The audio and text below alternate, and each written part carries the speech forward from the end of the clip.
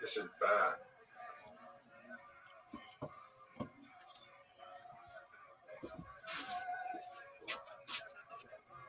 That's going to go to the next year. So that's the computer I'm thinking of. That's not a good one, too. I look so calculated.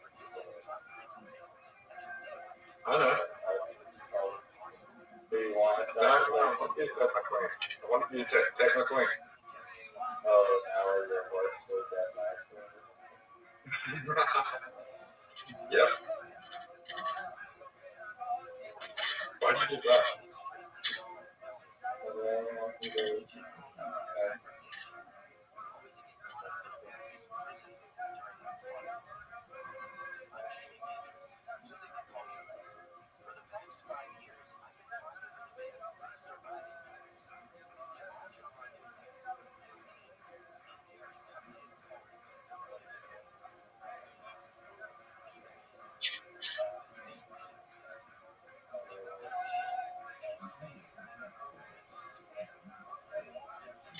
That shit was it.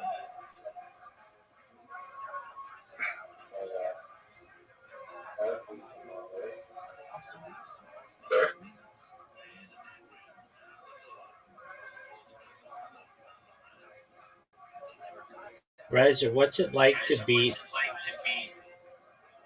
Magnus Carlsen's body double?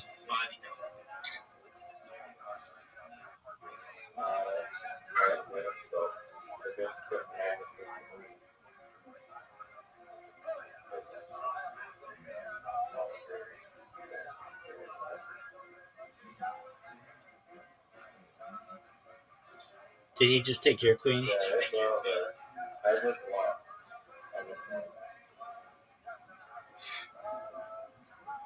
Oh, yeah, you did.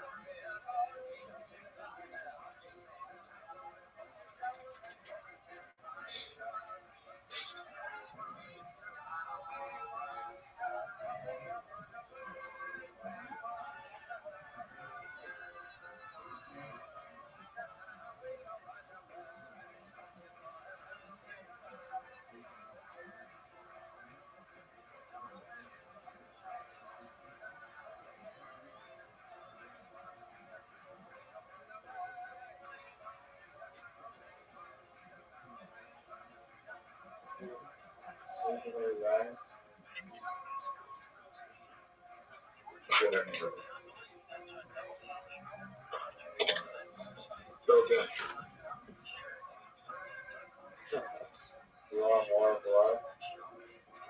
Yeah, I'm going to win the fight.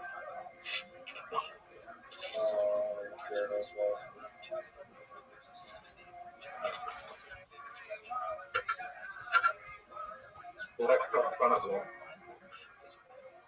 This is the last one. This is the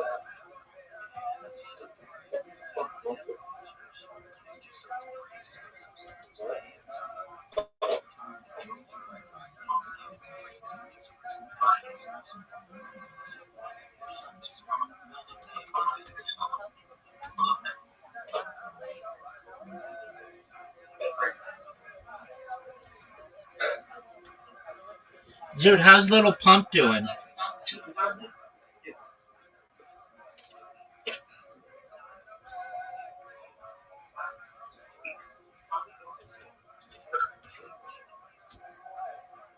Zoot, how is little pump doing? Yeah.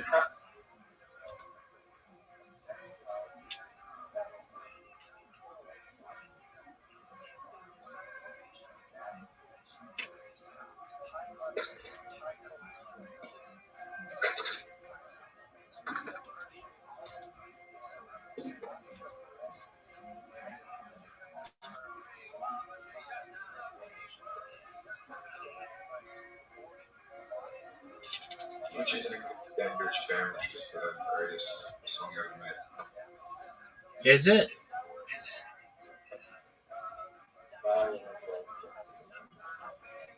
Yeah. Well, Gucci Gang is the most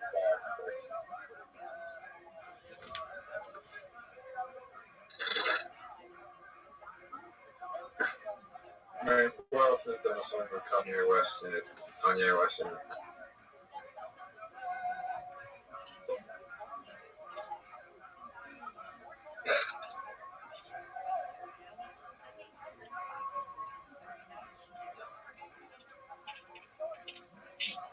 Who's your favorite Kardashian?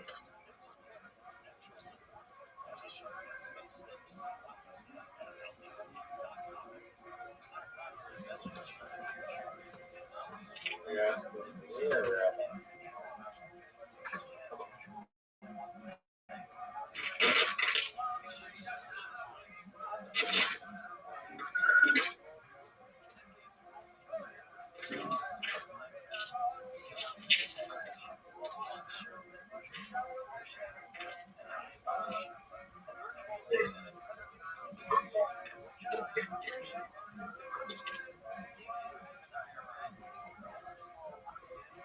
Oh,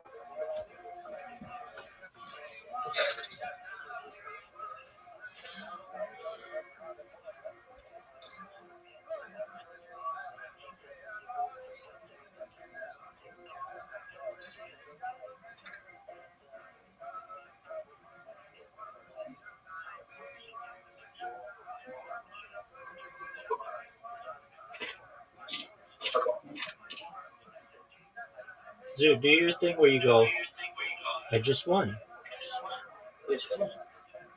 would you say that most people in their 20s are living a lower quality of life compared to 20 years ago?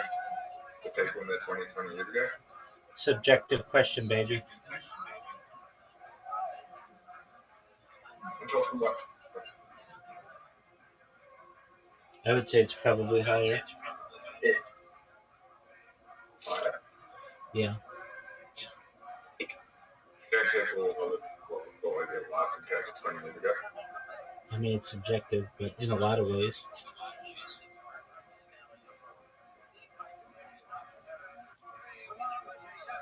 Inflation's higher, someone can afford a house, there's less children, less people able to financially support them. That's true. Excellent points. Perhaps not.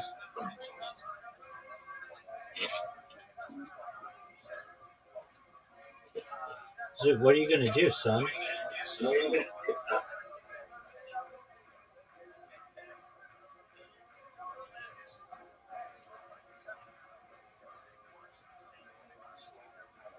Higher paying jobs are going to people with higher education, while people with higher education are living below average because of high levels of interest debt. Yeah, you're making good points, big dog. I I think you may be right.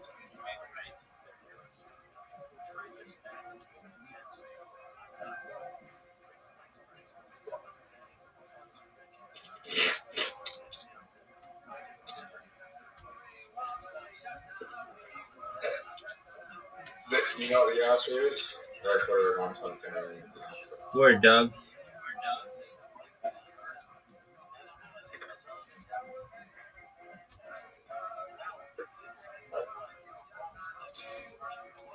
Do you think that technology will either go smarter or dumber? I tweeted this the other day. That I said in 500 years,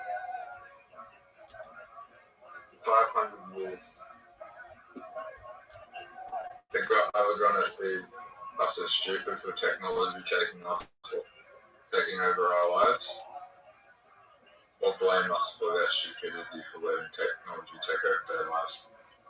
Luddite.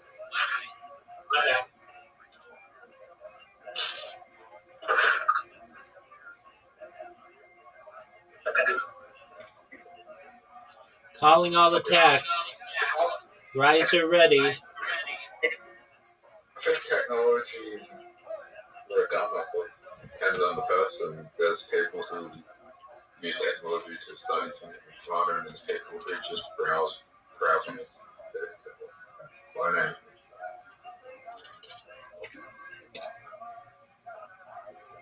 Depends what you do with the technology.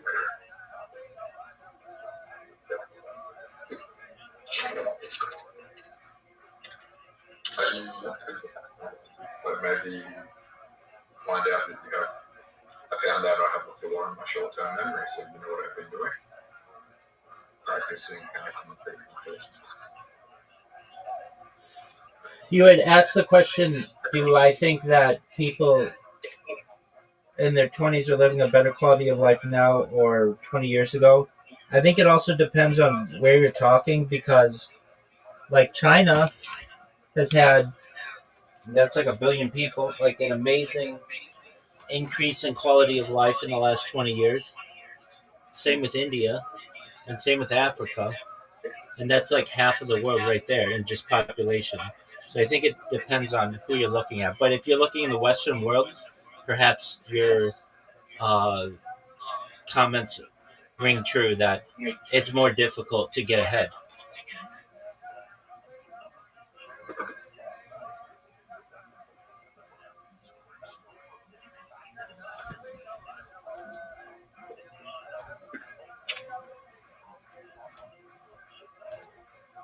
My dad is really good.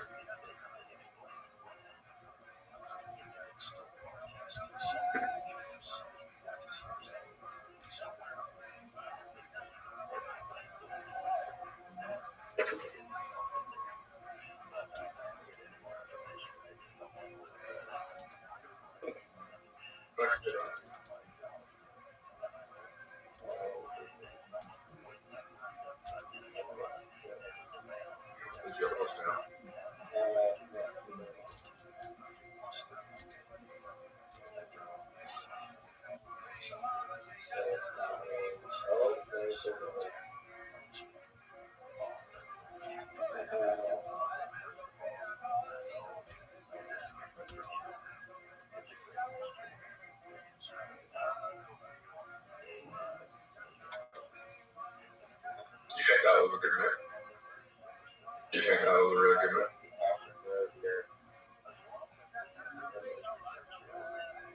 Oh, you think it was?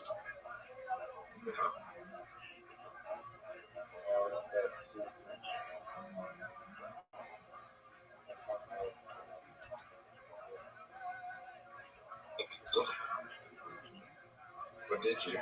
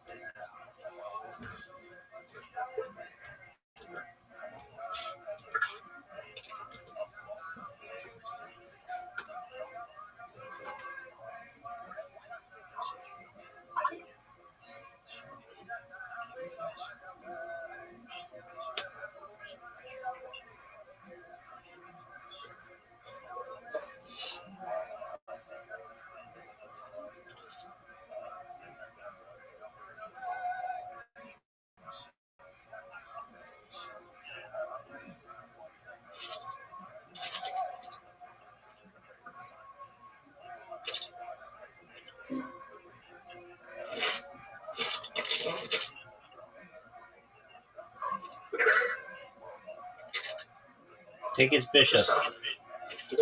Take his bishop. No, not with that.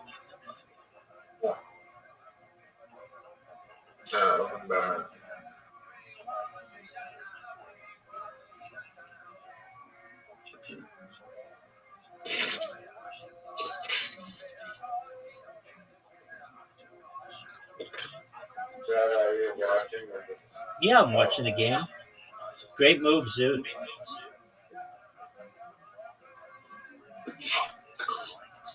No, terrible move. He's gonna get you with his bishop. Why the fuck would you do that? Zoot, that was absolute dog shit, son.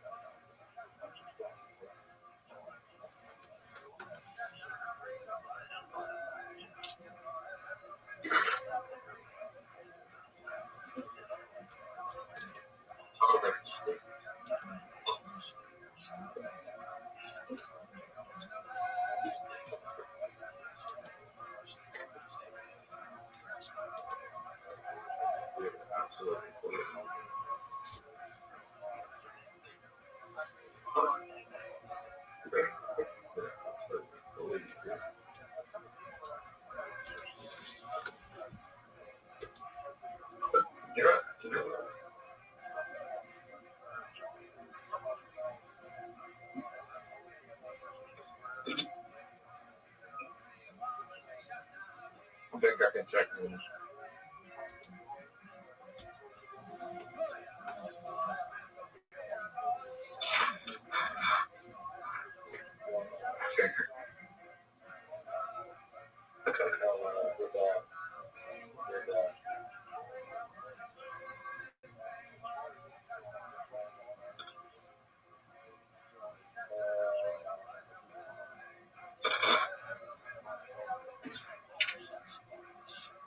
Just fucked up. Oh, yeah. I don't know about that.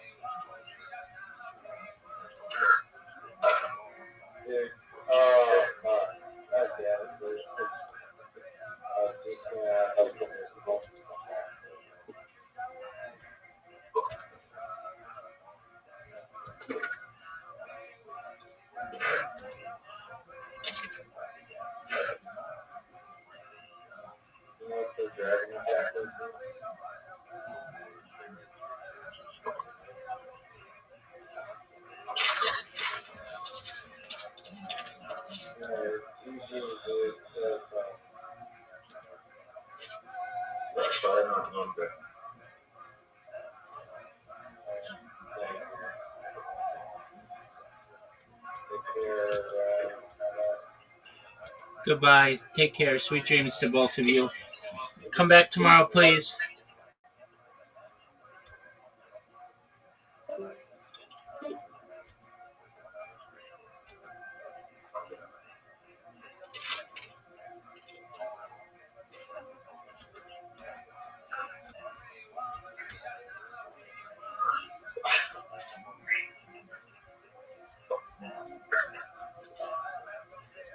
So 3 days until stand-up. Are you ready? You're going to record it, right?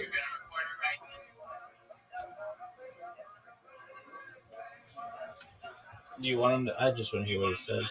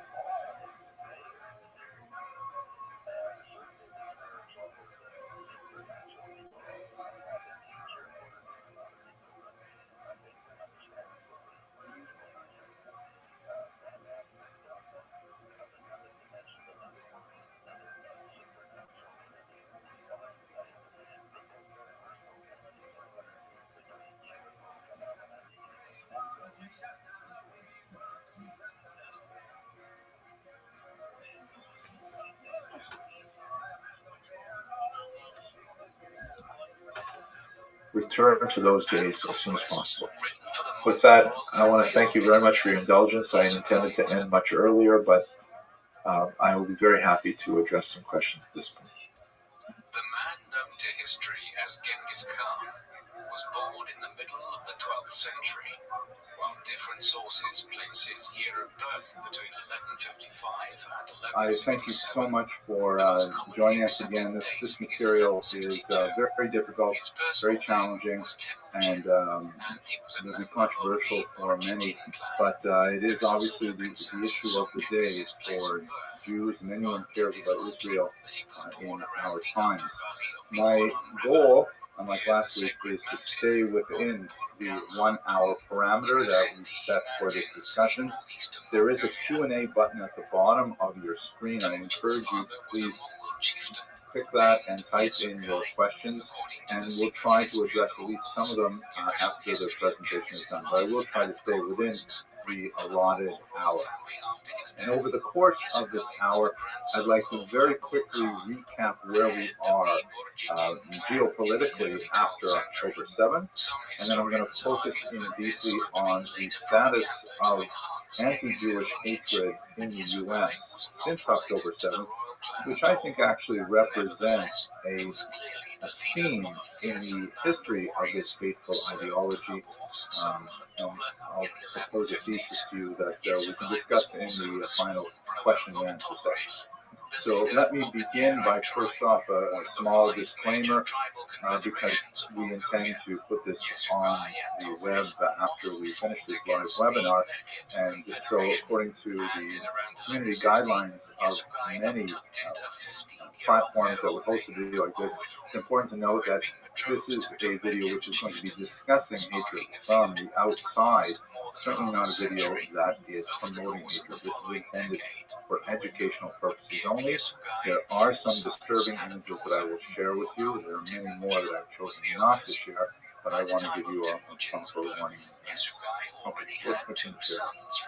Before October 7th, there was certainly not stability in the Middle East, but there was a certain level, perhaps, of complacency in some circles, largely because it seemed that Israel had managed to contain the threat of Hamas in Gaza and terrorism in general with vigilance, but also with tremendous technology. Here's a photograph of the remarkable Iron Dome on the left, launching projectiles to take down the rockets that are launched from Gaza on the right. And it's an amazing, remarkable piece of technology that has been compared to a bullet knocking a bullet out of the air. It's phenomenal. But, you know, it seems that many of us in Israel and around the world felt like Israel had found strategies that were effective in containing the antipathy that was expressed at it around the region. Just to quickly look at the political nature of the region, let's just a very simple recap for people who may not be as familiar with the geography and the political geography in particular. Here's a map of Israel. In the shaded area, you have the region which is commonly known in English as the West Bank, also the region known as Judea and Samaria to many Israelis. And the political disposition of this region, which is on the other side of the 1967 border after the Six-Day War, is that since the Oslo Accords, this region was to be ruled jointly by Israel and the Palestinian Authority or the Palestinian Autonomy. It has not been a successful relationship. They have not been able to manage the territory properly. Effectively, it is under Israeli control. And you have a large population, well over 1 million people, who are not Israeli citizens living in this region. Theoretically, they are legally subject to the Palestinian Authority. So it is not technically an apartheid because it's as if it's a separate state within the boundaries of Israel, but in terms of the lived experience, it's definitely a very distinct separation between the way Israelis enjoy freedom of movement and so on, and Palestinians who are subjects of this Palestinian Authority, which has relatively minimal authority. Then on the east, you have the west, you have the Gaza Strip, which after the peace treaty with Egypt did not want to take it back and insisted that Israel keep it. And this region is actually technically sovereign. In 2005, Israel disengaged with the territory. That's the kind of accepted term for the withdrawal of all Israeli citizens from the Gaza Strip in 2005, and essentially it was left to its own devices. They had an election, and they elected Hamas as the dominant party. This is the only election that has been held in Gaza. And then a year later, Gaza, the Hamas movement in Gaza evicted their rivals, the Fatah party, which is associated with the Palestinian Authority in the West Bank. So you really have three political entities of varying degrees of authority and power in the region. You have Israel proper, the state. You have the Palestinian Authority that only rules the West Bank because Gaza has been taken over by Hamas, and of course that is a war zone today. It is incorrect to say that Gaza City, at least until the October 7th, was occupied, but it is true to say that as attacks from Gaza continued throughout the entire period, Israel imposed a greater and greater blockade, much more stringent blockade on the territory, controlling all of its borders to prevent the access of material to be used for rockets in particular, as we see the results. What happened on October 7th? Very quick review. One of the methods that Israel used to contain the violence from Gaza is to build this massive fence with a very deep underground concrete barrier surrounded by observation towers and a lot of high-tech kind of monitoring. Hamas was able to overcome this with essentially low-tech devices like bulldozers and so on, and using drones to explode the observation posts and things like that. And then they invaded Israel's territory and created a degree of violence that, the term pogrom doesn't even come close to describing the horrific murder and cruel things like the beheadings and killing of children. And sexual violence was rife, kidnapped Israelis, some 250 of them originally. Now there's over 130 of them. We don't know how many of them are unfortunately no longer alive, but their bodies are still kept in Gaza as hostages, as leverage for Hamas in their ideal negotiations for exchange. That basically brings us up to where we are today.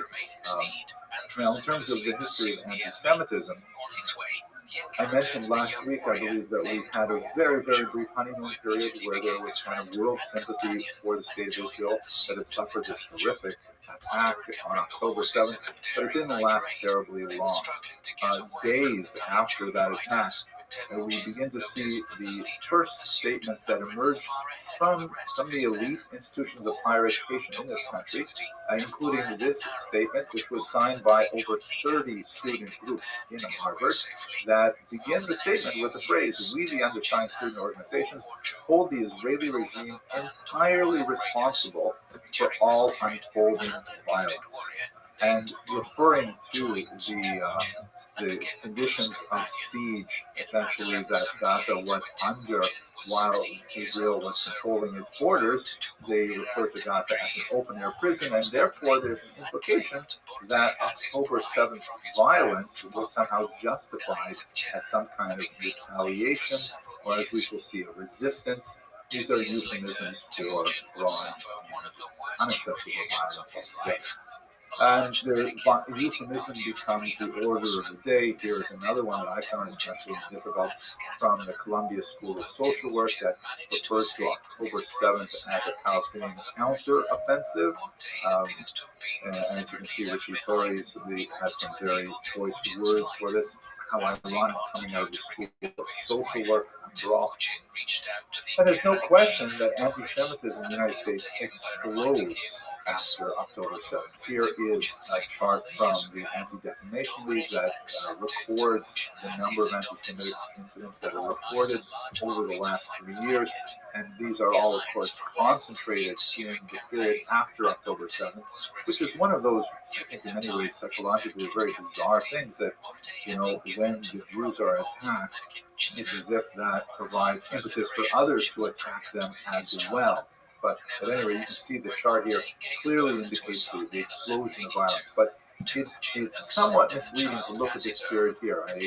A very talented young doctoral candidate at the Université Laval in Canada sent me this really interesting chart. His name is José Manuel Rodriguez Caballero. And this is based on reported incidents of anti-Semitic attacks in Canada. And as you can see, the dots indicate the actual number, and then that gray line and that black line indicate the projected progression. It seems that since 2002, anti-Semitism seemed to be on the wane, but then all of a sudden you have these outliers in 2021, 2022, and of course 2023. They're shown in the pink and the goldenrod circles there. And he has a lot to say about the influence of COVID on the surge of anti-Semitism.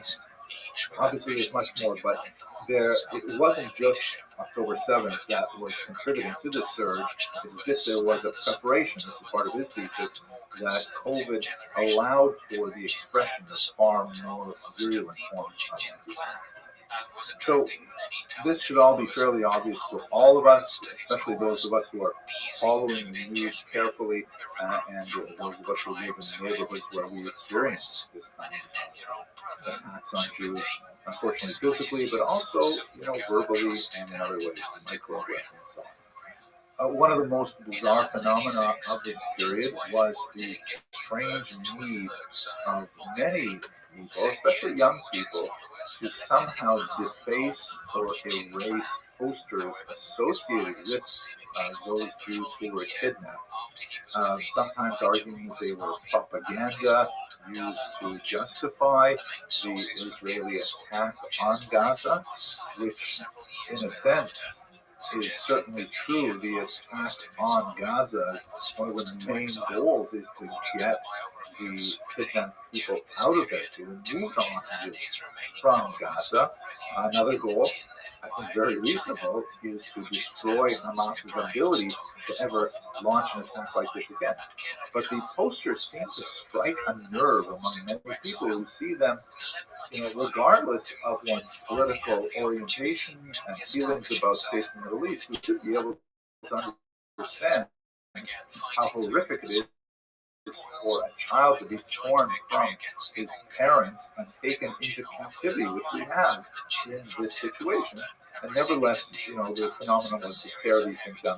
Now, why did that happen? I hope to come back to this towards the end of this lecture. But let's look at the actual statistics. So this is from a Harvard Harris poll. It's a very well-respected poll that comes out monthly, where they ask a statistically significant number of Americans what they think about a wide variety of issues. Now, it tends to be predominantly political, measuring Americans' political attitudes, who's going to win the next election and so on. But since, so many other issues impinge on politics, we're very fortunate that they, as you can see here, in November 2023, the month after the October 7th attack, Israel has a remarkably high favorability rating. It's the third most favorable institution as military and the police are regarded with greater respect and admiration. And Israel is regarded with greater value than, let's say, the U.S. Supreme Court, the Department of Justice, news organizations like CNN, Fox News, and so on.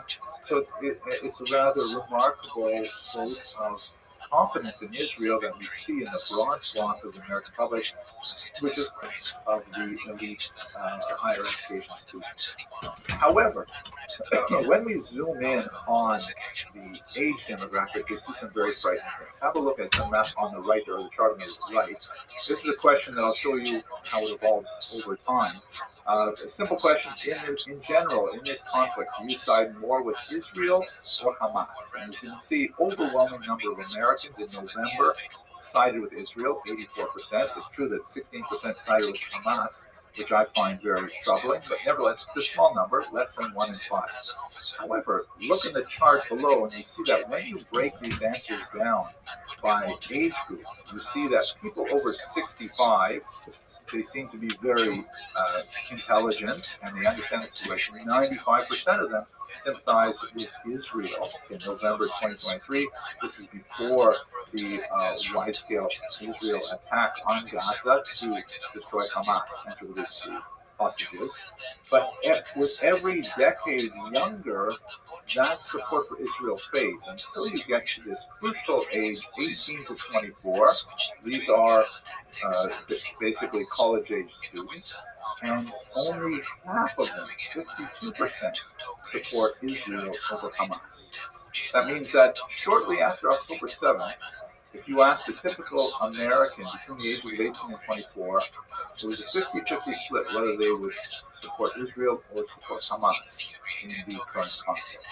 That's a remarkable number to see that they've had such a split, a bifurcation on this issue. When you ask them also, do you think it's true that Hamas terrorists killed 1,200 Israeli citizens by shooting them, raping and beheading people, including whole families, kids and babies, or is that a false story? It's very well documented. We have actually the GoPro videos from the pogromists themselves, and you can see that 83% of Americans say absolutely that's true. We believe those horrible things happened. But when you look at the younger generation, 32% of them say no, we don't think it's true. There's a lot to say about why this is. I personally think it's probably because we don't have the same kind of news dissemination that we used to have 10, 20, 30 years ago. Where I remember when I was a kid, and my father would turn on the news at 11 o'clock, and it would be CBC, and you would have like an announcer who would say the news, and it was like, that was the truth. This is what actually happened. We had tremendous confidence in our newscasters. But nowadays, younger people tend to consume much of their information about the world from social media sources, which have not only the challenges of not relying on journalistic ethics, which that's sometimes a questionable thing too, but also social media tends to feed back to the viewer the kinds of information that will resonate with them most, keep them on that platform and keep them clicking on the ads. So it's not an extremely reliable source of objective information, and that may be coloring it. But that's back in November. We see that over the course of the last few months, a tremendous number of protest movements in favor of Hamas and more generally Palestine. This particular slogan was especially problematic. From the river to the sea, Palestine will be free, and a couple other versions of it, as you can see. And for many Jews and Israelis especially, we see this as essentially a call for the destruction of Israel. Many of the apologists for this statement believe that no, you have to interpret it differently, referring to freedom in a much more general sense, not necessarily free from Jews, but freedom for everyone to express themselves and so on. And this is a little bit like, how do you translate the term jihad or holy war? Is that like an internal struggle, or is that like a physical war? So that's the kind of thing that was circulating when this began to be very popular. A remarkable scholar, Ron Hassner at the University of California, actually went out there and conducted a survey of students, and it turned out that actually most students who were chanting this were very confused about geography. When it said the river, they could not identify the Jordan. They asked perhaps it's the Euphrates or the Nile. And when it came to the sea, they were guessing not only the Mediterranean, but also the Atlantic and even the Caribbean Sea. And once the geography was explained to them and how this idea from the river to the sea meant erasing the state of Israel, then actually many of them changed their feelings about that particular chant and revised them accordingly. And they are supported by a large, those who are protesting are supported by a wide network, a very disparate network. I also received this from Mr. Caballero. He sent me several links to organizations that will allow you to download free posters that you can use at your next protest. And there's all kinds of organizational materials, Resistance 101, that are providing, coaching for young people to participate in this kind of venture. And there's a certain element to this that seems grassroots and legitimate, but there are also some very troubling elements that suggest that it may have some outside sources of funding and organization. Just have a look at this, for example. This comes from the Wall Street Journal, did a visualization of the number of protests after the killing of George Floyd. And as you can see, there's an eruption of them in the summer of 2020, shortly after the video of his killing was circulating. And then with time, the amplitude of the number of those protests slowly decreases. And especially as you get to the winter time, they drop off to zero. And that's, that looks like a human pattern of people who are spontaneously outraged and express that outrage. And then slowly, life goes back to normal. But when you look at the protests that we have been enduring lately, um, the amplitude, look at that screen on the bottom there, the amplitude is very different. It's not a big surge at the beginning in October, November. It's pretty constant with spikes pretty much every weekend and sustaining itself throughout. I don't know a lot about how social movements are organized and how they perpetuate themselves, but this particular chart strikes me as highly artificial, as if there are regular infusions of cash, organization, material, who knows. We shall see what happens now that the semester has ended and summers begin and summer jobs and things like that. The few encampments that are up there may change dramatically for reasons totally unrelated to this, but we'll see how that develops.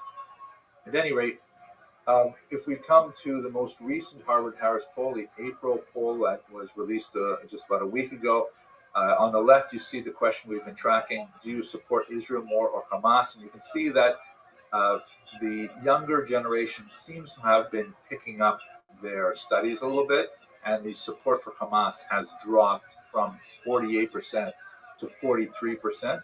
That is somewhat encouraging. And I think it's also important to note that, the news is suffused with the stories of protest because, that it sells newspapers and sells advertising. But the broad swath of Americans are still solidly behind Israel. This particular chart, which asks Americans back in April, do you think that Israel should invade Rafah to find the last hostages there and to eliminate the Hamas terrorists who are hiding in the tunnels? 72% of Americans and 57% of our youngest generation say absolutely. They should go in there, finish what they need to do. There's a very strong minority, 28% of all Americans, 43% of the youngest age group, who disagree. But nevertheless, that's still a very solid majority, basically behind Israel. So while we're seeing that there's a lot of cause for alarm, to be sure, we should understand that the general mood of America, when you're outside of the elite university campuses, is still definitely very pro-Israel.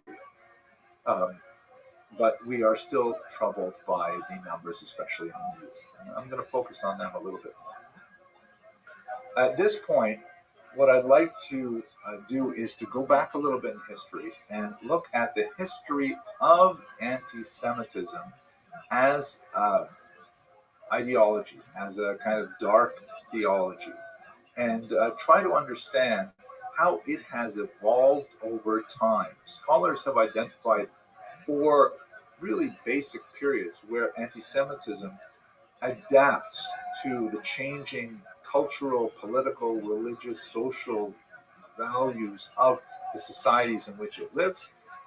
And we can really see 4 big chapters in this history. I would like to tender for your consideration that we are now, unfortunately, on the cusp of a 5th possibility, or 5th variant. But let's go through the 4 historical versions to begin with. On the left, you see a photograph of Jean-Paul Sartre, a very important French existentialist philosopher. After World War II, he wrote this book, which is a very small, thin book, and I found it very, very moving. Réflexions sur la question juive, Reflections on the Jewish Question, which is really, it's a misnomer. It's not the Jewish question. It's the anti-Semitic question. What do we do about all this anti-Semitism? But he writes in here, si le juif n'existait pas, l'antisémite l'inventerait, which translates as, if the Jew did not exist, the anti-Semite would invent him.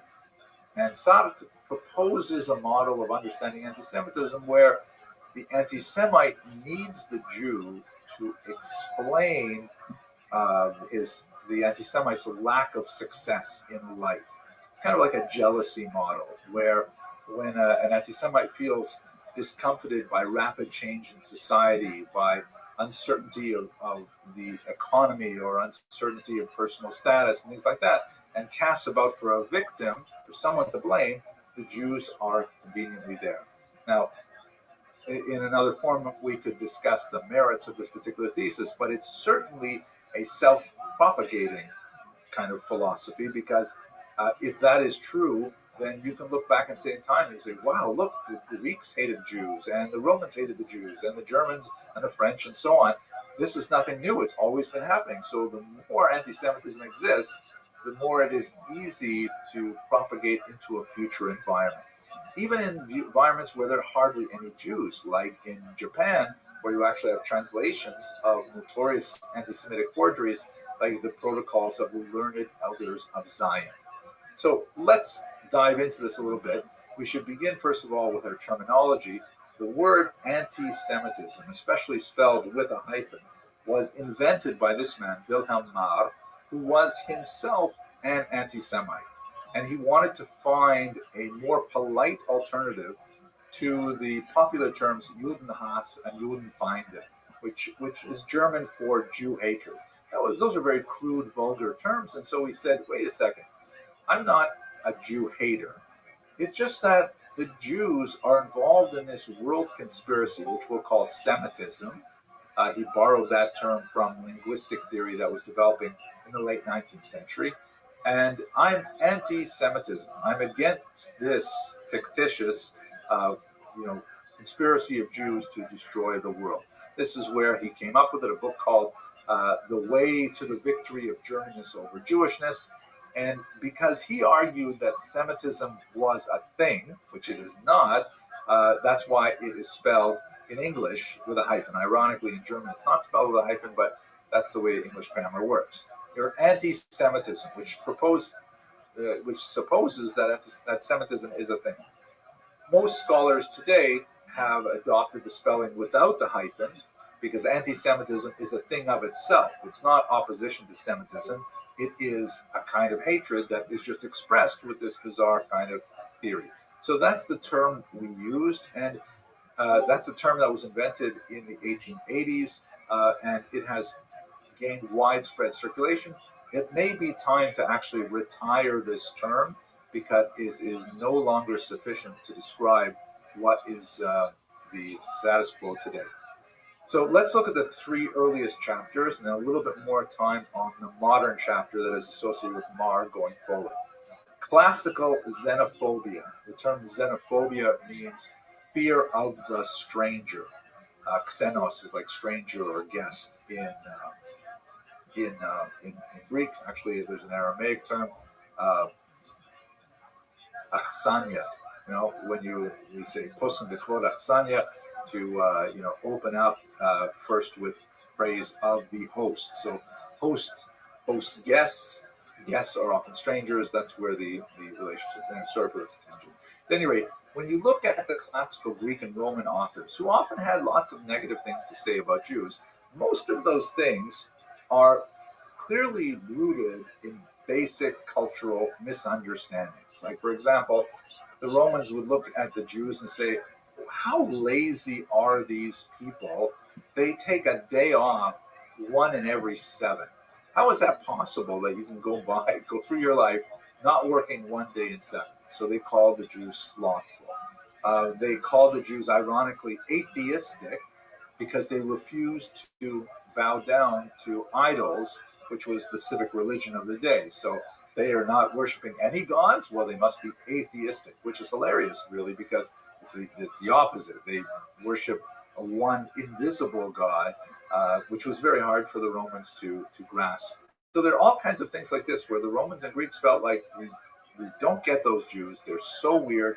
And so for their antipathy to them is basically rooted in very easily explained misunderstanding. This, for example, is the Arch of Titus, the famous arch that commemorates the Roman victory over Judea in the Great Revolt of 66 to 74, the revolt that resulted in the destruction of the temple.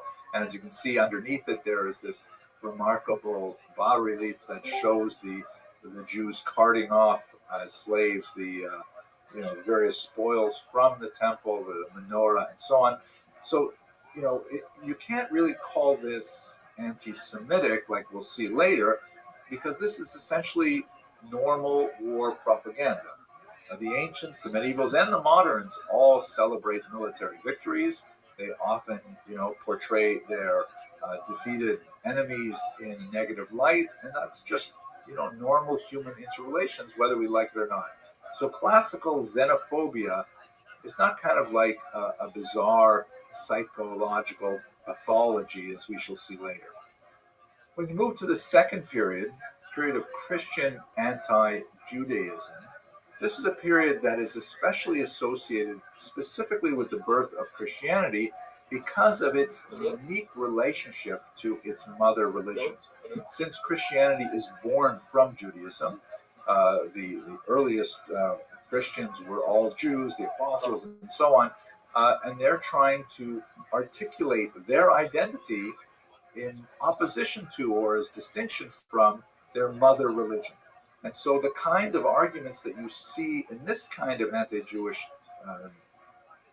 dialectic are fundamentally religious in nature. So, for example, you see it illustrated in a lot of Gothic art. The classic example of ecclesia et synagoga, a woman representing the church, always on the left side of the image, and a woman representing the synagogue, the Jews, on the right. These kinds of large, monumental pieces are often on the sides of cathedrals, like this one in Strasbourg, are very useful to explain the complicated relationship between Christianity and Judaism to illiterate peasants who make their way to the cathedral for education. And as you can see on the left, the church ecclesia is represented with a crown, upright staff, holding a chalice. The bodice is done up properly, and so on. And she's a respectable figure, and so on. And she is looking kind of daggers at her sister, the synagogue, who is disgraced. She's lost her crown. Her staff is broken, indicating the loss of temporal power. She is holding in her left hand, her weaker hand, the tablets representing the law, the Torah, and she's holding them, with the ends of her fingers as if they're falling out of her grasp. She's actually, her posture is one of decline. She's falling away from the rock, and she is finally blindfolded, as if she's unable to see the truth. So the whole message is that Christianity takes over from Judaism, that Judaism is the rejected sibling and Christianity is the new favorite sibling. And this is how, you could explain the theology. This is obviously something which Jews would disagree with. They do not agree with this particular description of how Christianity should be understood vis-a-vis Judaism. But nevertheless, this is a theological dispute basically between a priest and a rabbi. It's not really violent to the degree that we shall see in the next stage. But sometimes there are elements that cross over. For example, this image from a stained glass window in Verben, Germany, 15th century.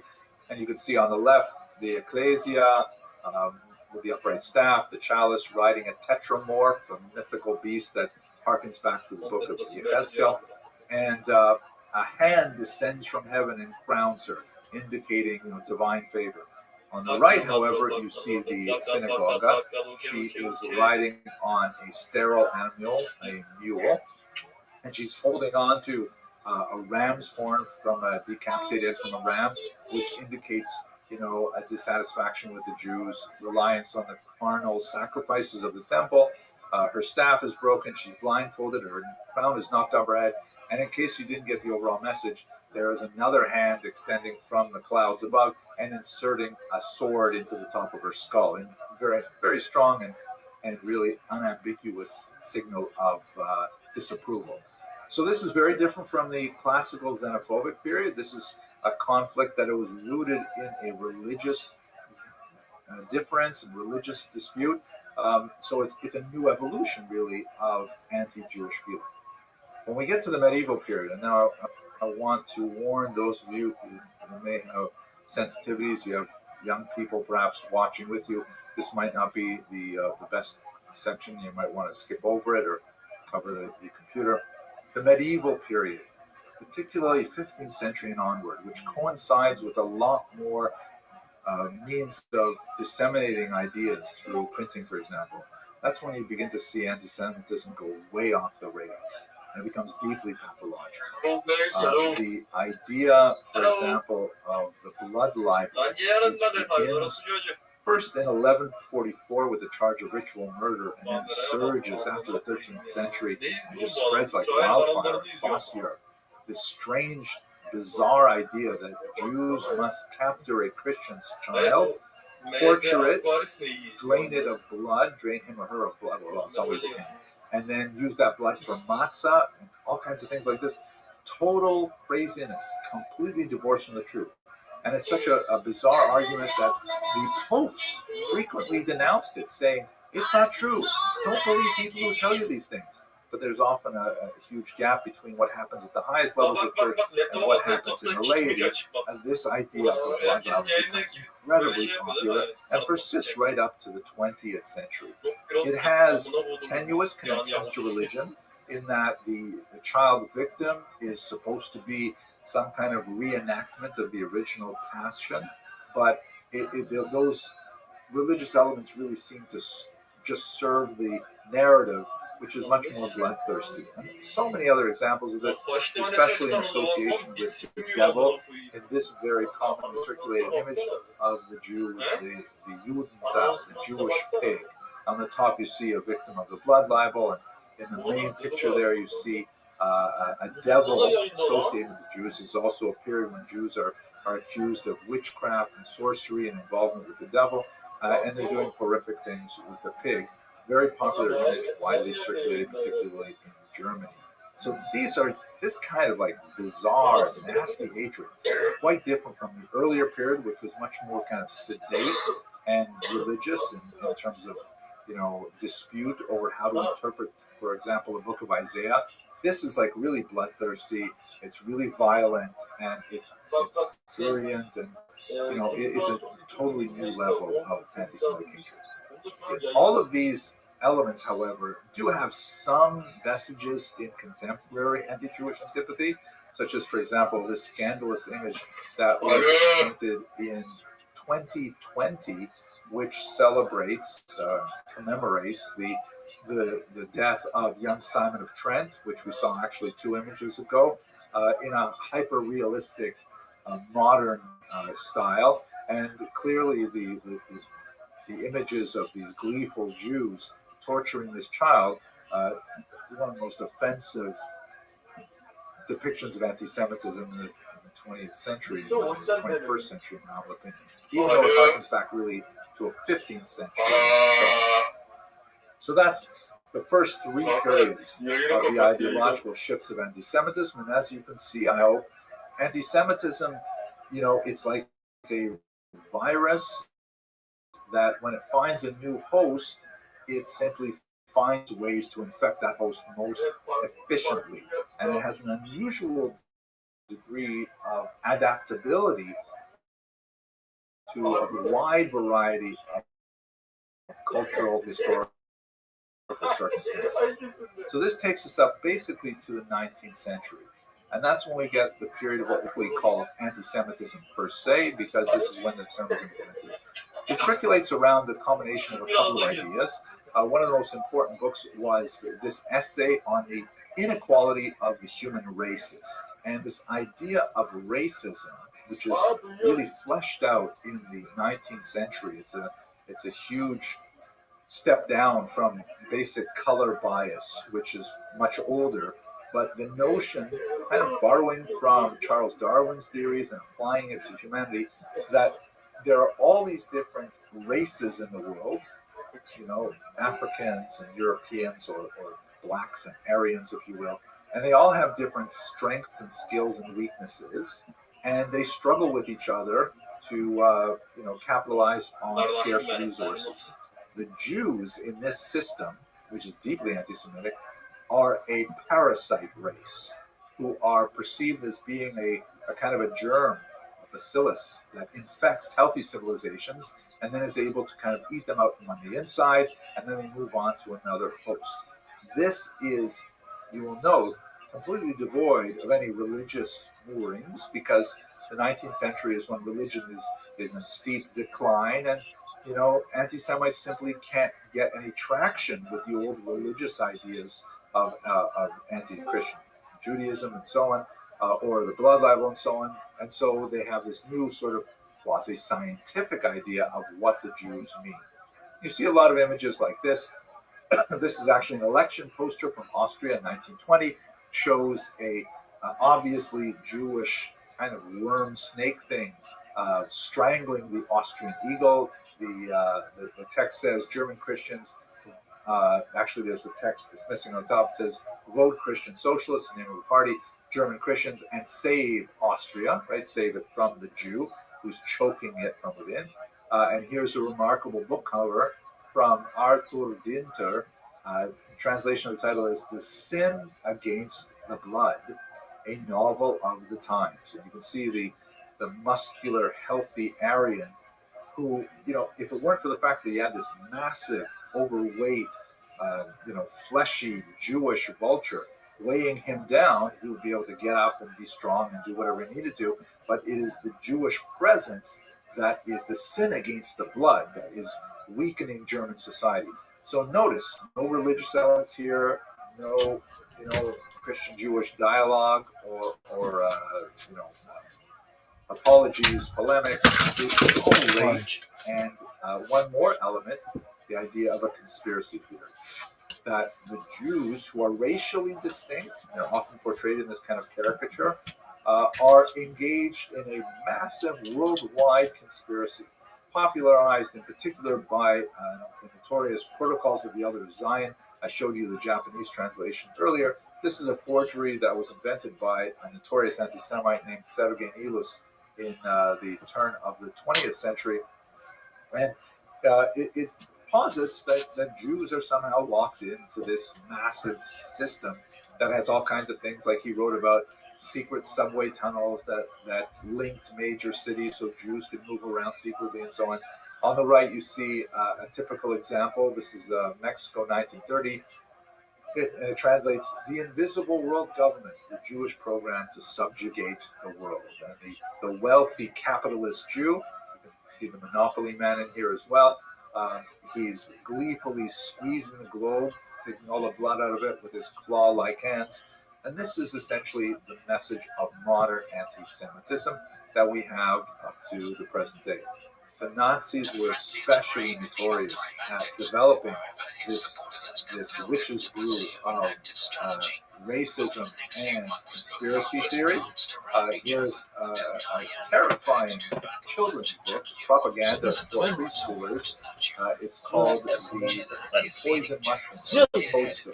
And the whole message behind this book for children is that, hey, Jews look just like regular people. Just like mushrooms and toadstools, mushrooms being edible and delicious and toadstools being poisonous, they look the same too. You need an expert to explain to you who is a toadstool and poisonous. In other words, who is a Jew and poisonous, even though they look like regular people.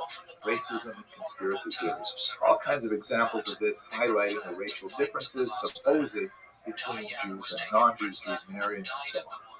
And they're all linked, as you can see in this kind of imagery that shows the Jewish compact, the Jewish conspiracy with all these Jewish names and the obviously heavy, fleshy, Semitic look of this individual and how they're all connected to one another. So that's how the Nazis took this modern anti-Semitism to its long-term root.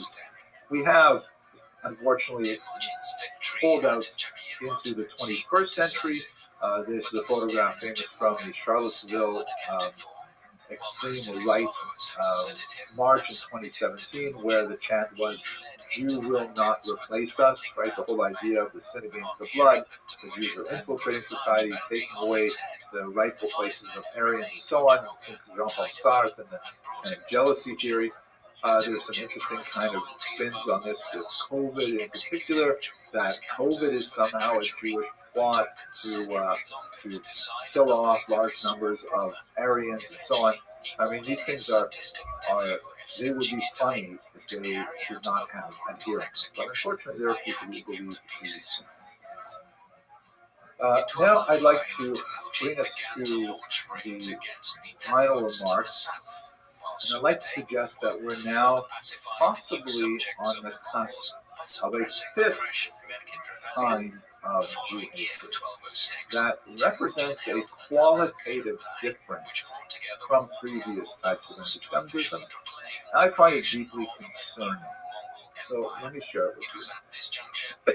I've seen a few different ways to kind of term this. There's actually several essays written in a recent issue of the Jewish Review of Books on this. Let's call it anti-Israelism. It's a kind of anti-Semitism that is focused specifically on the land of Israel, the state of Israel, as the justification for more typical anti-Semitic attitudes. There are three basic fundamentals, but before I go to it, I'm going to show you one image. Again, this is a very, very troubling image that actually came out well before October 7th, but it captures a lot of the kind of tone of anti-Israelism. Once again, for those of you who are sensitive, please look away. This image, which portrays an Israeli soldier stabbing a child in the heart, clearly evocative of the blood libel, Simon of Trent that we saw earlier, but it's divorced from obvious religious connotations and is subsumed with political connotations.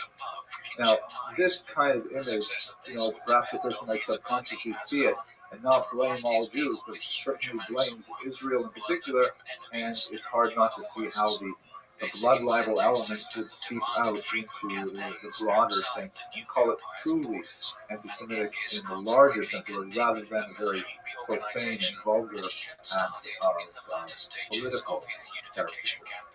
I would say that this anti-Israelism, this possible fifth type of anti-Semitism, has three basic fundamentals. And I think as we see more of this and study it more, we may find others. But the first one is the basic idea that Israel is an illegitimate state. They like to refer to it, for example, as the Zionist entity, as if they don't want to even say the word Israel. And it may be illegitimate for a whole host of different reasons. I mean, one of the principal things about anti-Semitism is that it doesn't have to make sense. It just has to kind of loosely hang together ideologically, enough for you to believe even a piece of it, get a toehold in it. So Israel is considered illegitimate because it is, a settler colonialist state. When not only is that laughable, because it's actually, if you really want to call it a colonial state, it's actually the most successful example of anti-colonialism. It is the reversal of colonialism with the return of indigenous people and taking away their country from the ultimate colonial power of the 19th century, the British Empire. That's on simply on one basis. Another, there's no point in knocking all these different arguments down, as they're silly in many ways. Israel, for example, the land was purchased in the 19th century. The land was legally acquired. And following that, there were defensive wars, and we have negotiations and peace treaties. So I really don't want to spend our time talking about why these ideas are ridiculous, but I just want to try to imagine what are people thinking when they're engaging. So the first idea that's very important is that the belief that Israel is somehow an illegitimate state. Secondly, because it is illegitimate, facing this historical anomaly of the state of Israel is justified often by any means, including attacks on non-Israeli Zionists, which means the vast majority of the Jews of the world who identify as Zionists, who consider Israel their historical homeland. And there's a tremendous amount of euphemism that circulates around this, referring to attacks on Israel or Zionists as resistance. the use of somewhat vague foreign terms like intifada, whereas anyone who lived through the second intifada knows exactly what that really implies. So this is like the second fundamental, the idea that if we accept the premise that Israel is somehow an illegitimate state, and I would love to see anyone show me a legitimate state by those kinds of measures, then erasing that state is somehow justified. And furthermore, and often in the very childish thinking of people who have never had to experience war, they will, blithely say things like that Israel should be wiped off the map, and they clearly have no idea what that actually means in human states. And third, and this is what I find especially troubling, the participation of Jews in these movements, these anti-Israelite movements, anti-Israel movements, lends legitimacy to the movement itself. It's a kind of tokenism, but it nevertheless seems to be very prominent. Like, it's amazing to me how much we see various Jewish individuals and sometimes organizations at the forefront of these. And what exactly does that mean? I want to point you to one incident that I saw last week that I found deeply saddening and troubling. This is a presser held at the Capitol. You can see several members of Congress in the background there, clearly pleased with the speaker, who is a young 19-year-old student at George Washington University. First name is Miriam. And she speaks, you can actually go to the forward website and listen to the speech. She speaks about how, as a young person, she had no access to an anti-Zionist synagogue. Make of that what you will. There are neighborhoods where you will find anti-Zionist synagogues, but there are very few that are truly anti-Zionist. There are many that are non-Zionist maybe, but at any rate, because of that, she felt deprived because she had never had a bat mitzvah. She was never able to enjoy whatever it meant to be a bat mitzvah. But at the encampment at George Washington University, where she was demonstrating, not only did they have Shabbat services, but they actually had a rabbi come with a Torah scroll, and there in Shahada Square, which is what they've renamed that quad, she had her bat mitzvah. So she was proudly describing how she discovered her Jewish identity and her Jewish roots in the center of this essentially pro-Hamas rally. Why do I say pro-Hamas? Well, it doesn't take much scratching to find Hamas in this. For example, she referred to where she had her bat mitzvah as Shahada Square. This was what the protesters renamed the quad. Shahada means martyr square, like a shahid, someone who, for example, dies in the course of a suicide bombing.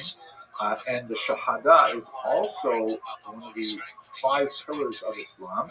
It is a sentence that proclaims Muhammad's preeminence as a prophet, and it's actually the core of the conversion to Islam ritual. So much so that we see it in many contexts. This is actually the Shahada written, and you may see the green background as familiar because this is actually the Hamas flag. So it doesn't take too many levels of separation until you get to that point. And what does it mean that a young person would find her Jewish identity specifically in this kind of moment? So I'm very proud of myself, and I've actually kept myself on time, so I'm going to conclude, but I'd like to take myself just a little bit outside of my comfort zone, if you don't mind. I normally prefer to speak only about things that are firmly in the past. I'm a historian, and it's not my comfort zone to address current events. Nevertheless, I was asked by Rabbi Kurbel to speak last night at the Queens Jewish Center, and he specifically wanted me to address, okay, what does history teach us about the moment we're in right now? History is stubbornly silent on what we're supposed to do about the future. History just sits there. Historians, on the other hand, may have something to say, and I try to eschew that particular practice, but I feel that since Rabbi Kurbel asked me, I would at least make an attempt at how I personally view the current moment, and hopefully you'll get something as well. So what you see on the screen here is a text I came across when I was researching things for Passover. And you'll see in the Hebrew a very, very well-known passage from the Haggadah read at the Passover table.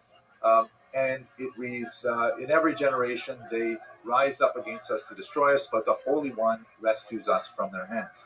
However, under Russian censorship law, no Jewish text could be published without censor's approval. And so in Vilnius in 1859, the censor insisted on adding a couple of things. You can see they're circled in white there and red. He put the rising up against us in the past tense, right? They used to rise up against us, but now we live in, the paradise of Tsarist Russia. That kind of thing doesn't happen anymore. No more anti-Semitism. It's like gorgeous here. And then he changed the divine rescue from the present tense, meaning God is still here always and protecting us. He put it in the past tense because back then we were persecuted, no longer under the Tsar. Therefore, we no longer need current protection from God. That was the censor's attempt to make this, acceptable for 1859.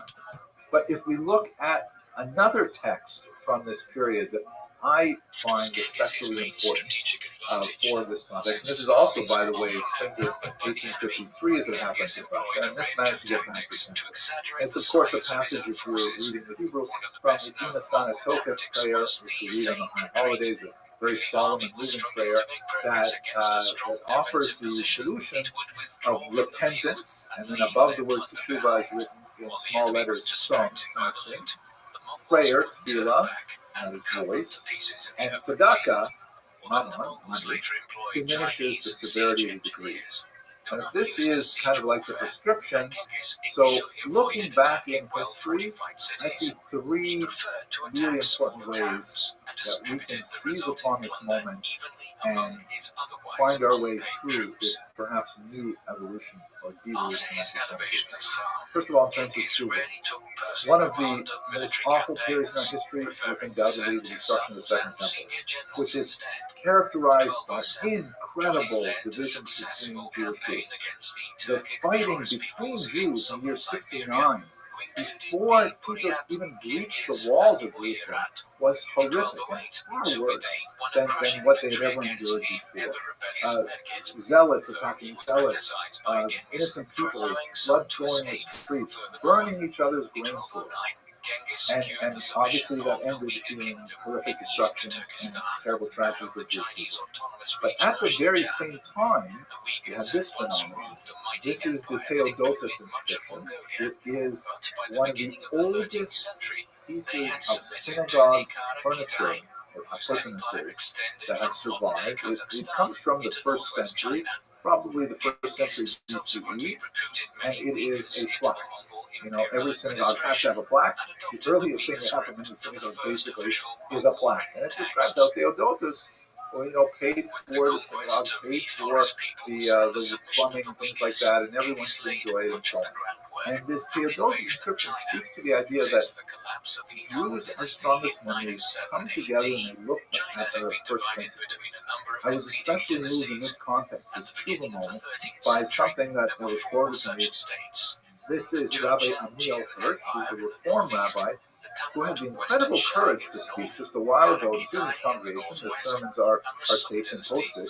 And he asked this difficult question: why are so many of the young Jewish protesters, graduates and alumni of Reform synagogues, youth groups and camps, what did we do wrong? Can you imagine getting up and saying to your congregation, what did we do wrong?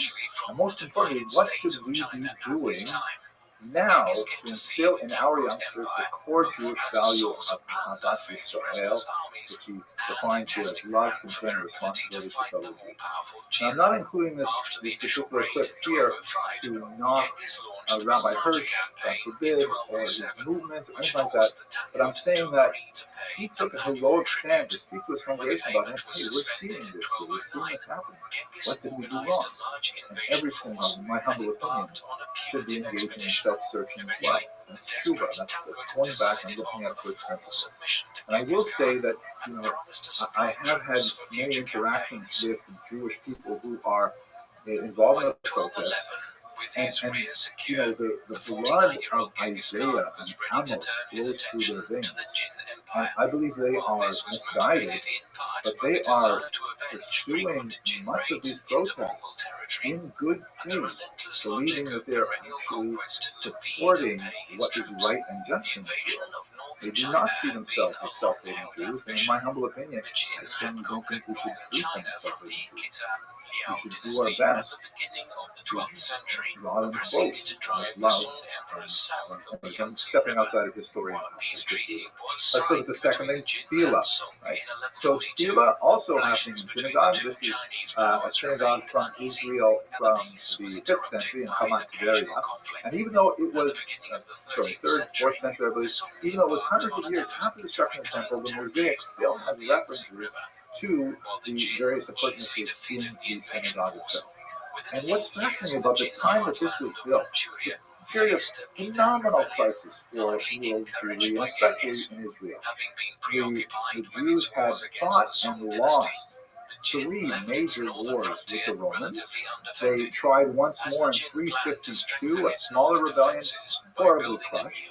It was clear that the Romans had no patience left for the institution of the Nasi, the patriarch, and in fact it would only be a few decades before they ended that.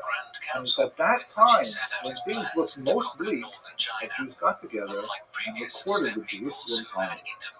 The core text that went on, especially in its Babylonian variant, to become what some have called the Constitution of Judaism. Phenomenal creativity, massive scholarly effort, and it happened at an extremely dark time. It was at this time when they said, you know what, we can't rely on the current status quo to be able to calculate the months. It's now time that we put down a fixed mathematical calendar that we have to this day. So when Jews come together in Tshuva, and they come together in prayer in their synagogues, we find incredible reserves of strength and creativity to solve problems that survive the Jewish people throughout the centuries. Finally, the last one, tzedakah, mammon, that should be fairly obvious, but I think that it makes me think about my own Ashkenazi roots.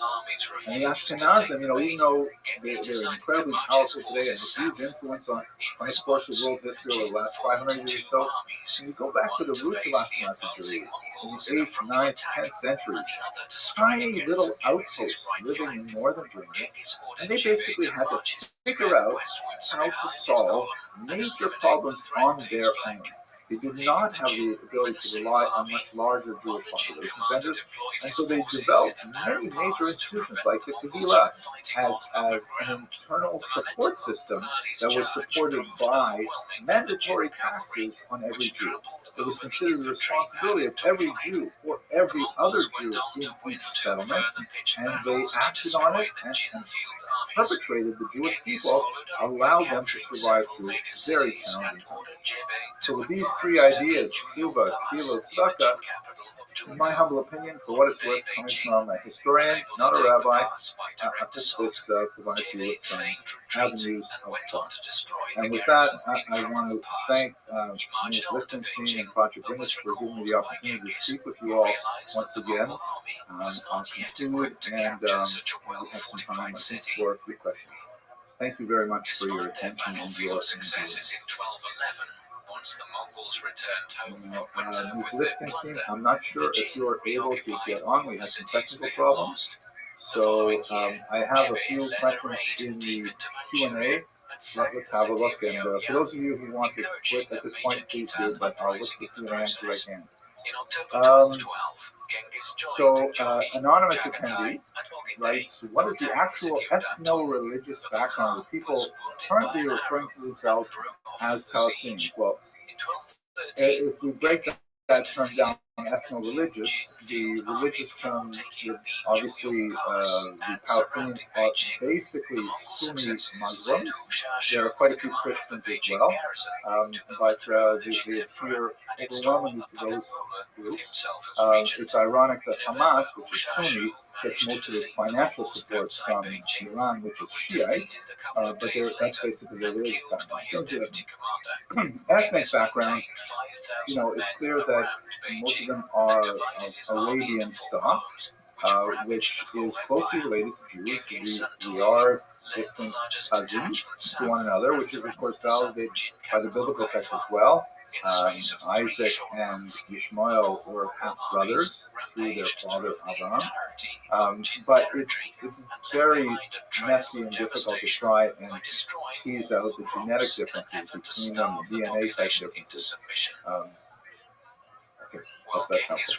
Mr. Rodnitsky writes that my lecture, Dr. Ibsen, your lectures brought me closer to Jerusalem during the Austrian lockdown. I'm a former student of Michael Siegel. Oh, that's nice. Please send my regards. Another question, though. Let's see if we can get another question. Robert Satanic, why don't the students go to jail after the break-in? Good question. I am not a lawyer. I am a school administrator, and I suppose if God forbid I have to deal with those questions, maybe I deal with them differently, but it's a good question. It's not really something I'm interested in.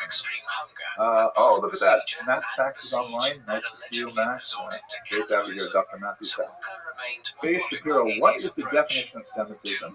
So, Semitism as an idea, it's kind of a made-up idea. They use this word to describe a made-up thing. The made-up thing is this world Jewish conspiracy. That's what Semitism is supposed to be.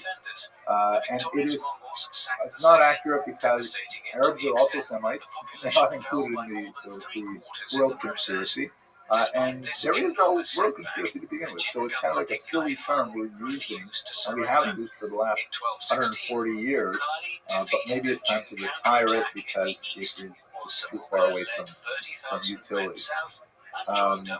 So what, Anonymous Attendee asked again, what word should be used instead? I don't know, Jew hatred, going back to the original term Yud Nahas, hard to disagree with that, regardless of the vulgarity, but it is a vulgar idea. And if we want to speak with some precision, then the anti-Israelism maybe is better. Now, we should note, of course, that the opposite of anti-Israelism is not pro-Israelism, because you can have people who are pro-Israel, and still criticize the Israeli government. That's entirely within the realm of normal human political discourse, as of course many Israelis exercise that right to this day. So it's a complicated and difficult thing to use. Mr. Cook asks, how close is the 1946 Gales program political medieval blood libel? I'd rather not answer that question because I'm unfolding in the Gales pogrom, perhaps in another video. D asks, why does Israel seemingly befriend nations that promote anti-Semitism such as Saudi Arabia? Politics. There's a lot of strange politics that it's not at all uncommon for many nations to politics makes strange bedfellows. So that's the bottom line. Are riots on U.S. campuses led by Arab students and instigators similar to European student riots? Should the FBI investigate these leaders by tracing the funding for these student riots? This is quite fascinating. What has been coming out lately, and I really would like to see more research on this. Roughly half, sometimes 2/3 of the people who are arrested are not students, faculty, or staff of the universities where they are protesting. And in some cases, they have identified, professional lifelong agitators who have organized protests in other cities for other causes. So there's definitely a certain element of professionalism going on, including a lot of the sharing of materials that I referred to earlier. Nobody asked me other than you and Anonymous Attendee what the FBI should do, but personally I think that would be a good use of their time to figure out where is the money coming from, who are these people, who do they feed themselves, and so on. Bob Olesh asked me to comment on the thought that then when there is less anti-Semitism, people stick together more because of the threatening environment. So that comment is basically true, and I think when you look historically at the nature of Jewish communities, you see that one of the phenomena that Jews tend to So began the Mongol westwards or expansion you see into as Central Asia. often Even as accompanying other flourishing parts Jewish of communities Genghis' is armies when there were is still a undertaking small the amount conquest of of China, anti-Semitism. far to the east. Not enough for anyone to get hurt, God forbid. While Jebe Not was enough to pursuing really Chukuk, hold people back. Genghis But sent kind of another like army a north under low-level Jogi degree of and anti-Semitism Subutai that's to basically pursue the social in remnants of the nature. Menekete, who had It's not allied with violent, the God forbid. Kuran or That Kipchaks, kind of like a constant Turkic outside people who irritation occupied tends a to large be expanse of the correlated with Eurasian strong steppe Jewish from communities. the lower When Danube there in is the very west little to the anti-Semitism, Irtysh then River the in the Jews take east. care of it The themselves, and Mongols they had tend to driven the Merkin become more Kuman army centrifugal into and drift Khwarezmian away from their territory center and so and on. So defeated it in battle. it's a very valid Angered at observation. the incursion, Shah Muhammad Mr. sent an Schreiber army asks, to how meet worried the am I for Mongols. my physical Although safety? considerably outnumbered, the Mongols managed to fight the Usually I'm Khwarezmians to okay. a I mean, standstill before withdrawing. usually I'm not too worried about physical. I walk around Genghis was keen to downtown maintain Manhattan, peaceful relations with just like I am. and to Sometimes establish people notice that I'm mutually Jewish. beneficial trading And relationship. I'm more worried about people who seem to be like mentally ill than I am about In people who are early 1218, Genghis this sent a country is large still, trade mission to I think, Mutara fairly in stable. the north of the Shah's empire. So I'm not, but we have seen Kazakhstan today. horrible, and it was actually The governor before proceeded this to entire massacre crisis, the attacks entire on contingent, obviously believing religious that they were Jews spies. in Crown Genghis Heights and initially Borough showed Park, places like restraint that. and sent a team of 3 Oh boy, envoys okay. led by a Muslim diplomat I'm gonna, asking the let's see, Shah to hand another over the autonomous Mongol attendee. I don't know if it's the same when one, an but indignant Shah he or Muhammad she is executed the Asian, diplomat in and response. Genghis finally took action he or and she is declared also deeply war. disturbed by all these civilian deaths in Gaza. As And both I think sides that's, prepared for war, I am Shah also Muhammad and deeply his disturbed by advisors civilian decided deaths that in they could Gaza. most effectively God fight forbid the I would Mongols never by want to retreating into their cities and forcing them argue into the costly opposite. sieges, I do which the not, Mongols however, were still not have the comfortable temerity with engaging in, to preferring tell the battles Israeli in the government open what they field. should do. Meanwhile, I Genghis sit received a at steady home stream and in of a library information reading about the books. I'm Khwarezmian not a Empire soldier, through I'm the not a military network of expert. Muslim merchants. I just He wish knew they that would the find empire a was way ridden with to divisions, get the that the hostages Shah back had struggled and to establish centralized like control the from end of its the war base in and find a way Samarkand. to rid Furthermore, Hamas of its the power Shah's mother, to Erken Israel Khatun, in the future. I was think a those are two powerful worthy political goals. figure and could issue Are they decrees doing in it in her the own best way name. possible? This These is a debate that dynamics played Israelis are perfectly into engaged in Genghis's very hands, deeply. allowing him to It's sow quite divided in disinformation among Israeli the society now Khwarezmian as to officials exactly by issuing false what degree decrees of from force should be Erken used, Khatun. how it should be Although applied, the and so terrain on. of the So Khwarezmian Empire I don't have a posed really good answer other several than to challenges for reaffirm any invasion what I force. think is the value of Genghis your was question. confident in his army's ability to achieve And victory. I do agree that I think the world holds Israel The to a higher Mongol standard, army but I of think Israel also 30,000 holds horsemen itself to a under higher Jebe standard and too. Joachim made the first move, Okay, heading let's see. west from Skipping to, thank you Karakitai for and entering the contributing fertile things. That's Fergana great. Valley in the spring of 1219, after crossing the high passes between the Pamir Mountains and the Tian Shan. Meanwhile, Genghis's main army, accompanied by his I should 3 probably younger wrap up sons now and because most of Subutai, these are the things that we strategic addressed. mastermind of the campaign, Thank you so much for staying with me so long in this presentation. I hope that we'll have more opportunities to discuss this in the future. And let's hope that we have provoked Shah Muhammad good into news. sending a large army against them. Thank Since you very Jebe much. and Jochi's army was intended as a diversionary force, Jebe advised retreat, but the headstrong Jochi disobeyed his father's instructions not to Long engage in a pitched list battle. of Like their previous awards and accomplishments. decisive, but the Mongols managed to inflict heavy casualties. I'll just mention that he's a YouTube Silver Creator Award, which clearly shows that he is a person who has a remarkable ability to take history, which is such an important discipline of study, according to Moshe Olam, it says in the Torah, you're supposed to study history, but to be able to take history in a very serious way and be able to convey its messages and its lessons in a way that is interesting and engaging, even on social media, is really a testament to the skill and to the talent of our speaker. This current project is a 3-volume survey of Jewish history forthcoming from foreign publishers. We want to thank our sponsors this morning, Linda and Stephen Rothschild, who has sponsored this lecture in memory of Stephen's mother, Edith Rothschild, Esther Bas, Jacob Cohen, Zichrono Livracha. I don't want to take any more of his time. I really enjoy, in a strange way, coming here. I know that the only time I come here is on Tisha B'Av, but your wise questions are always very relevant. I can't move this back. I think you'll have to find a spot probably closer to me. That's all right.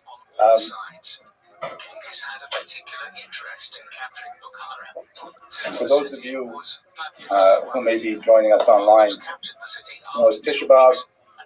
We've all sitting on the ground or on chairs if necessary. We're fasting, and I feel personally very much more invested in history today than I think I have over the 35 odd years that I've been studying history at the tertiary level. Just a few minutes ago, the Rabbi introduced a kina on a mimeographed sheet of paper, a Xerox sheet of paper, that belongs in our keynotes but has not yet been published. I was overwhelmed with emotion because this is a moment when we're not, like in previous years when I speak on Tisha B'Av, we'd always pick some sad moment in Jewish history, and there were plenty to choose from, but we had like a variety of them. And from the safe position of our wealthy American homes, our comfort, our air conditioning, we're able to just choose something, a pogrom, maybe the Holocaust, and we could talk about something. And it was like hard, and it was painful, but it was distant. It happened to Yemen. It happened to another generation. Now we're living at a time where something's happened to our generation. I'm sure many of you are 1, 2, 3 degrees removed from someone who was killed on October 7th. I myself have a colleague whose son, my colleague Professor Dekofen, his son is currently one of the Chatufim in Israel. I never met his son, but I met him many times, and it feels terrifying that we are now engaged in a historical venture which is actually in our own times and as yet unresolved. So let me begin by pointing you to this coin, which you may have seen. There are many, many examples of this. This is the famous Judea Chapta coin. It's one of about 2 dozen that were issued by the Romans after destroying Jerusalem in the year 70. And it was kind of like a propaganda device. We should recall that coinage currency is extremely important for the ancient world and also to a large degree for the modern world in terms of disseminating information. This is an era before billboards, before certainly television, social media, and so if you had a coin that said something and it circulated and it was of value, obviously intrinsically of value, it was extremely important. And so the Roman Empire under Vespasian and then under his son Titus, who was actually the one who destroyed the temple, they made a tremendous cause of just demonstrating their destruction of Jerusalem in the coins and in the Arch of Titus in Rome and in a public triumph, which is kind of like a massive procession ending in an execution, things like that. And as you can see on the images, it's very common. Again, there are about 2 dozen of these, some variations. There's usually Vespasian or Titus, who we'll speak about shortly, on one side, and on the obverse, the phrase Judea Capta. Judea is taken captive with a balsam tree, balsam palm, one of the most famous exports of the region at the time. And there's this looming Roman soldier, sometimes portrayed many, many times the size of this forlorn Jewish woman who represents Judea. And as you can see, she's got her head in her hands, she's, as it were, saying Tachanun. Sometimes she's shown with her hands bound behind her back, and it's all a demonstration of the might and power of Rome, meant to say, as it were, that the Jewish people are finished forever. We have totally, brought them to their knees, and they will never again rise up. And this is kind of like famous last words, which have been uttered by many, many tyrants and tormentors over our past. But what I find especially meaningful about looking at this coin today is a statement that I felt was important enough that I actually wrote it down at the bottom here, that, when I reflect on what we've gone through since October 7th, it's very clear to me that historically we are the most resilient people in human history. I am hard-pressed to find any comparable people, certainly of similar duration to the Jewish people, but who have endured such tremendous persecution on a cyclical basis. And then resurrection is something which is deeply characteristic of our people. But that resilience, which we have demonstrated historically, is not something that's passed down genetically. We all, in each generation, have to learn the skills that our parents and our grandparents, especially those who survived the Shoah, we have to somehow learn those lessons for ourselves. We have to imbibe them in our breath and in our water, and we especially have to find a way to communicate that to our children. As we shall see in today's presentation, our children, in my humble opinion, especially here in America, are most at risk, far more than anyone sitting in this room. So let's go to the material itself. My task for today is really to explore a pasuk that the Rabbi just mentioned a few minutes ago.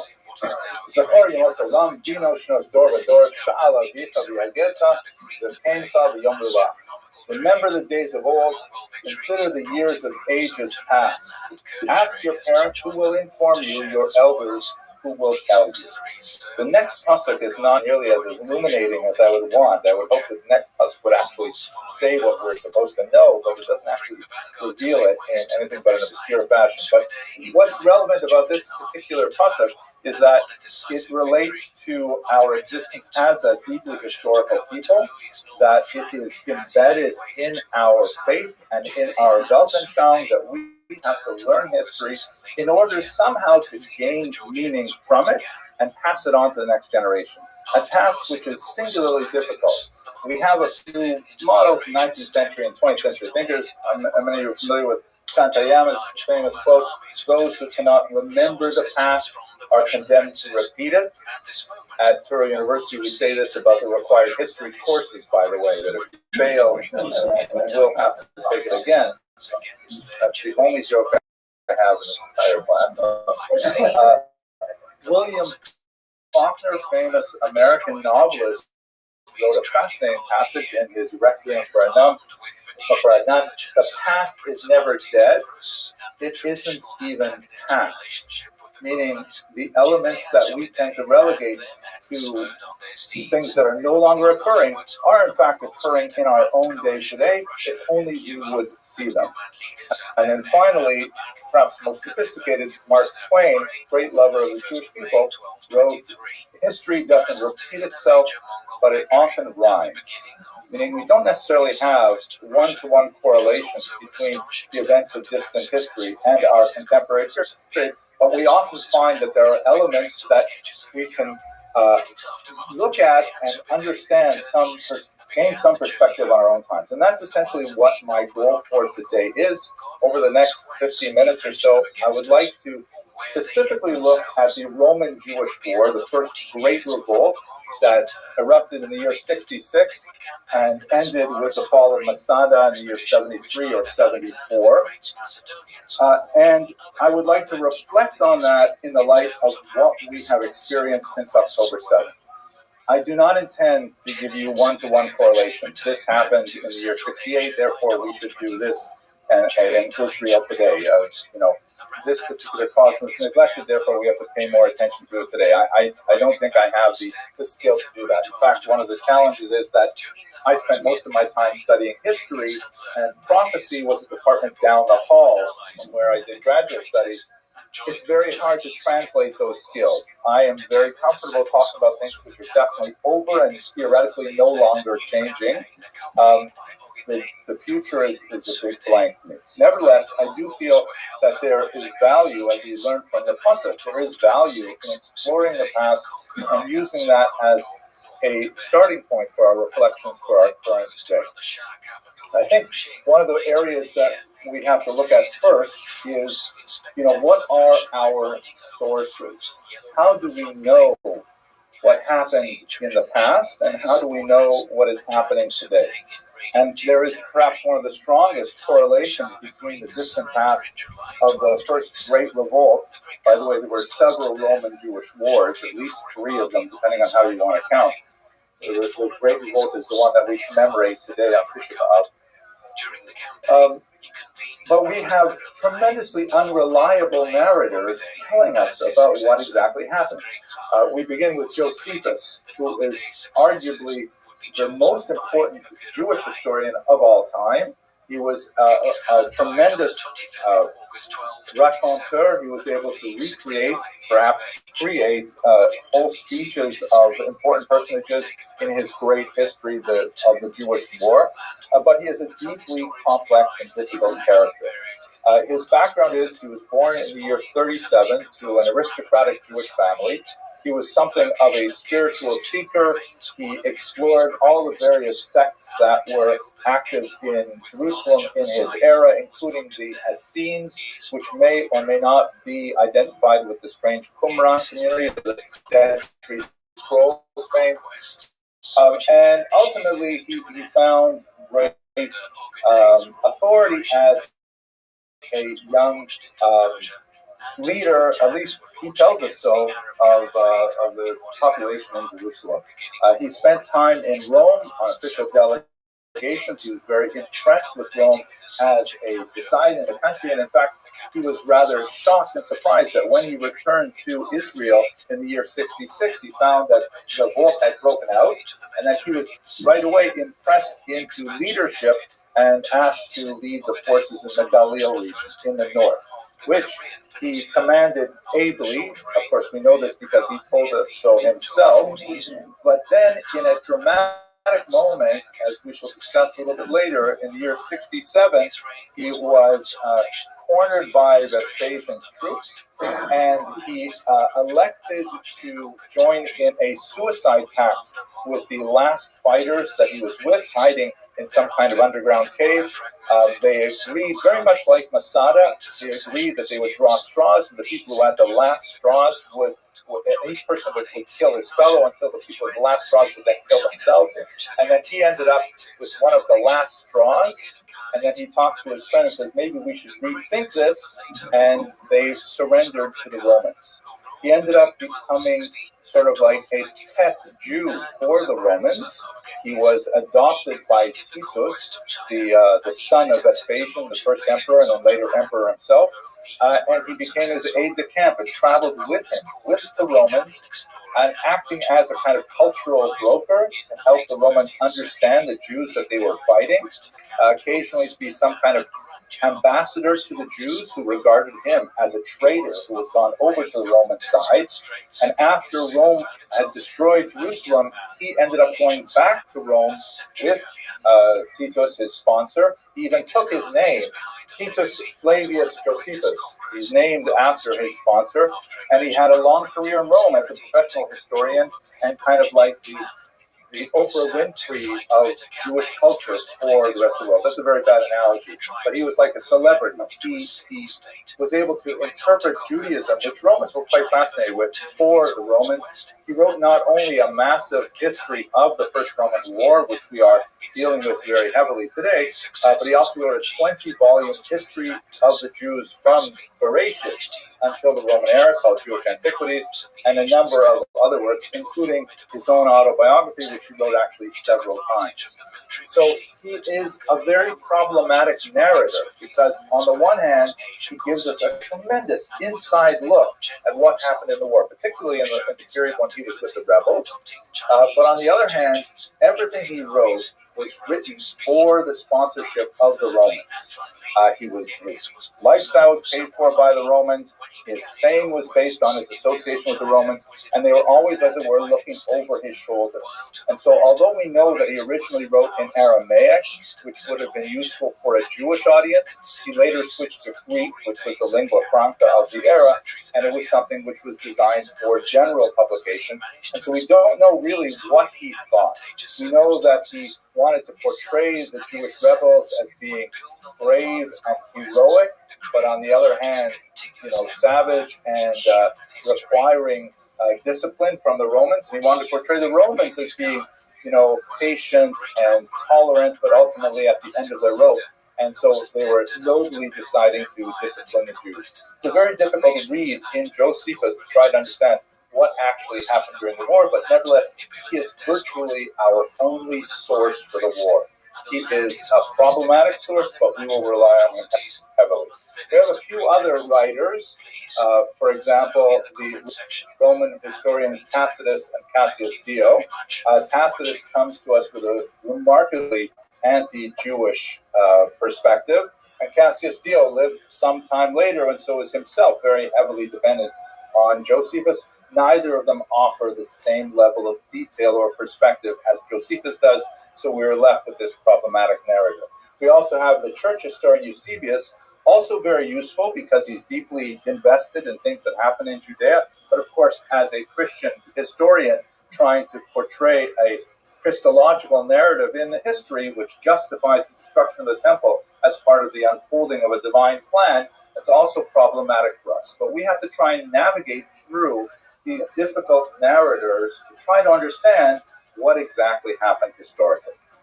Now, if I can take us to our own times, and that's what I'd like to do over the course of this lecture, is basically alternate between looking at the ancient world and looking at our own times. We're faced with the same difficulties. We have, I forgot one more very important source, I'm sorry. The Talmud. We have some amazing, fantastic, rich descriptions of the destruction of the temple, of the war in general. The Gemara and Gittin, of course, is one of the sanctioned texts that are allowed to be studied on this very sad day. But one of the problems with this particular source as a place where we go for historical information is that it's not a history book. The Talmud is not intended to provide us with academic history as a professor in front of a classroom might. The Talmud is intended to edify us, to reinforce our Jewish values, all very wonderful and important and valuable things, but not necessarily the kind of objective history that we would like to get from a more academic presentation. So, for example, in the Gemara and Gittin really zones in on one specific cause for the revolt, which is, of course, sinas chinam, a baseless hatred. And that's very true. There's no question. We can point to real historical sources that identify, episodes that demonstrate phenomenal lack of regard for one's fellow that would contribute to the conflict. However, there's so many other factors, political, social, economic element that's relevant for them and for our future is really the sinas chinam. So the Talmud, while it does provide a lot of useful sources for us, is not necessarily the kind of source we need to understand the actual historical reality of the period. But if we move to our time, we don't have such better narrators today. Like, for example, of course, I'm sure many of you are aware of tens of examples of this kind of egregious behavior. They have a headline here on the front page on the print edition, which, thank God, nobody reads print anymore. Everyone reads the what happens on the Apple feed. Israel hits targets in Lebanon, and a photograph of grieving people at a gravesite. And of course, the photograph is a mismatch for the headline. The photograph is of the Hezbollah attack on the community in the north where 12 children playing soccer were killed.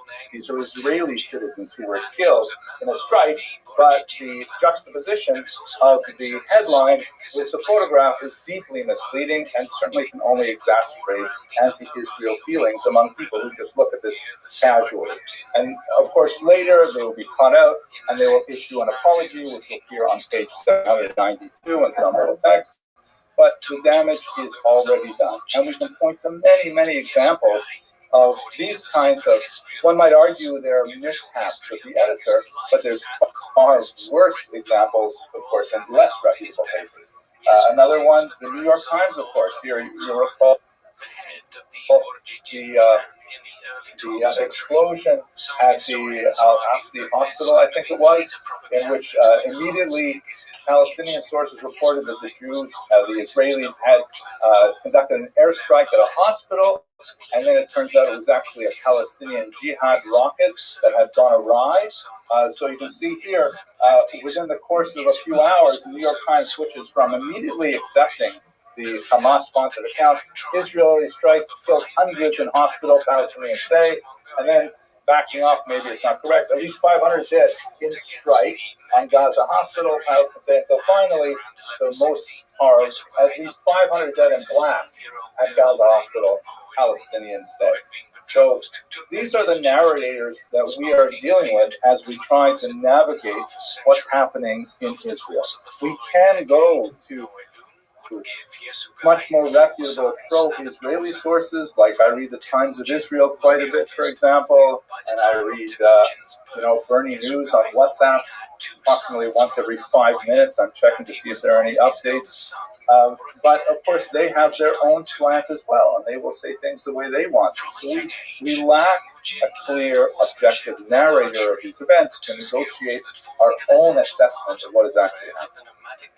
Okay, so, and of course we have one other major element that I can't skip over, and that is the fact that even if we had these acceptable narrators, there are certain elements which I have to say I find as a human being very difficult to understand. The mentality of Hamas in many ways completely escapes me. And I'll just give you a few examples of this. I'm sure you've seen many of these things. These come from Memory, which is a wonderful site. What basically they do, it stands for Middle East Media Research Institute. And basically what Memory does is they comb the Arabic language web for broadcasts. They used to do only, text. Now they do videos as well, very well, and they apply, subtitles to them, so you can see what is the Arab world saying about what's going on in Israel. And quite often it reveals a perspective on the conflict which I simply cannot understand. Fundamentally, we've all seen these kinds of things. This is like a children's, like a sixth grader or a 6-year-old play, school play. You can see parents here with their cell phones, watching their kids reenact the capture of an Israeli outpost. This is pre-October 7th, in which they will capture Israeli soldiers and bring them back to Gaza. These are 6-year-olds here dressed up as soldiers holding fake weapons. This never happens in any of the schools I sent my kids to. But nevertheless, this is part of the culture. It's so foreign to me that I simply can't get a hold on it. Also, examples like this. This is after October 7th. They interviewed one woman who lost several of her children, and she says, and this is just screenshots, but you can go to Memory and watch the entire interview.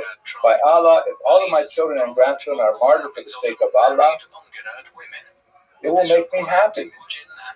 And I can understand that, God forbid, if a person loses a son or a daughter in combat, then you can feel that if your daughter or son did something valuable, their death was not in vain. But I'm hard-pressed to imagine any Jewish mother or grandmother saying it will make them happy.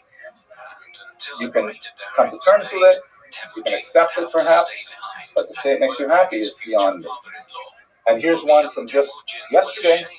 This is an Islamic scholar from the Muslim Brotherhood speaking in Kuwait.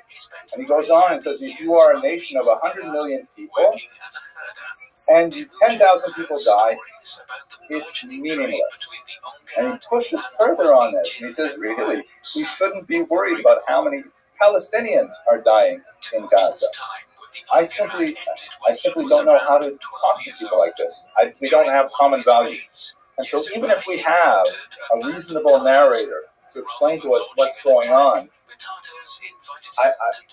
we don't know if we're going to get a handle on it because philosophically beyond human assent.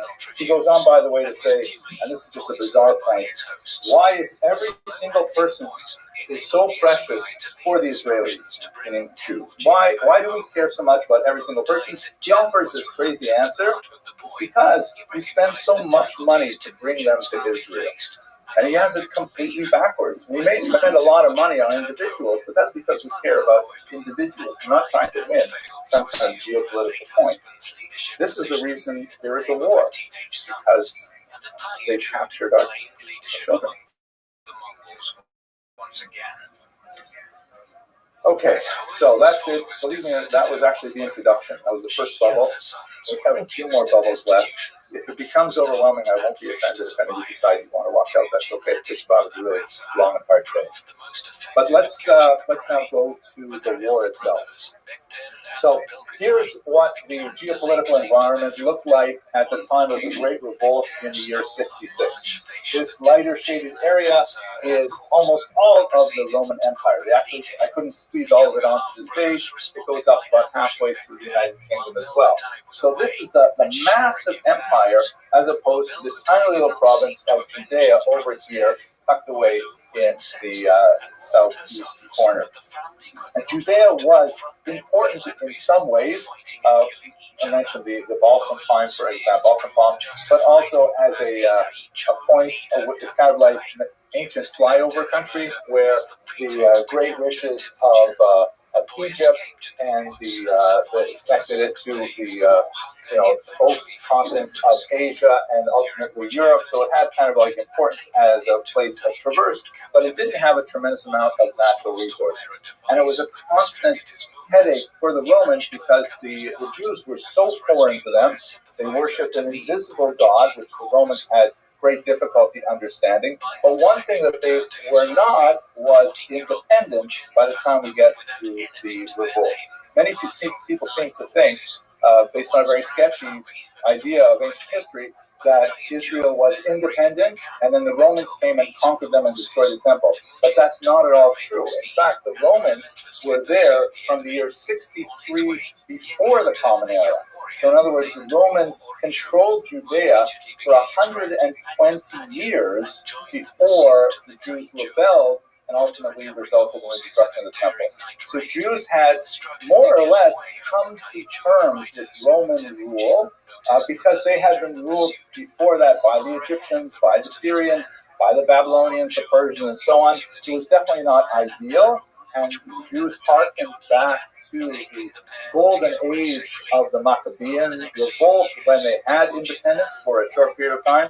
But basically, the Jews lost their independence as a result of their own infighting. The last great queen of the Jewish people was a woman named Zion, and under her reign, which ended in the year 76 before the Common Era, there was or began in the year 76, ended in the year 67, somewhere around that time. Zion had tremendous relations with all the various groups and ideological factions in Israel. The Gemara says that during her reign, things were so good that even the produce were bigger, even the avocados were larger because Zion was such a tremendous queen. However, upon her death, her two sons fought over who was going to be king and who was going to be Kohen Gadol. They ended up in a very nasty civil war, and both of them, independently of each other, reached out to the Romans and said, "Would you please intervene on our side?" The Romans said, "Fine, we'll be happy to help you out." They came in, and in the year 63, under General Pompey, they decided to simply keep Israel for themselves and incorporate it into their empire. This is a scene that's from a 15th century reproduction of Pompey entering the sanctuary. The Gemara also speaks about that. The Romans were deeply curious about what exactly the Jews were worshiping. He simply could not believe that there was no idol in the sanctuary itself. And so he seeped himself in there and also did some atrocious things as well to defile it. But basically, after that, they left the Jews alone. The Jews had to live under Roman rule with the kind of disabilities of being a subject nation, but it was something that the Jews were used to and could tolerate. So let's look at why did they rebel 120 years after the Roman Spring. So there's several things, several factors. One factor that led to the revolt was a tremendous history of Roman misrule.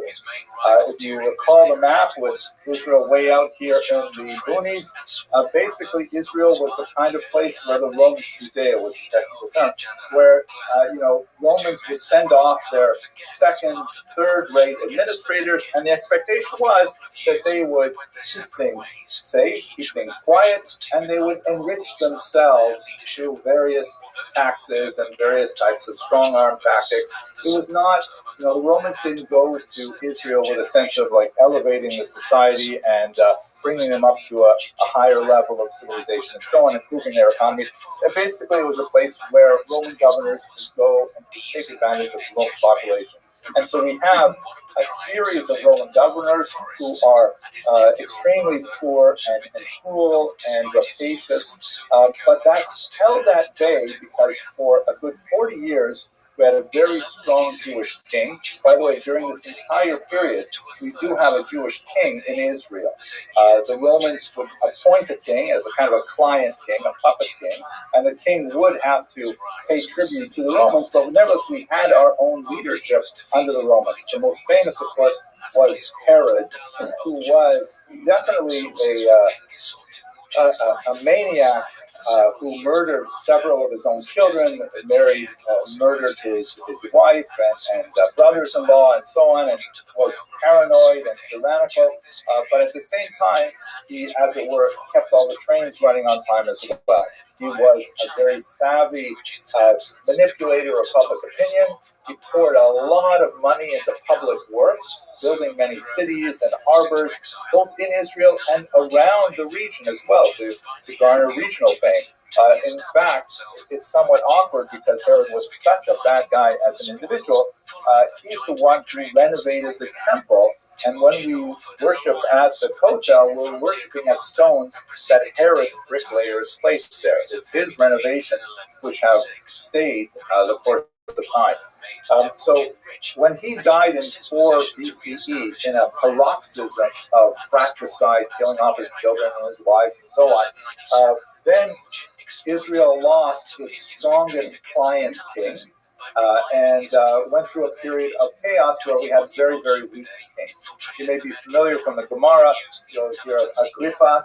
There are actually 2 Agrippases. The first one was actually pretty good and very pro-Jewish in many ways, but he didn't last very long. He died in 44. His successor, Agrippas II, his son, was actually just a Roman toady who worked with the Romans throughout the entire period of the war and essentially was a complete traitor to the Jewish cause, even though he was the king of Judea.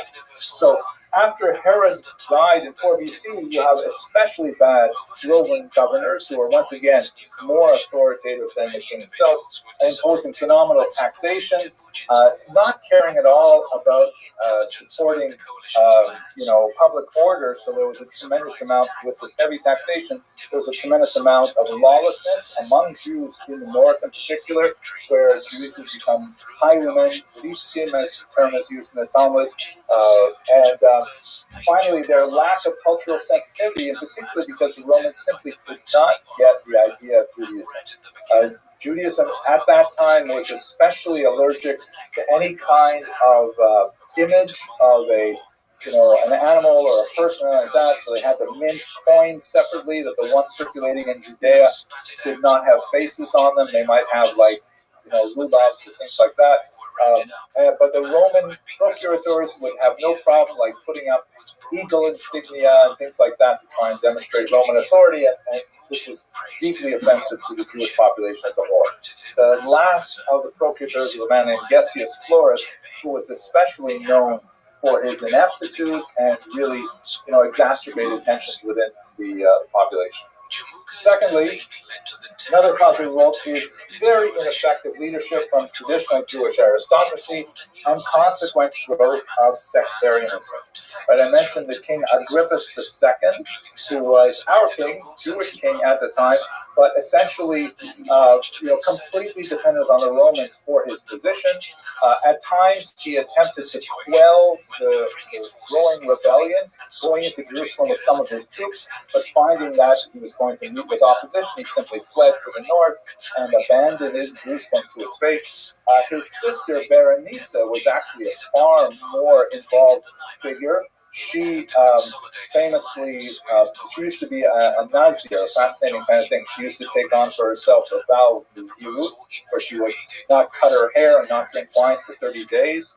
And famously, in one of these outbreaks of violence in Jerusalem, she approached Gessius Florus barefoot and still coming out of her Nazirut with her hair shorn, begging Gessius Florus, the procurator, the Roman, to try and be more lenient on the Jewish people, to no avail. But besides her particular, and even she has her problematic aspects, later she fell in love with none other than Titus, the destroyer of the temple, and went back to live with him in Rome, where under pressure he was forced to send her away. It's a very tragic story that's actually celebrated in a lot of Christian art, this ill-fated romance of the Roman Emperor Titus and the Jewish princess Berenice, a time story.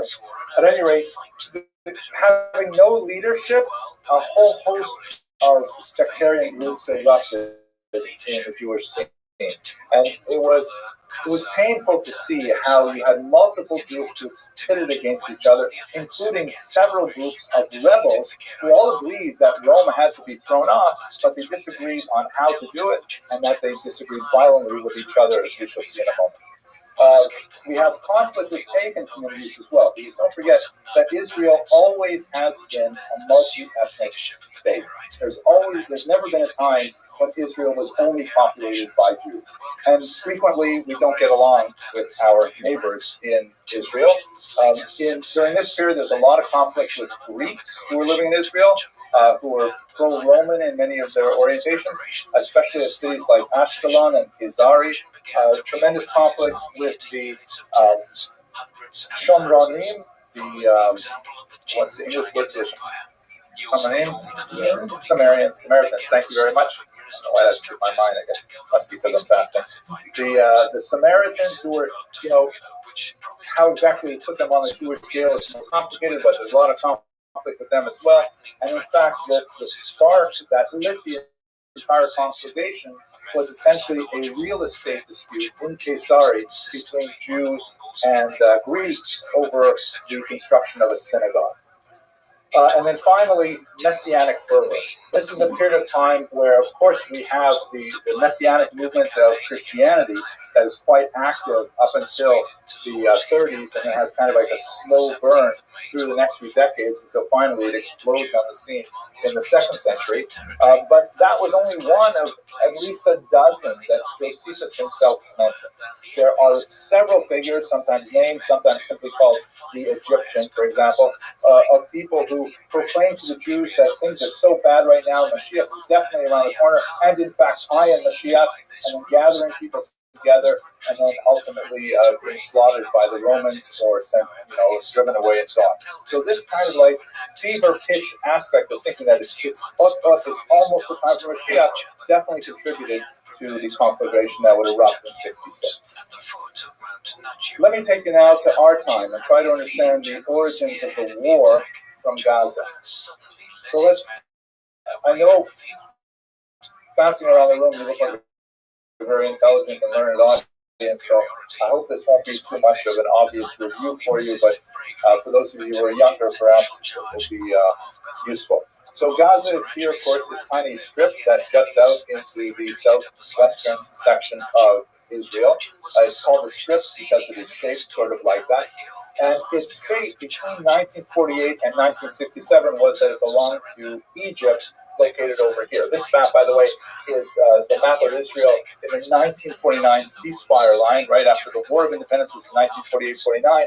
This is what Israel looked like until 1967, when in the remarkable Six-Day War, Israel decides to launch a preemptive strike because Egypt and Syria in particular are going to attack Israel.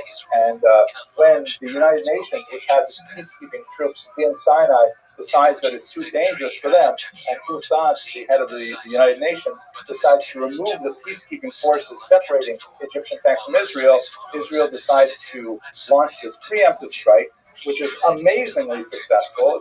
It was over in 6 days, even over in somewhat less because they destroyed the air force of the Egyptians in the first day, Israel expands dramatically.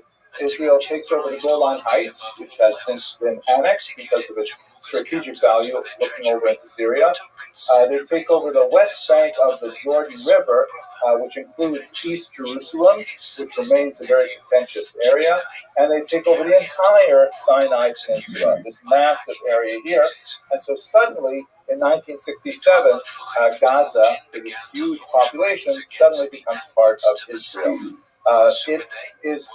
But major things happened in 1978 with the Camp David Accords, when Anwar Sadat, shown here, the president of Egypt, and Jimmy Carter, president of the United States, and Menachem Begin, prime minister of Israel, signed a remarkable peace treaty. And it is not an especially warm peace between Egypt and Israel, but it nevertheless has held with minor skirmishes since then. In return for this peace treaty, they look very happy here. Unfortunately, Anwar Sadat would be assassinated by the Muslim Brotherhood in a public stadium shortly afterwards because he dared to make peace with their neighbor, with Israel. The Muslim Brotherhood is, of course, one of the forerunners of Hamas ideologically. And so what that means is, shortly afterwards, with great contention, Israel ceded the entire Sinai Peninsula to Egypt. There were several Jewish outposts that had been constructed here, and it was very difficult for the Israelis to actually remove Israelis from this region and repatriate them to Israel. But nevertheless, even though it was a massive territorial concession, it nevertheless did result in a fairly stable peace for the last 40 years. Then, so Israel now, oh, by the way, one important point, Egypt refused to take back the Gaza Strip. Egypt says, we'll take all of this desert, thank you very much, but we do not want this massive collection of Palestinians. By this time, they were using the name Palestinians to describe themselves. We do not want to incorporate them into our country. They had a terrible reputation for destabilizing the region. Jordan, Lebanon, Syria all had difficulty with massive Palestinian populations. Jordan is actually a majority population Palestinian. They suffered a coup in the 1970s that they only barely pushed off. And so Egypt simply said, we do not want the headache of Gaza. And so they left it under Israeli control. It was not annexed like the Golan Heights was, primarily because if Israel were to annex the territory and make it part of Israel proper, they would have to find some way of giving citizenship to the Palestinians living there, which would create a demographic unbalance and would remove Israel's status as a Jewish country. As I'm sure you're aware, Israel struggles with two basic values. It's constantly trying to do two things at once, and many times these values clash. Israel wants to be a Jewish country, obviously. It's designed as a refuge for Jews. That's the way Herzl thought of it. And it also wants to be a democratic country.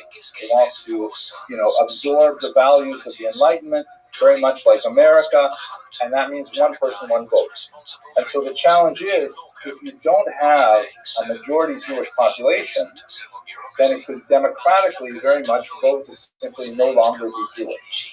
And so democracy or democratic values are sometimes sacrificed to preserve the other value of being a Jewish state. This is a highly problematic challenge that Israel is constantly faced with, and it's really at the crux of the one-state versus two-state problem.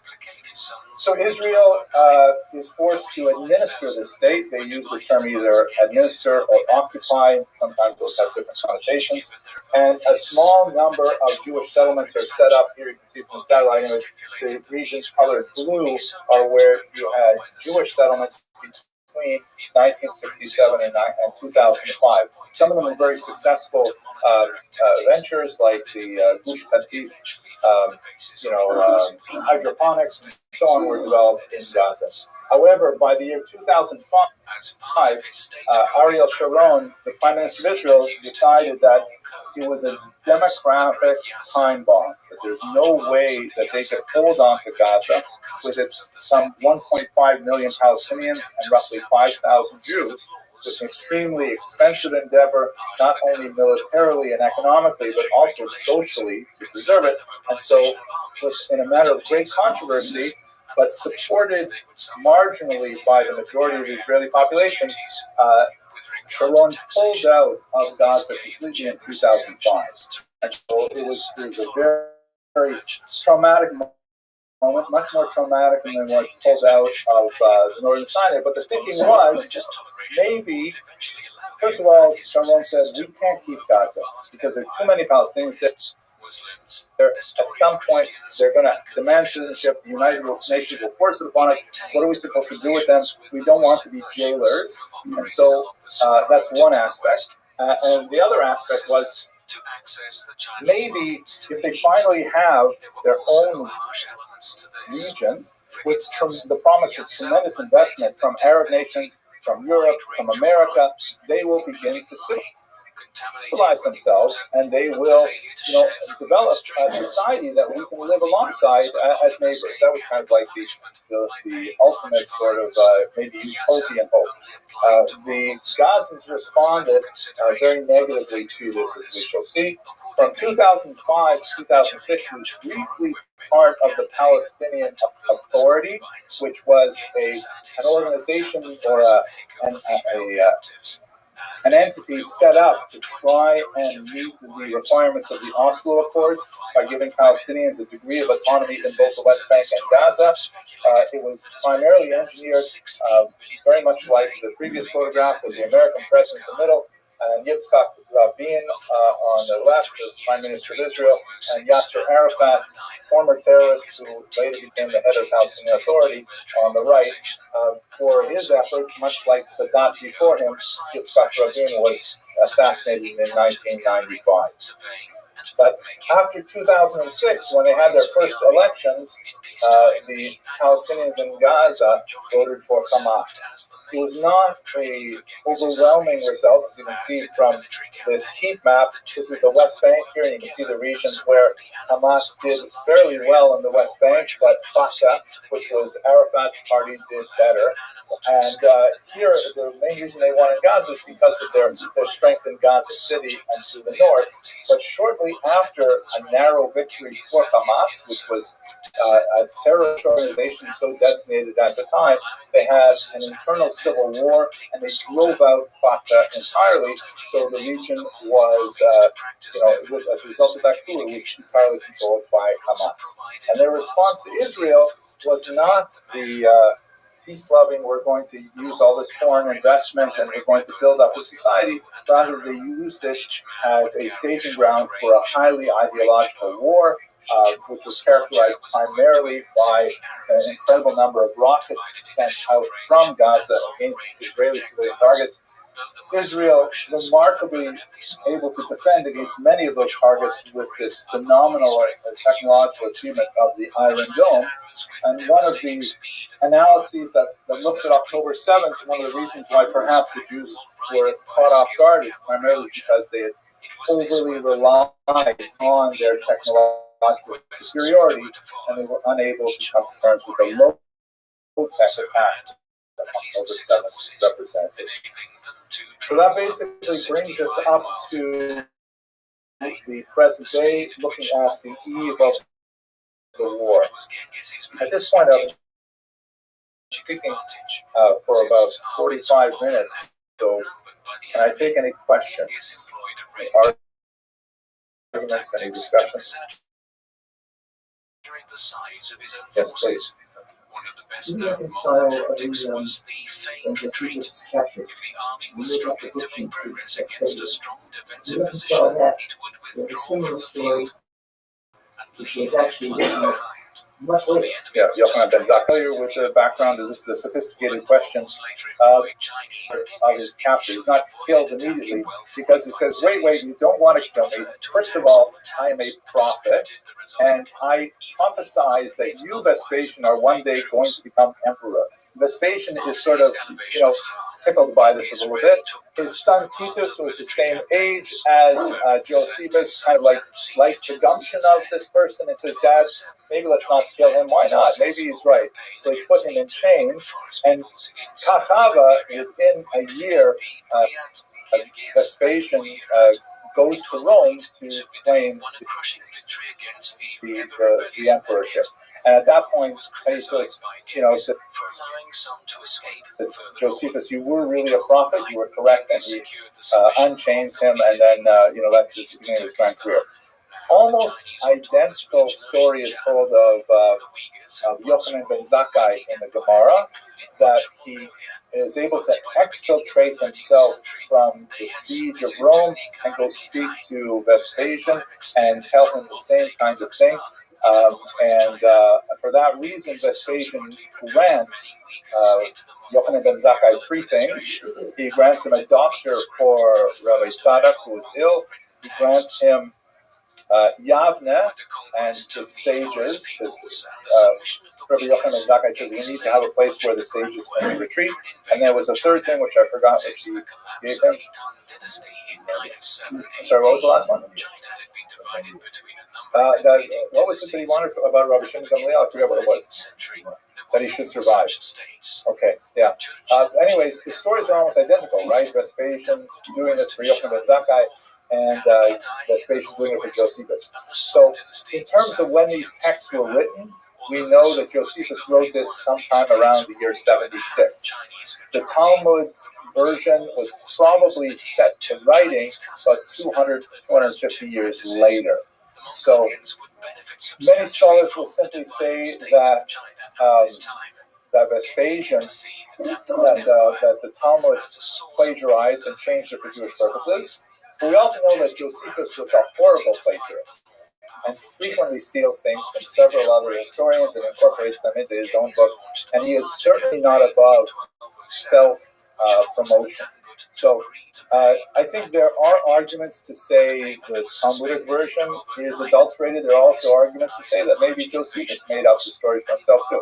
Again, don't forget, he's writing for a Roman audience that doesn't know anything about Rabbi Yochanan ben Zakkai, and if he wants to appropriate that story for himself, he certainly has a history of doing such things elsewhere in the book. He's actually, by the way, a deeply unlikable character. He's like a narcissist. He never misses a chance to knock down his rivals and promote himself. He was actually, not that, people's marriages can fall apart for lots of reasons, but he was given wives by Titus, and they ran away from him. He was definitely, nobody wanted to live with him. Anyway, so I don't have a reconciliation for you, but I can at least give you a major argument.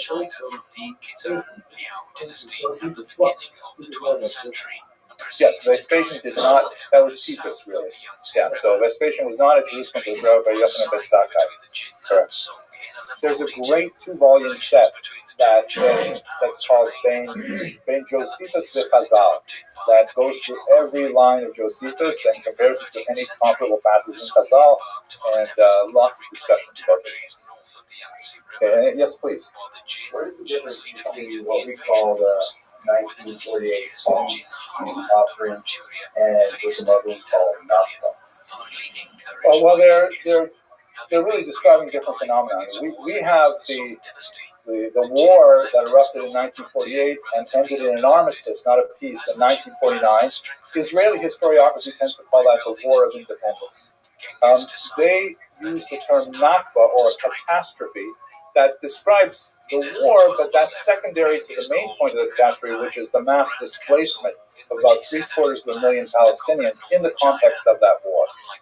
Palestinian historiography tends to emphasize that this argument that the Jews forced them out in the context of the war, and it's not extreme to say that there were moments when that definitely happened. There was something called Plan Dalet, which said basically, if Palestinians leave these territories, do not try to stop them. Let them abandon their regions, because then it'll be better for military advantage and so on. And I think, if you look at there's definitely a whole range of historiography on this, people who are very extremely anti-Israel and people who are extremely, pro-Israel without critical thought. Somewhere in the middle is a scholar named Benny Morris, who is one of the more moderates of the new historians, who, in my humble opinion, I think probably has the closest vision of how to understand the chaos of that war. It also is important to note that one of the things that receives very little attention, but there is some work being done at Bar Ilan right now on the Jewish Nakba. Because while the Palestinian case is so deeply dependent on that massive displacement of Jews, of Palestinians, there's also almost the same size, something like 820,000 Jews who were expelled between 1948 and 1952 from various Arabic countries in the Middle East and North Africa and so on. And so that aspect of the whole story definitely needs to be brought into the overall historiography as well. Okay, so why don't we go on? Again, it's Tisha B'Av, and I don't mind if you want to leave. That's okay, it doesn't offend me, but we're not going out for lunch, so I'm just being slowly. All right, so let's explore the course of the war. This is David Roberts' famous depiction of the destruction of Jerusalem under Tito. How exactly did the war break out? We should remember that wars in the ancient world are fought in the spring and summer. The summer rains, the autumn rains of October, which is ironically reflected in a lot of the writing about the October 7th massacre as well, really cut down any kind of major military activity. So the war begins, in our case, in the summer of 66. Gessius Florus, who I mentioned earlier was one of the Roman procurators, was extremely callous about this one particular property dispute that erupted in Caesarea. Jews approached him with a bribe to say, please, you've got to support our position. He said, I certainly will. He takes the bribe, and then he ignores them.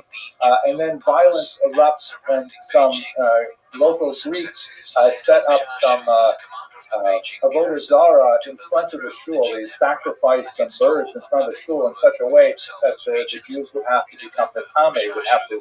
It was just basically an insult. It's like spraying a swastika on the door, as it were.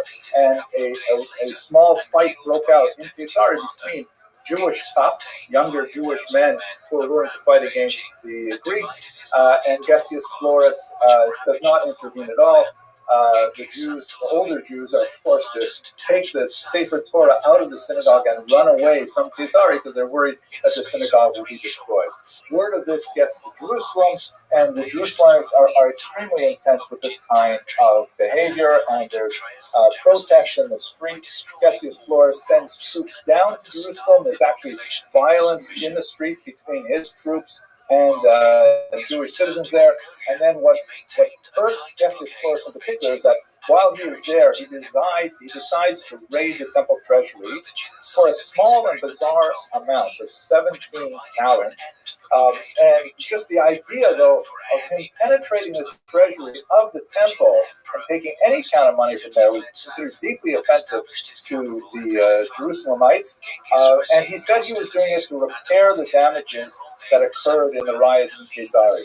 So at that point, and this is what really got him mad, some Jewish pranksters walked around the city carrying their hats, saying that we need to make a collection for Gessius Florus, he needs to build some walls, and this he found deeply insulting, and he chose to strike back with great violence. This is when Berenice got involved.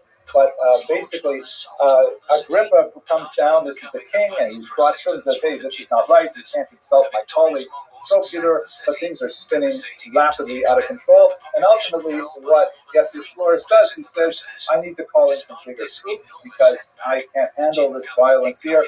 And he calls out to Antioch for the assistance of Cestius Gallus. Cestius Gallus is a regional leader. He leads the entire Syria Coele, which is like what would be today Israel and Lebanon and Syria. And he comes down from Antioch to quell things because obviously tensions are very hot in Jerusalem. And he brings with him the 12th region, the Fulminata region, with perhaps as many as 30,000 troops. That's including the legion itself and lots of the ancillary troops. And he makes his way down. There's some violence that he uses in the Galil region as he makes his way down from Antioch, which is in Turkey, down to Israel. And then finally, he comes to Jerusalem, but he does not invade or besiege Jerusalem. Now, at this point, there's a little bit of a confusion in Josephus. Josephus's chronology. I'm following here the analysis of Guy McLean Rogers and Steve Mason, who argue that basically what he did was he came down to Jerusalem with a show of force, with his massive, terrifying legionnaires, and then he felt at that point, okay, he's demonstrated Roman authority. He does not have to actually attack Jerusalem. It would be difficult. It is a well-defended city. It has a small but reliable water source. He doesn't want to get involved in it. And of course, it is October. And there is no point in starting a major siege in October when the rainy season is about to begin. So he decides that he's done enough. He's maintained his show of force. It is now time for him to return to Antioch. And at that point, he goes through the Beit Horon Pass, which is a very narrow pass that requires him, because he has such a large train of troops and support wagons and so on, he regards him to stretch it way out, and he ignores one of those basic principles of Roman military strategy. He allows the troops to separate themselves from the baggage train. At this point, some of the rebels, under one Shimon bar Giora, who was incidentally the only rebel leader who was later assassinated in a formal execution by the Romans after the war, Shimon bar Giora takes advantage of their knowledge of the mountain passes, the terrain, and they attack the baggage train. They separate it from the troops, and then one by one they start on these harassing guerrilla-type raids down onto the Romans. Ultimately, Cestius Gallus and his vaunted 12th Legion is completely destroyed. It was hugely humiliating for the Romans that Shimon bar Giora actually captured their standard, which was considered the symbol of Roman might. The fact that these Jewish rebels were able to do so was considered a huge humiliation. Gestius Gallus himself survived and fled first to Caesarea and then back up to Antioch until later he disappears from the story. He was probably forced to commit suicide by the Emperor Nero, who frequently did this to generals who displeased him. So the rebels in the fall of 66 have a sudden massive win. They get a huge influx of weapons from all the things that they captured from the Romans, including lots of striking and piercing weapons, but also things like siege engines and catapults and things like that. And they're feeling really good about themselves. They're feeling that maybe they can actually, send off the Roman might, which, if you recall the map before, which is ridiculous. It's kind of like, Westchester County thinking they can hold off the rest of the United States of America. It's not going to happen. But nevertheless, there was a moment of euphoria where they thought perhaps they would be leading towards superior independence. In Jerusalem, and I put this in a different culture kind of, alternate between what the Romans doing and the Jews are doing, the rebels form a provisional council in Jerusalem, which is more moderate than anything they'd ever have. They still have a lot of the aristocracy in Jerusalem, the wealthier classes who are associated in particular with the Tzaddukim. They still have some of the early rabbis involved, the Perushim. This is before the period of Yochanan ben Zakkai's escape, for example. And there's this idea of okay, look, we did this. What's going to happen now? Oh my gosh, there are rebels who are claiming that we've won. That's it. Rome will never be back, which was just a pipe dream. And others are saying, wait a minute, we got to prepare. They are definitely coming back. We have to deal with it. But they still have a certain level of communication with each other's groups. In the spring of 67, Emperor Nero, hearing about Gestius Gallus's horrible defeat, says, okay, we've got to send someone else out there. Now, Gestius Gallus was known as essentially an administrator. He was not battle-hardened. He never had to command troops before. And, Nero said, I've got to send someone that is definitely a much more authoritative leader. Vespasian at the time was a low-born person, not like Gestius Gallus, who was a nobleman. He was a low-born person who had risen through the ranks as a warrior and had proved himself in many battles. He also offended Nero because Nero is a strange individual. I'm sure you've heard stories about him, but at this time in the spring of 67, he was doing his so-called cultural tour, where he was going to the various outposts of the Roman Empire and proclaiming and performing as a singer and a poet. He regarded himself as something of a pop star, and he was deeply offended because Vespasian fell asleep during one of his concerts and was actually snoring. And so that may have added to his motivation to send Vespasian out, but it was obviously the right choice militarily from that perspective. Vespasian assembles his troops, and he makes the same route down from the north, and he leads a very brutal campaign in the Gallio region, methodically going town by town, destroying the Jewish rebels up there, which you will recall were commanded this time by Josephus.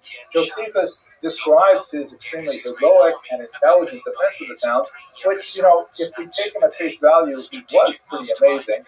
Like, for example, at Yokapata, where it would ultimately be his downfall, in order to convince the Romans besieging the city that he, in fact, had plenty of water when they did not, he ordered that people do laundry and then hang the wet laundry over the city walls. The Romans would see the water dripping, and they would say, oh, they must have a good water source in there. The siege is going to be much harder than possible. But it is at this point when Vespasian basically is overwhelming. He has something like 60,000 troops with him.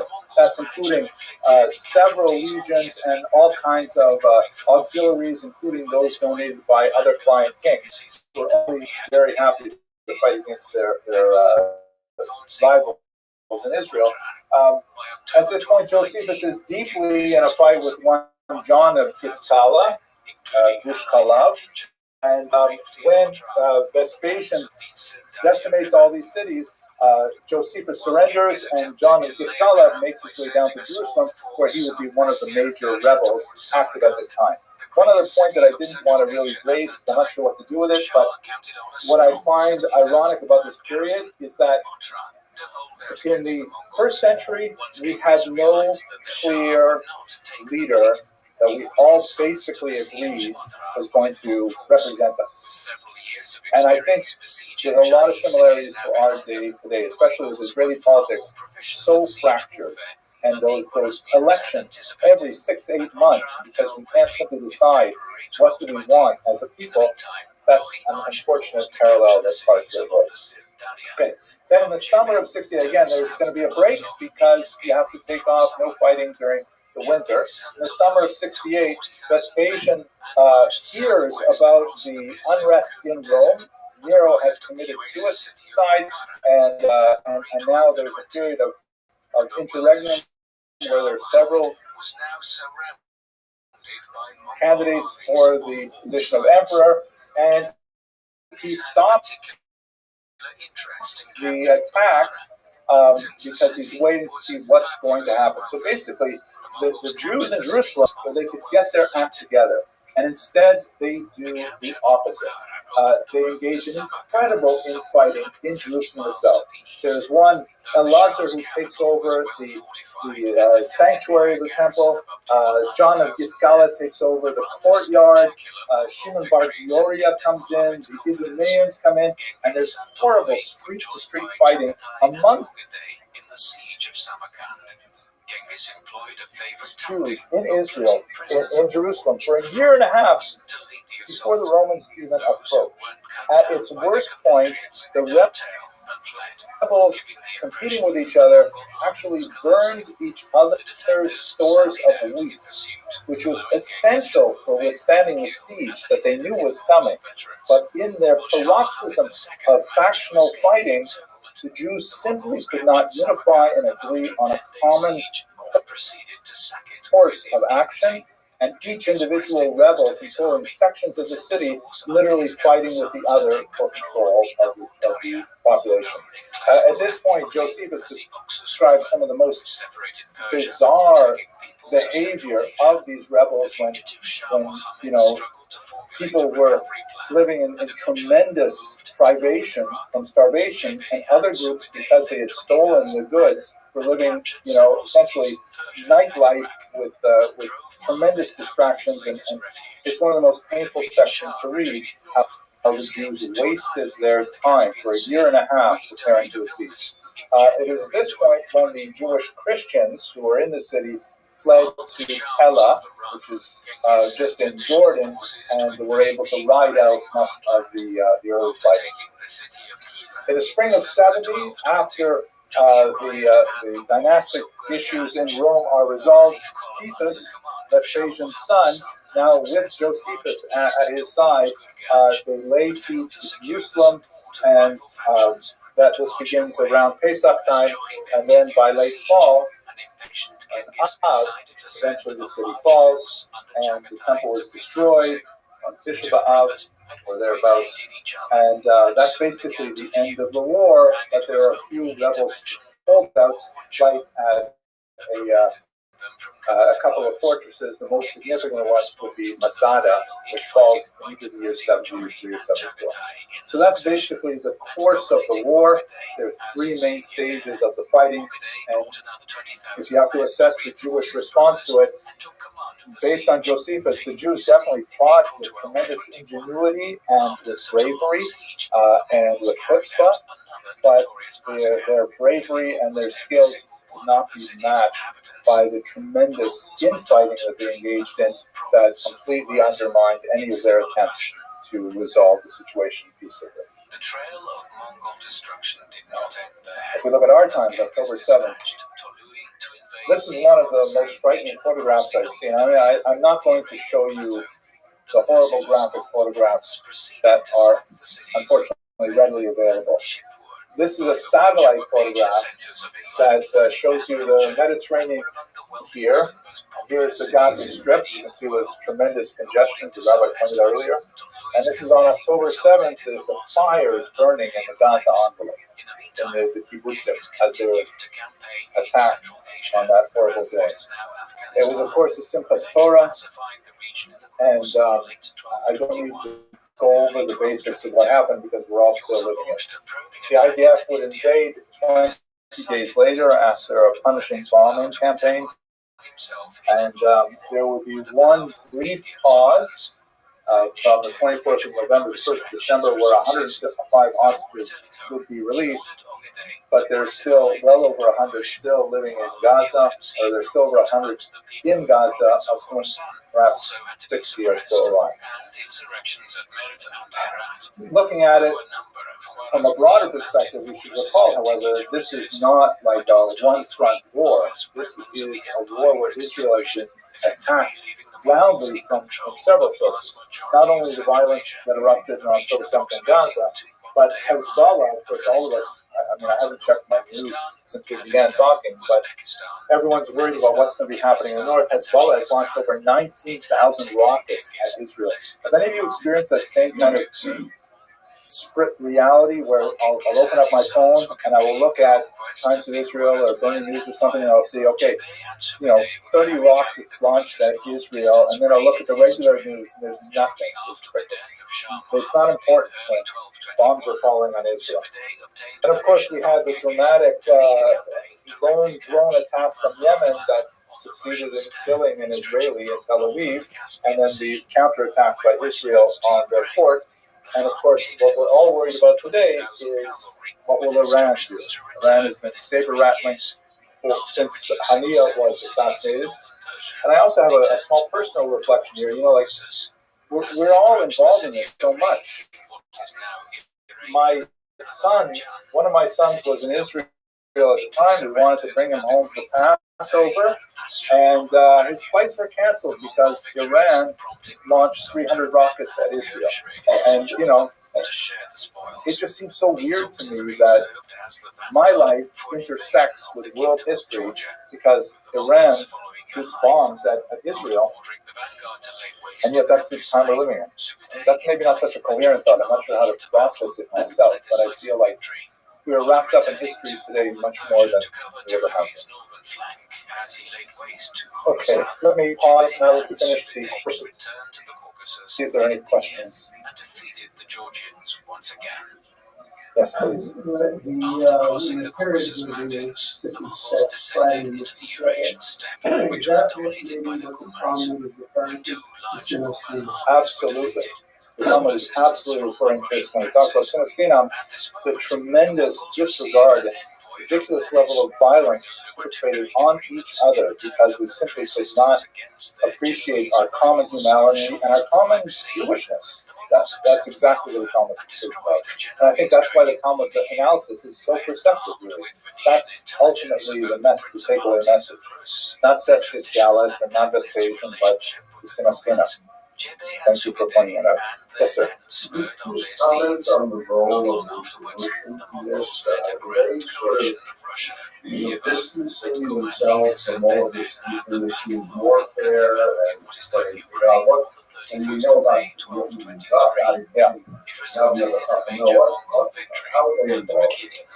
So, as best as we can tell, Josephus himself says he's one of the Perusians.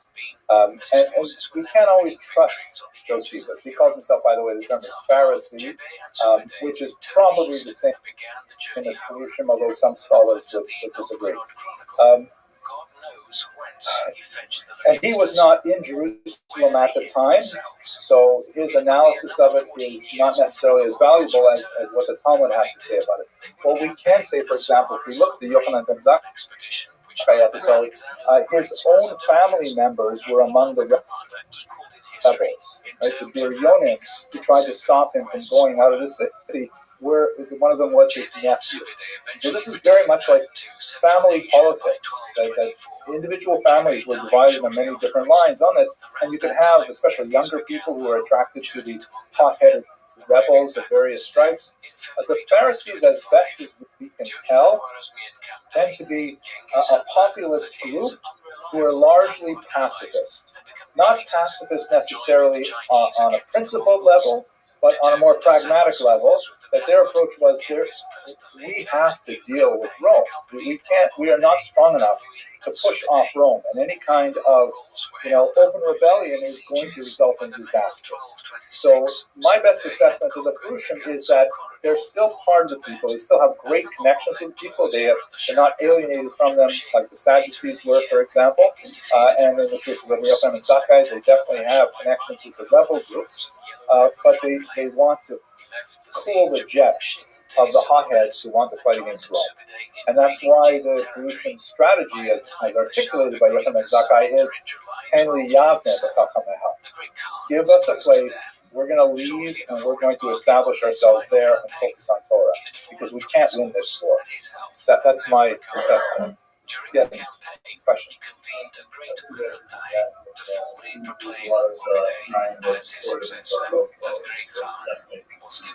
Yeah, good argument. So this is, the question was, this may have been, as at least my assessment of the Perusian at this time. But 60 years later, you get to the third Roman-Jewish war, led by Bar Kokhba in about the year 135, and that had a lot of support from the Perusian later. Like Rabbi Akiva, of course, famously argued that Bar Kokhba was going to be Mashiach, that this was going to be it. So, the Perusian, if they're such peaceniks, how come they could support Bar Kokhba later? I would only argue that it was certainly not a uniform support for the Bar Kokhba. Yosef Bar Gudgada, for example, in Yerushalmi says to him, Akiva, glass will blow from your cheeks before Bar Kokhba is Mashiach. So there definitely were lots of Tanaim who were not in favor of Bar Kokhba, or at least not to the extent that Rabbi Akiva was. However, the fact is, we have the 24,000 students of Rabbi Akiva who died into Rabbi Chai Gaon of a persecution. There's not an extreme argument to say that those 24,000 followers of Rabbi Akiva who died in that revolt, that they were supporting Bar Kokhba. So, what's the difference between them? I don't know. It's a good question. I think the main difference would be that Bar Kokhba, as far as we can tell, since letters of his were discovered in the Qumran region, he was a Frummi. I mean, he was pro-Perusian. He was pro-Torah Sheba'al Peh. He was definitely a very kind of like aggressive leader and so on, and very successful. I mean, he managed to hold off 7 Roman legions for 2 years, which is unbelievable. Rome had to bring legions from England to fight against Bar Kokhba. So it was a pitched battle that was far more threatening to the Romans than the first Roman Jewish revolt. And maybe that he captured their imagination, that he was Mashiach. But it's a good question. There's a lot longer discussion than they talked about. I think I saw a question in the back. Did you have a question? No? Okay, yes. The Greeks that were referred to, were these Jews who accepted Greek culture on themselves, or how are they going to the Greeks from the times of Maccabees? So these are probably not Greeks like from the Peloponnesian region, but local populations that may have originally been ethnically Arab and so on, who adopted Greek culture. There are certain cities like Caesarea, for example, which is a Greek stronghold, and to the south, Ashkelon also. And they were populated more by Greek tilted culture, where Greek was the lingua franca, and they had athletic games, and they had idols in the streets and things like that. Not tolerated at all in Jerusalem, but they're more like Greek oriented, as opposed to being ethnically Jewish. And there could be some Jews involved in those as well. I don't know offhand. The Greeks, that's what the Maccabees were, those the same Greeks? So those Greeks weren't even Greek; they were Syrians. So that would be the same kind of example where Greek was so overwhelming a culture that lots of populations called themselves Greek, even though ethnically they wouldn't identify. Just like America is like such an overwhelming culture that lots of people. Oh, maybe that's not a good example. I'm getting off topic, but let's go back to the material. Okay, so here we go in the diaspora. So if we go at the ancient period, this was not a diaspora story by and large because Israel didn't have a huge diaspora population. There was a population of Jews specifically in Alexandria that was quite large, and they were deeply involved in the revolt, and they suffered actually from massive pogroms directed against them as a consequence of Israel's uprising against Rome. Parthian Jewry, which is where you had the masses of Talmudic Jews, this is the period where you've got an expulsion of Jews there in the 6th century before the Common Era, and a very large population where the Euphrates and the Tigris rivers meet. But they largely stayed out of it. One of the things that Nero was actually worried about was like, wait a second, maybe one of the reasons we better put this down is because what happens if, because again, Rome ends here, right? There's no Roman Empire, this is the Parthian Empire over here.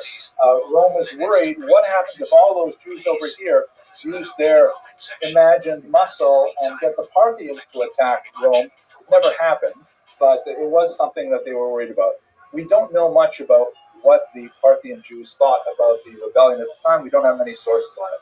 The only real ally that Israel had, foreign ally at the time, was tiny Adiabene, who was here up in southern Syria. This is a region where they had a very famous queen, Hilni Hamalka, who converted to Judaism sometime in the 40s. And this is the 40s, not the 1940s.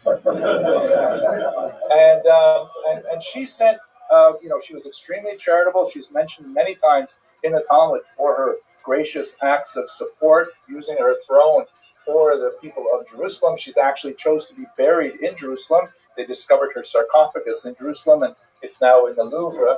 And the Adiabene sent troops down to help the Jews in their fight against the Romans. Otherwise, it was a wash for Israel. It's entirely a local conflict. Looking at our times, however, and I'd like to go a little bit slower now because diaspora is where we live, and so many of these things are so relevant. This is really a multi-front war. Besides the fronts that I described where violence is occurring with weapons and so on, we have all kinds of things happening in the States as well. This is, of course, not too far away across the river at Columbia University. I'd like to show you some of these statistics taken from the Harvard-Harris poll. This is a really useful device for studying the conflict from the perspective of Americans. This is a poll that's taken every month. It's a very reputable poll, and it's primarily instituted for the purpose of analyzing American politics.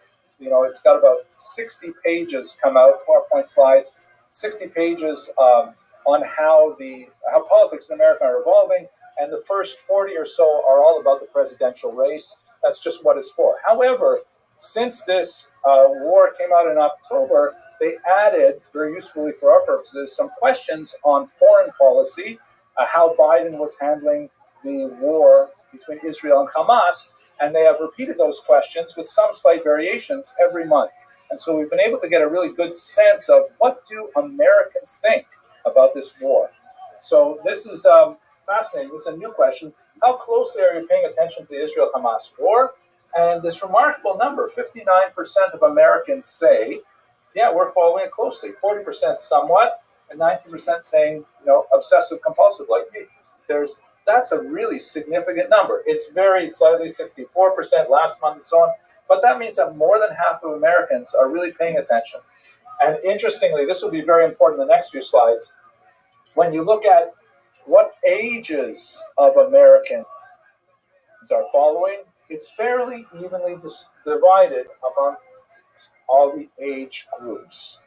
So it means that across the board, if you talk to any American today over the age of 18, there is like a 20% chance that that person will be following the war closely, 1 in 5. And that's pretty remarkable, given that sometimes Americans have difficulty identifying the names of the vice presidential candidates. So this is a remarkably large statistic. Now, what exactly do they think? This is a question they've asked many, many times, and the numbers have been fairly stable. In this conflict, do you support more Israel or more Hamas? 80% of Americans support Israel. And that's something we should feel very good about. This number has been very stable ever since October. It has not dropped below, I think, 76%. So even though when we look at the news, we see these terrible demonstrations and we see these incredible numbers of people protesting and blocking streets and things like that, it's a minority of Americans. They're 1 in 5. I don't like the number 1 in 5. That's a very large number of people to support a terrorist group. But nevertheless, we can rely, at least for now, on the fact that 8 out of 10 Americans support Israel more than Hamas. Do you think Israel is trying to avoid civilian casualties? 66% say yes. We think that Israel is trying to avoid civilian casualties. That's actually a pretty good number as well. However, this is the scary part. When you break it down by age, and this has been constant as well since October, the younger you are as an American, more likely it is to support Hamas. If you look at this crucial age group, 18 to 24, 46% of children, or young adults, 46% of them support Hamas over Israel. That's a terrifying number. 1 in 2 Americans under the age of 24 think that Hamas has the right in this fight. As you get older, of course, that number drops. When you get to like my age range, you're over 90% correct. 65 plus 93% correct for all of that. But this is a troubling number because it's not the kind of number that's going to go away. Obviously, these people are going to get older, and their values are going to be spread up along this side as well. Right now, this is the millennials. They're not in power. They're the future, and it's deeply troubling. Over here, is Israel trying to avoid casualties? 54% of millennials say no. Israel doesn't care about civilian casualties. These are really scary numbers. And this is why I feel that one of the most terrifying fronts of this conflict is what's happening in colleges today. And, I can tell you that at Touro University, like every federally sponsored university, we have to report our crime statistics to the federal government every year. We have 0 incidents of anti-Semitism on our campuses. I hear that there's another university in New York that also has similar statistics. I forget them. But I fear for kids on regular campuses. One of the strongest majors. Therefore, he's gone to a college that has a strong marine biology program, and he describes to me just horrendous things. Like people who are his friends on Instagram suddenly writing the most vile, horrific, anti-Semitic things on his page, simply because he identifies as a Jew. And, encampments and boycotts. And I myself, I was speaking at the University of British Columbia a few weeks ago, and they have a beautiful Hillel house on campus. And I was speaking in their Hillel house on the second floor, which has windows all around it, in the middle of campus. And they asked me if I mind, can they close all of the window shades? And I said, sure, that's fine, but why do you want to close the window shades on a beautiful sunny day? And they said, because when they see there's a speaker here, they gather around and they chant and they shout obscenities around the building. I've never experienced anything like that before, that you could have a spontaneous eruption of hatred just because it was a Jewish speaker in the Hillel house. And by the way, the Hillel at UBC is like extremely, a liberal vis-a-vis the conflict as well. And nevertheless, it doesn't help. So these numbers are terrifying. This is a real front, and it's not us who are facing it. We are, most of us in this room are older, we have our circles of friends, maybe we see people at work, but going into college campuses, this is a terrifying kind of statistic. Here's another one. 7 in 10 voters say they only favor a conditional ceasefire with Hamas based on a release of hostages. Also, a fairly comforting number that Americans get it, that the hostages are at the center of this, and if there's no hostage deal, there's no ceasefire. But again, looking at younger people, 54% say no. There should be a ceasefire and let the hostages sit where they are. That's incredible. But this is... Oh no, the other way, sorry, thank you. 46%. Just rewind that part. 46. It's still a scary number, 46%. So this is really a front that we have to be aware of. Our kids are really in danger. Our kids are in deeply hostile environments that I haven't experienced anything like this. This is something that happened actually just last night. This is an ad that appeared in the Jewish Standard this past week, and it's Krav Maga class, and look at this here. Learn essential skills for college life. Now, as a university administrator, I think essential skills for college life, I'm thinking, okay, math literacy, I'm thinking English composition skills, but no, it's self-defense as essential skills for college life. This is the environment that we're living in today. It was pretty dramatic to hand it on the air of Tisha B'Av, but it shows how serious it is. Anti-Semitic level, it's not a joke either. I don't have to prove this to you, but the level, it's so bizarre that you would think that after Jews are attacked, there would be kind of like a backlash of sympathy. There would be kind of like people saying, no, we shouldn't be attacking civilians like this. But Adarabah, we see that it inspires more attacks. And the number of anti-Semitic attacks, this is just until the end of 2023, skyrocket after October. As I'm sure many of you have experienced directly. But what I find, I think, most frightening about all this phenomenon, and I'll speak a little bit more about it in the next slide, is this bizarre as a Jew phenomenon that has really gained tremendous prominence, although I doubt that it has statistical depth. The as a Jew term was coined by a scholar whose name escapes me right now. It basically points to the fact that there are many, many Jews who, looking at this conflict, begin the statement of their opinion with the phrase, as a Jew. And the next part of the sentence is going to be, I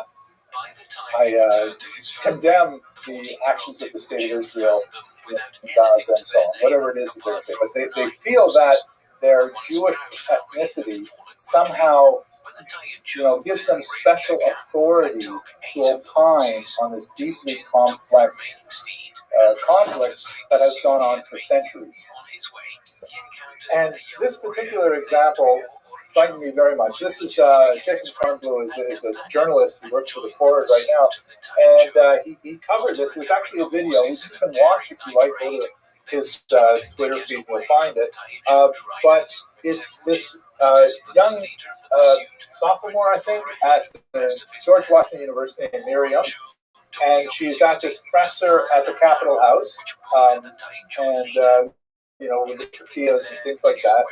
And she describes her experience at the quad at George Washington, which they have renamed Shahada Square.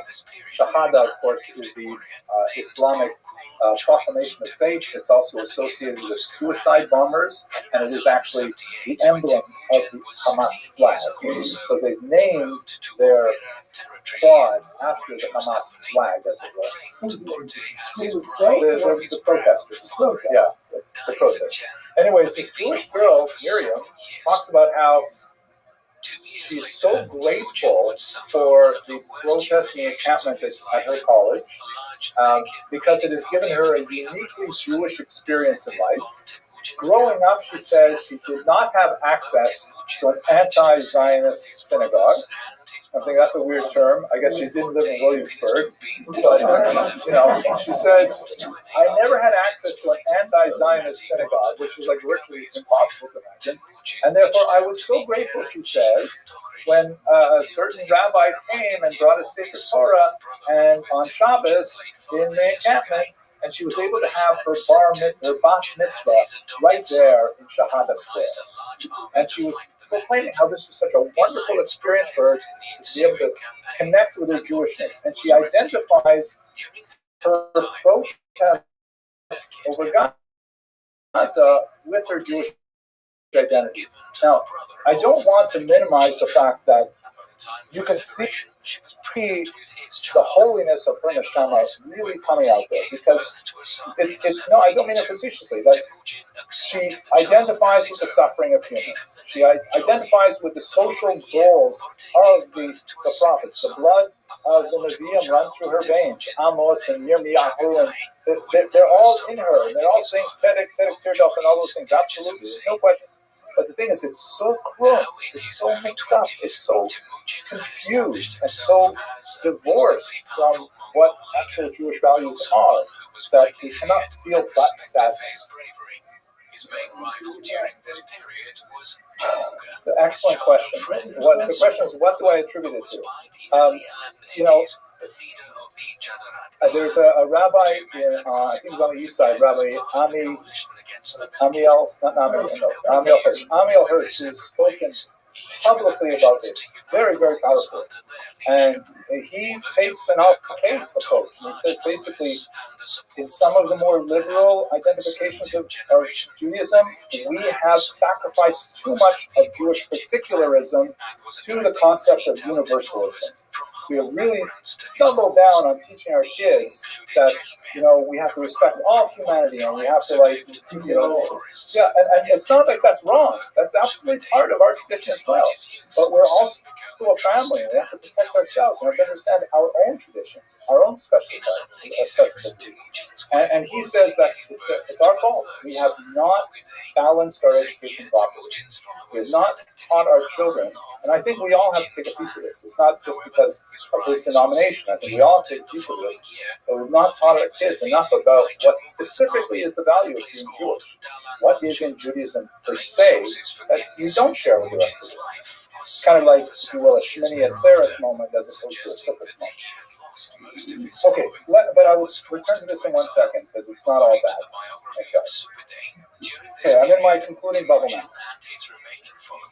Thank you for your patience and endurance. I'm surprised so many of you have lasted this long. Here's something I enjoyed coming across the other day. This is a Haggadah printed in Vilnius in 1859. And this is a period of time when the Tsarist government in Russia was deeply involved in Jewish printing. And I actually have a few volumes in my own home that have at the beginning a little stamp that says approved by the censor, who was usually a Jewish guy who was employed by the Russian government to remove any kind of thing that the Tsar might feel is offensive. And so this one particular zealous censor was looking at the Haggadah, and he said, it's going to offend the Tsar, so I think we should make some small changes. So the printed version, as appeared in 1859, this is a famous passage I'm sure we're all familiar with. And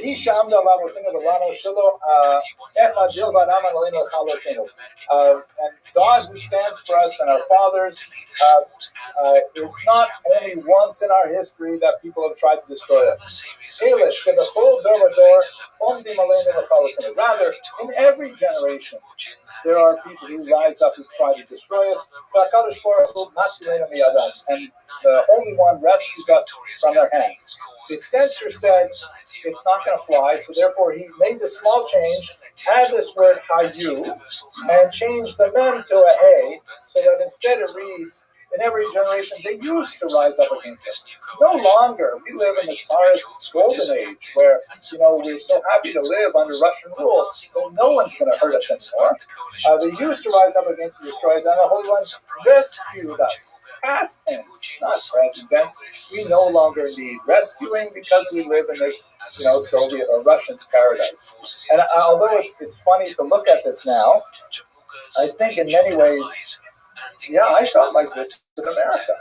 I felt like all that stuff I studied, like here it is, look at my keynotes, right? We were just reading from this, and it's hardcover. It's like solid because it's not going to change.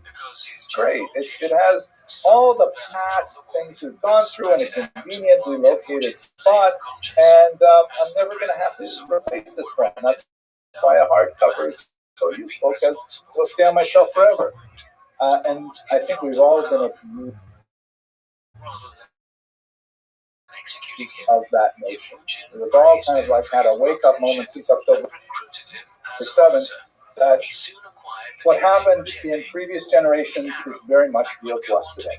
So I'm going to step out on a limb here, and I've been doing this for most of the last hour and a half, but I'm going to step out on a limb and go past my historian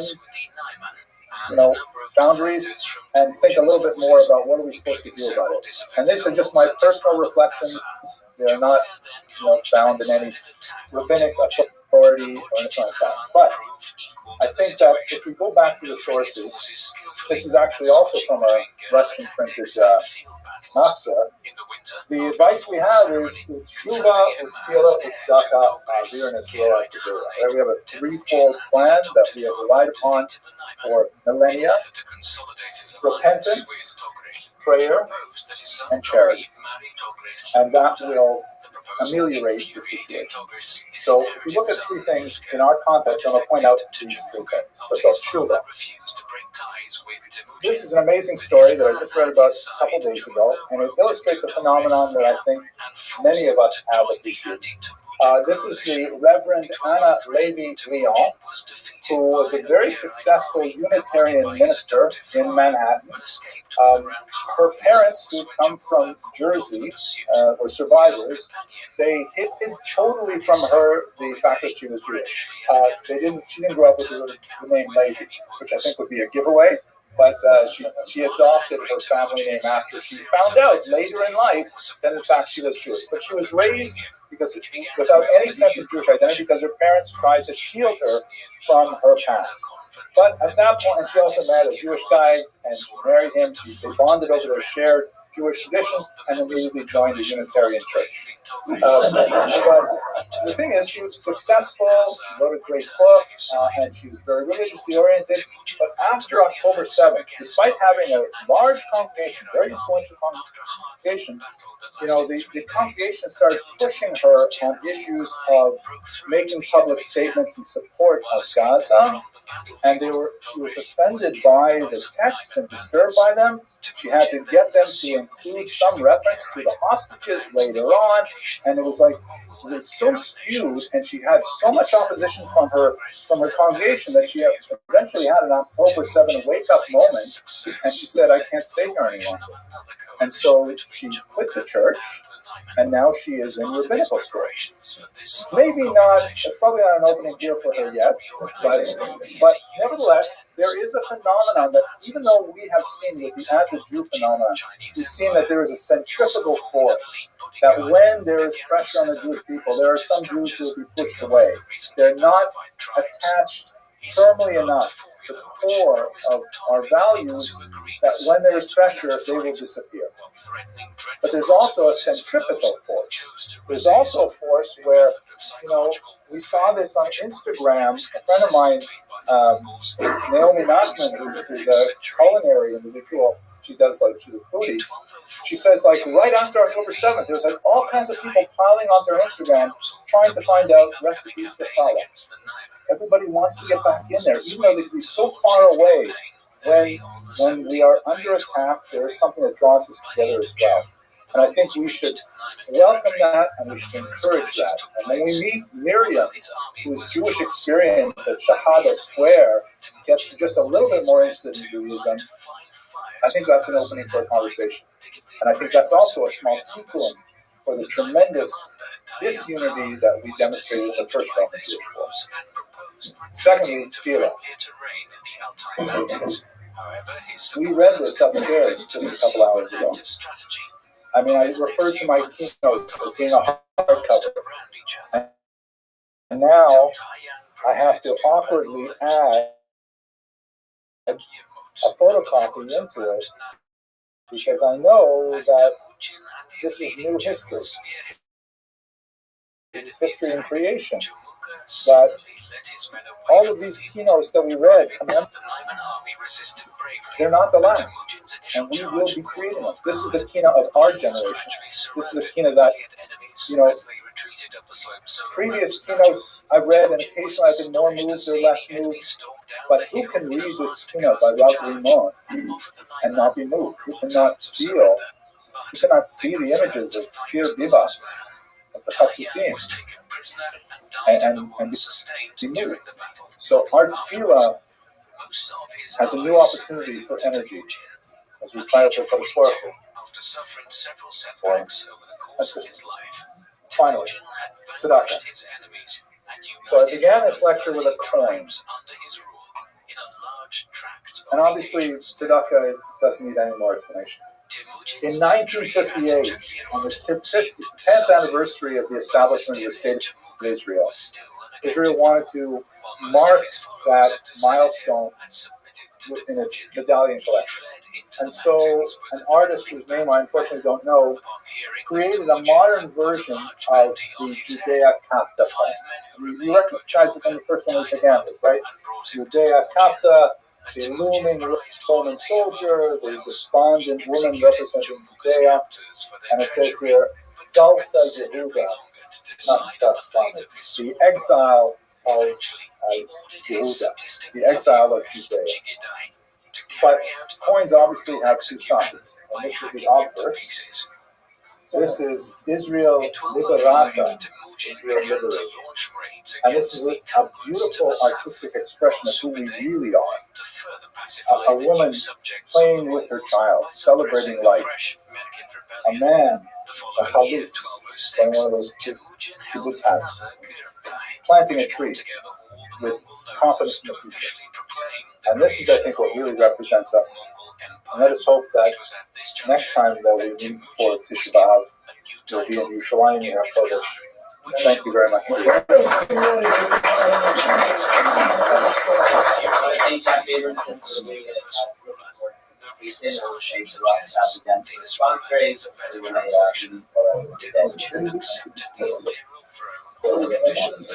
There's some dispute over what exactly it stands for. Genghis began to reward his followers. His long-standing companions, Borchu and Borku, were given the highest ranks, while the likes of Jebe and Subedel were ranked below. Thank you all for coming.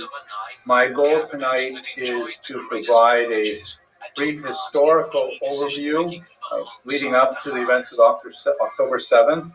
While Genghis had united tribes of Mongolia through conquest, he faced a monumental task in eliminating various tribal and clan loyalties. A very quick look at the incredibly difficult year that we have all experienced, and then to contextualize that history within the larger scope of Jewish history, to look at how have Jews reacted to tragedy in the past. past, and then perhaps to give a very brief look at how we have so far responded to the current crisis. And I hope to complete this within 20 minutes, so that we will have plenty of time for Divrei Yiskorus and Israel. So, Bertusha Rosh Hashiva, now, Shus Rabbi.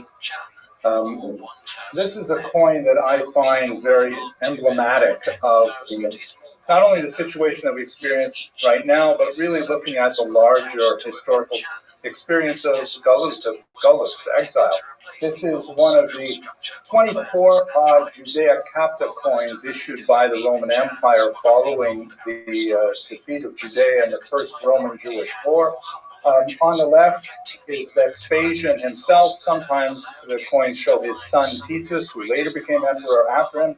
And on the right, you see Judea-Capta. Judea is taken captive. There's a balsam palm tree in the center, which is one of Israel's greatest exports of the time. And there on the left is a looming Roman soldier looking down at a despondent Jewish woman who represents the Jewish polity. The Romans made tremendous propaganda out of these coins, which circulated widely in the ancient Near East, and it was a constant reminder of the humiliation of the Jews.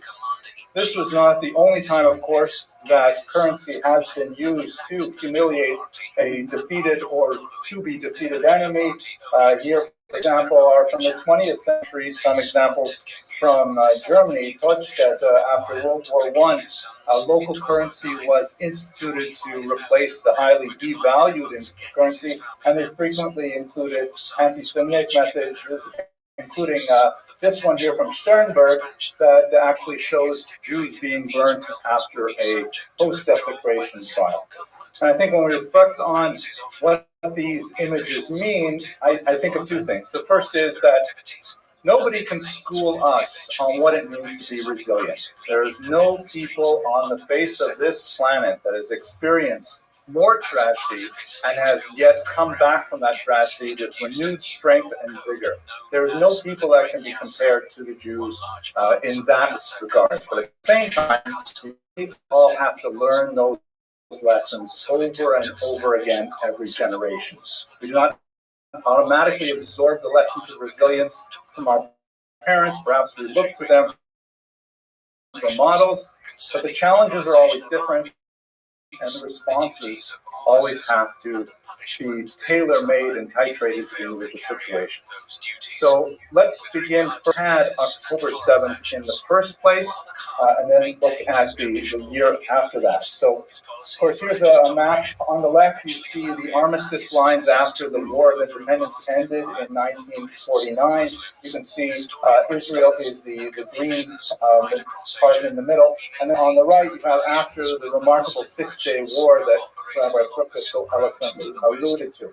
Gaza is, of course, that little strip that is on the bottom left. We're all familiar with the map now. Now, in terms of the ownership of Gaza, between 1948 and 1967, it was part of Egypt. But then after Israel conquered those large territories, it was taken over by Israel temporarily. And then in the Camp David Accords, in which Anwar Sadat on the left, the president of Egypt, and Billy Carter, president of the United States, and Menachem Begin, prime minister of Israel, signed a historic peace treaty with Egypt, which, although it is a tenuous peace treaty, it nevertheless is holding.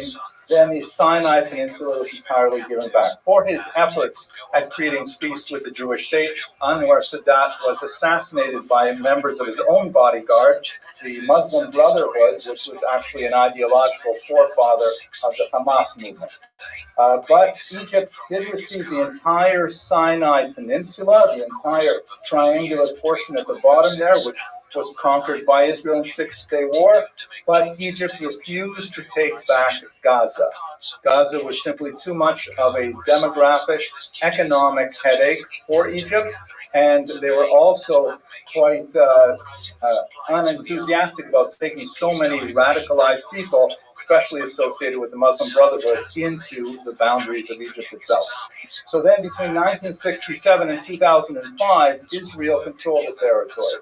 There were some very isolated settlements. As you can see here, the blue sections in this satellite photograph are the Jewish settlements in Gaza before 2005, but it was a tiny population, about 5,000 Jews inside a population of then about 1.2 million very angry, unhappy Palestinians. It is demographically one of the most crowded spaces on the earth, and huge unemployment, an inverted age pyramid where almost half of the population is under the age of 18, and it proved to be extremely difficult to hold on to this territory militarily, economically, and socially.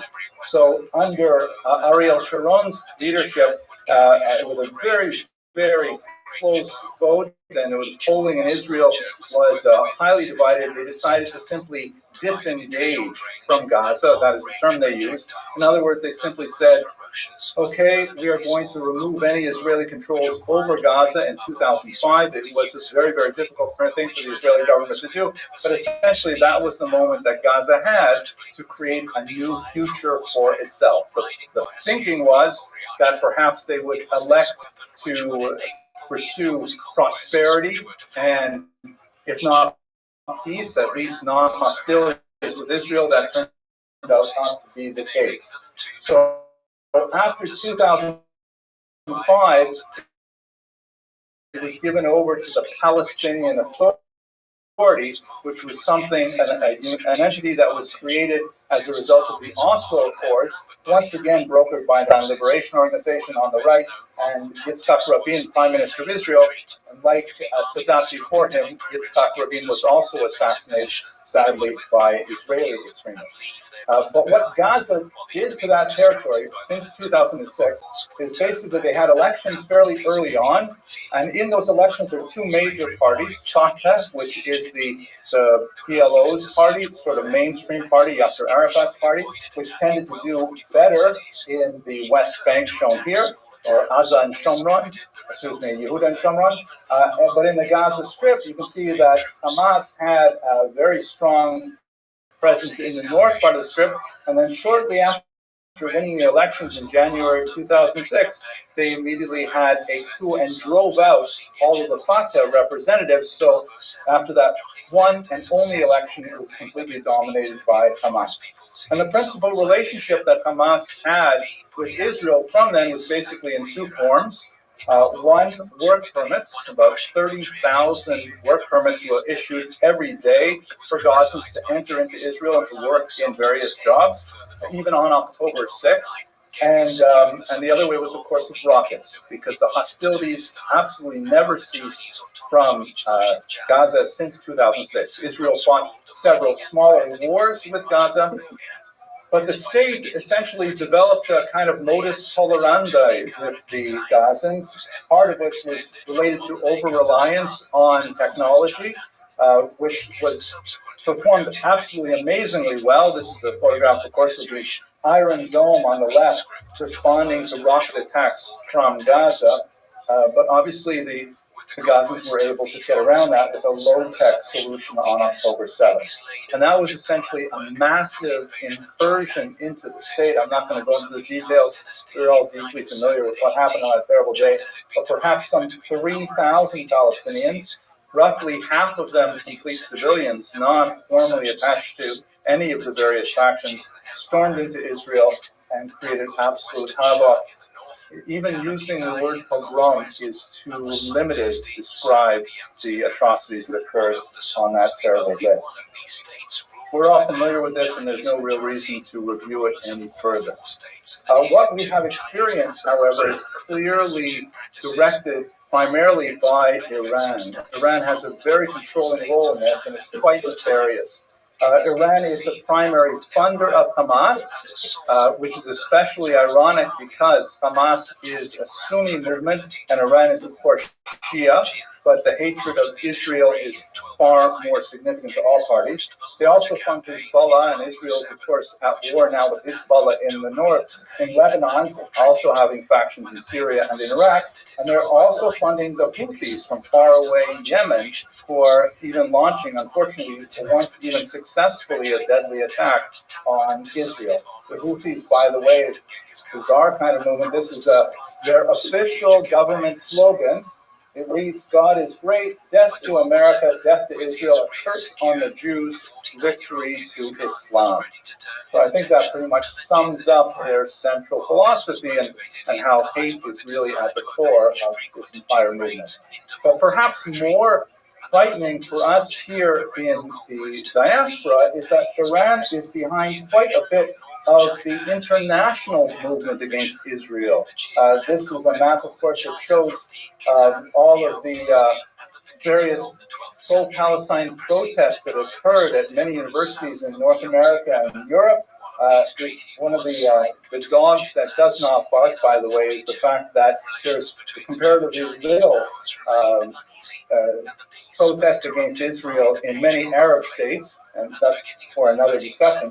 But many of these protests and other activities conducted by anti-Israel agents are clearly the work of a particular group called Samidun, which is considered by many European countries a terrorist organization because of its deep ties to Iran, and they are clearly at the center of funding of many of these endeavors. There's a lot to say about other reasons why people would want to get involved, but we can't avoid the central role of Iran.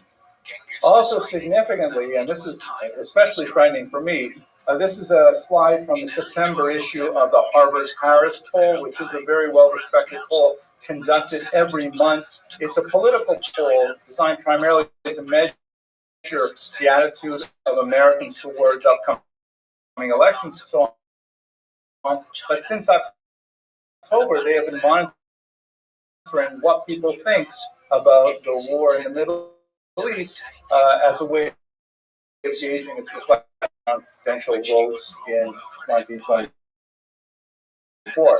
And what I find frightening, if you look on the circle on the left,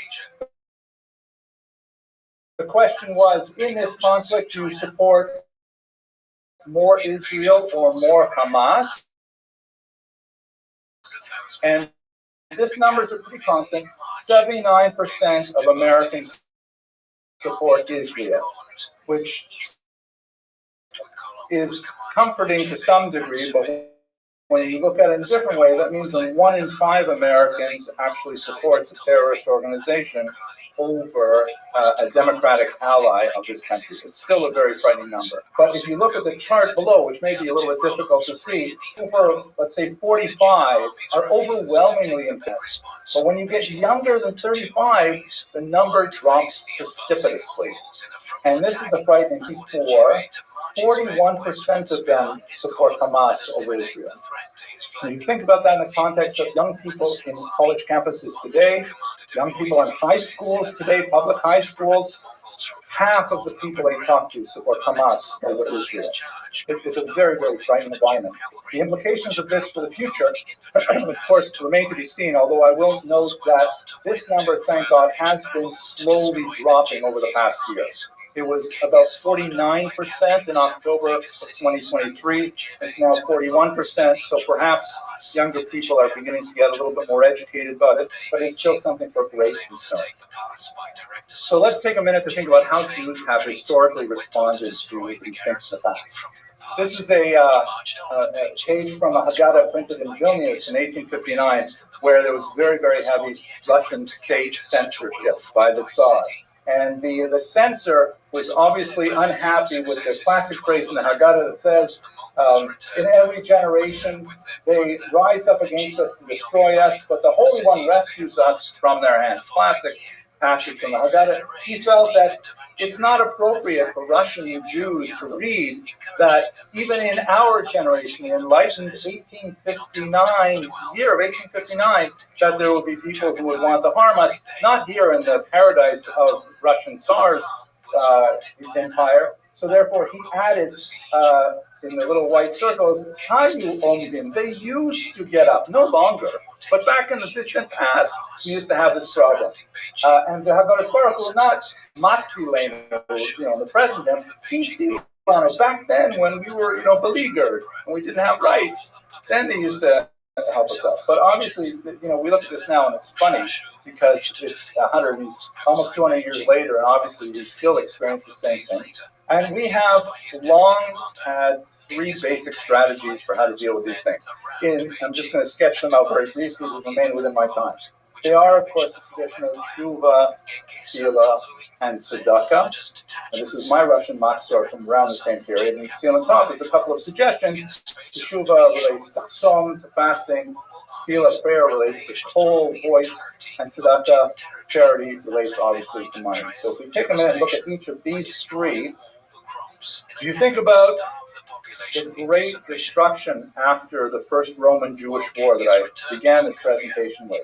How did Jews react to that? First of all, they came back to Beis Medrash. They came back to center. And they sat in that glorious room that we have downstairs, and they said, we've got to get back to Torah. We've got to get to Yavne v'Chamecha, and that's what we have to do.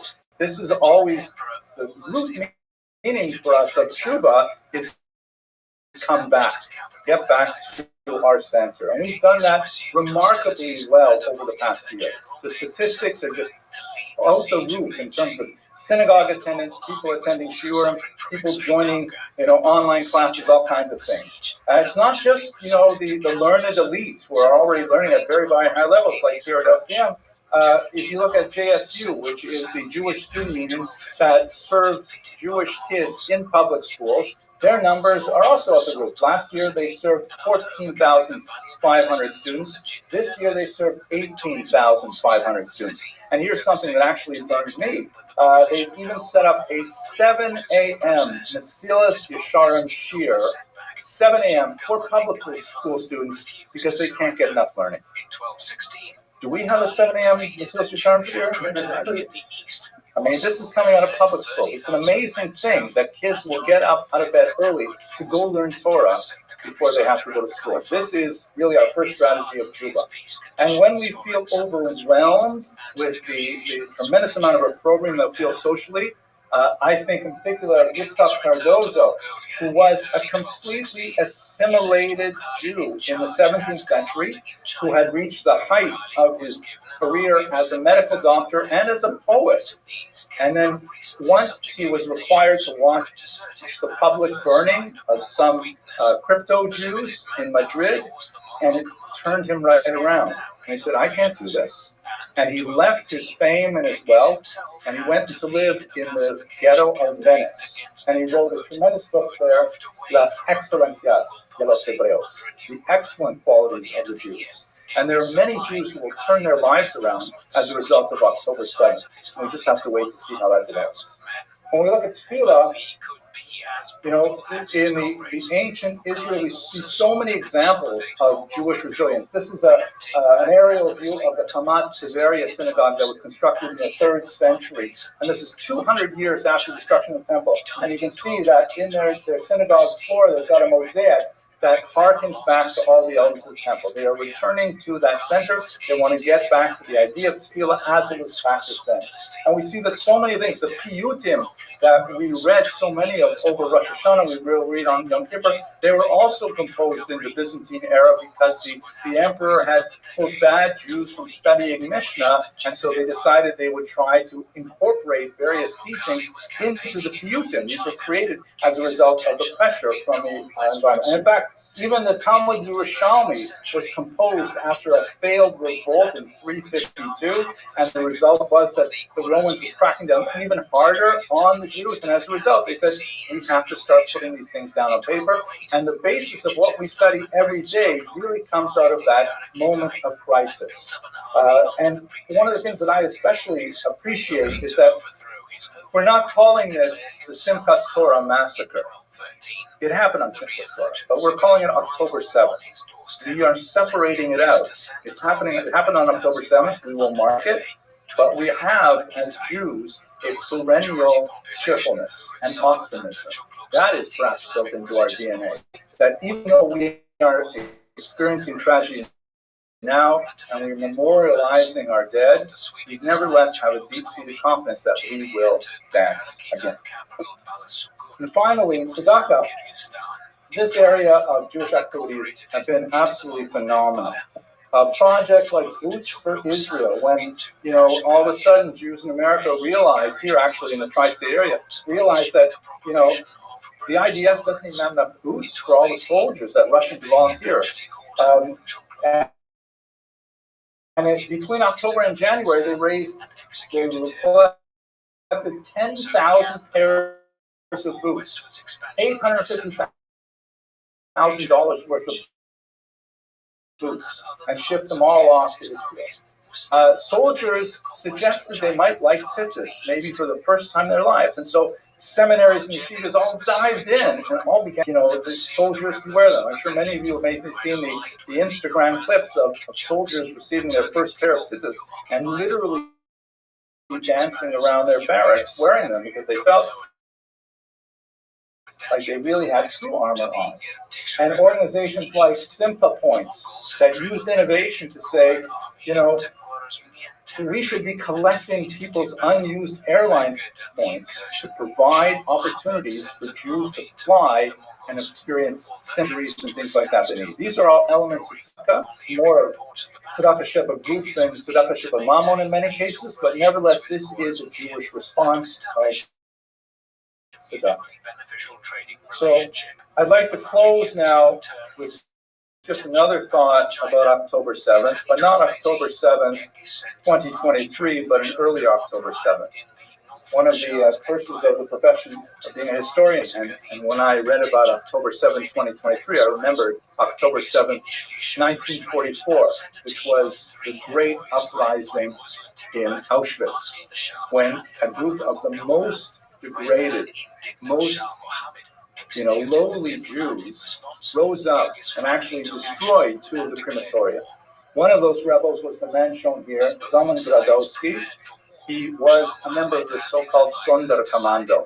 These were people who were given the awful task of removing the bodies from the gas chambers and transferring the bodies to the crematoria for disposal. And he did this day in and day out, including to members of his own family, his own community. And every single night, he would come back to his barracks and he would recite Kaddish for all the people that he had to burn that day in and day out.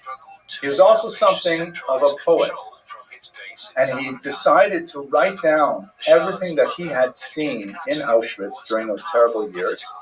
And he literally, before the uprising on October 7th, he buried them in the ashes of the burned Jews, because he said, surely archaeologists will come and they will dig up this place to find the truth of what happened here, and they will find my writings. And in fact, Takava, they were found.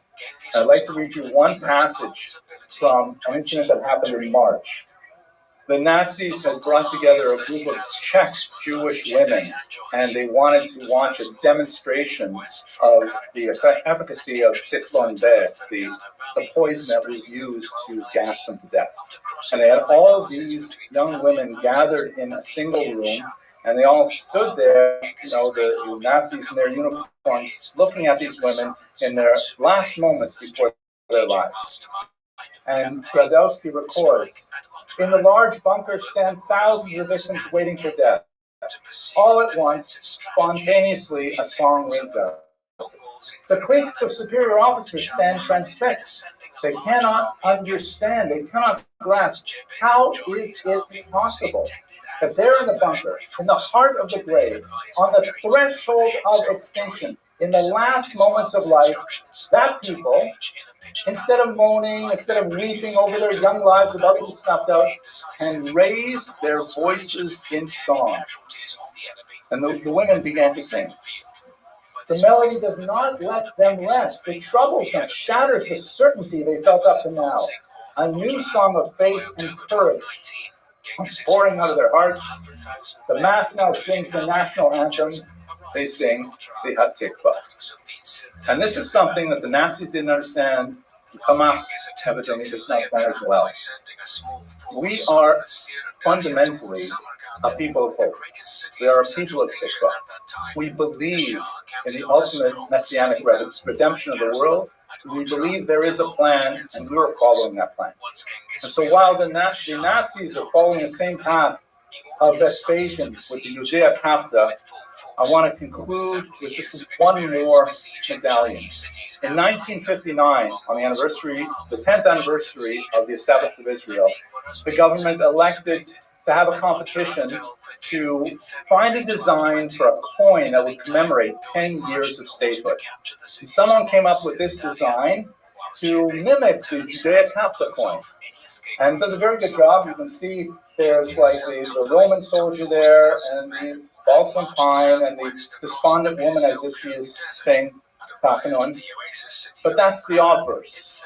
On the front side, it says, Israel liberata, Israel redeemed.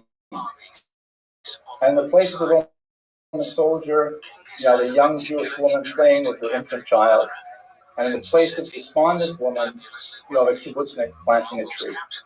And that's fundamentally at the heart of our response, fundamentally how we will move forward past October 7th. We will remember that we are a people with a future, and it's up to us to follow that trajectory. Thank you very much for your attention. Though the Shah's capital was well fortified and defended by a garrison of up to 100,000 men, the run of spectacular Mongol victories had dented Muhammad's confidence. Genghis and Tolui were joined by Chagatai and Ogedei in the siege of Samarkand. Genghis employed a favorite tactic This of placing prisoners video is intended as a brief open letter to Jewish participants in anti-Israel protests. Perhaps you saw the video I composed a few months ago after October 7th.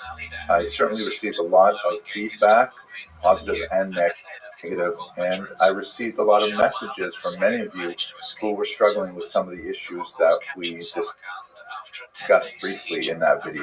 Now, I'd like to revisit some of those issues with you right now, specifically in the context of the riots in Amsterdam, which have been most appropriately called a pogrom. I don't use that word very lightly. Basically, let's take a minute to talk about what happened, what we know so far. I'd like to place that within some historical significance, and then I'd like to talk a little bit about the contemporary significance and really what I think this means for you and what I would encourage you to think about. Specifically, last night after a soccer game and 2 days before the anniversary of Kristallnacht, a major pogrom that occurred right on the eve of the Holocaust, there was a massive attack on Jewish and Israeli soccer fans after an Israeli team played in Amsterdam. European soccer fans are not known for their reticence to engage in profanity and chants against teams they don't like, and occasionally engage in violence. So, in a certain way, this is within the culture of European soccer or football, perhaps not a very nice aspect of that culture, but it's one that they've been challenged to control for many, many years. But this specific incident of violence was clearly qualitatively and quantitatively quite different. Basically, after the game ended, gangs of thugs arranged to ambush Jewish and Israeli soccer supporters as they came out of, trams and at certain corners and at certain main streets and things like that. There is some evidence that there was some premeditation, some planning, and perhaps involving people riding around on scooters and identifying Jews who had been photographed at the stadium, perhaps involving taxi drivers. We'll see as the investigation goes out exactly how this came to pass. But in the end, roughly 10 Jews and Israelis were hospitalized, about 60 people were arrested, and Israel even took the extreme measure of sending rescue planes to Amsterdam to bring back the soccer fans that had gone there to watch a game. There's no question that the intended victims of these attacks were Jews and Israelis. The visuals are horrible, with crowds of people, sometimes armed with bats and even knives, attacking small groups of Jews and Israelis. Jews and Israelis being run over by cars, and I think one of the most gripping videos in some ways was when a young man was cornered and he did not know how to speak Dutch or English, and so they challenged him because they thought he was Jewish or Israeli, but when he was able to produce his passport and identify himself as a Ukrainian, they left him alone. So this is clearly directed at Jews and Israelis, and you can follow the news and go on your favorite social media feeds, and you will see a lot of discussion about that. Now, why is this historically significant? On one level, it's not, because this type of violence against Jews is something in which has a long and hoary past. It goes way, way back into the ancient period, where there have been these kinds of mob attacks, hence the use of the word pogrom, which was developed at the turn. Unusual because, historically speaking, Amsterdam is known for its liberalism, known for its kindness to its Jewish minority. Amsterdam developed as a very, very important center of Jewish scholarship in the 17th century in particular. And a lot of this is expressed in this Dutch word gedogen, which basically means let them do what they're going to do, a kind of a tolerance, a kind of mind your own business attitude that required social cohesion, literally in order to keep the canals and dikes working so that Netherlands could literally be above sea level. There are some remarkable moments of tremendous friendship with the Jews, such as, for example, the dock workers' strike of February 1941, when, in the only example of this from the entire Holocaust, you have an entire industry rising up and protesting specifically the Nazi treatment of Jews. It turned out to be unsuccessful, as the Nazis, acted with tremendous repression and shut it down within days, but nevertheless, it was symbolically very important. There have, of course, been very dark moments in the history of Amsterdam's treatment of its Jews, most significantly during the Holocaust, as was captured by Amsterdam's most famous Jewish resident, young Anne Frank, who lived in hiding with her family from the Nazis for several years until they were finally betrayed, and she was sent to her death at age 15 at Bergen-Belsen. So, on the one level, this is not historically significant because pogroms have happened for a very, very long time in Europe, in the Americas, and so on. But on another level, it is surprising perhaps to see Amsterdam, especially with its long tradition of tolerance. Now, let's take it though to the contemporary period and why I think it's so significant that I want to talk to you about it. Except for the fact that it occurs in 2024, it's not especially surprising. There may be some unusual aspects to this violence that we don't know about yet. It would not surprise me, for example, that as the investigations continue, they may find that there was some nefarious involvement of state actors, like even Iran, which has a very long history of sponsoring anti-Jewish and anti-Israel terror throughout the world. Hezbollah in particular has been involved in that. But why I see this as so important is because this incident is a very clear indication that we have formally moved into a new period of Jew hatred.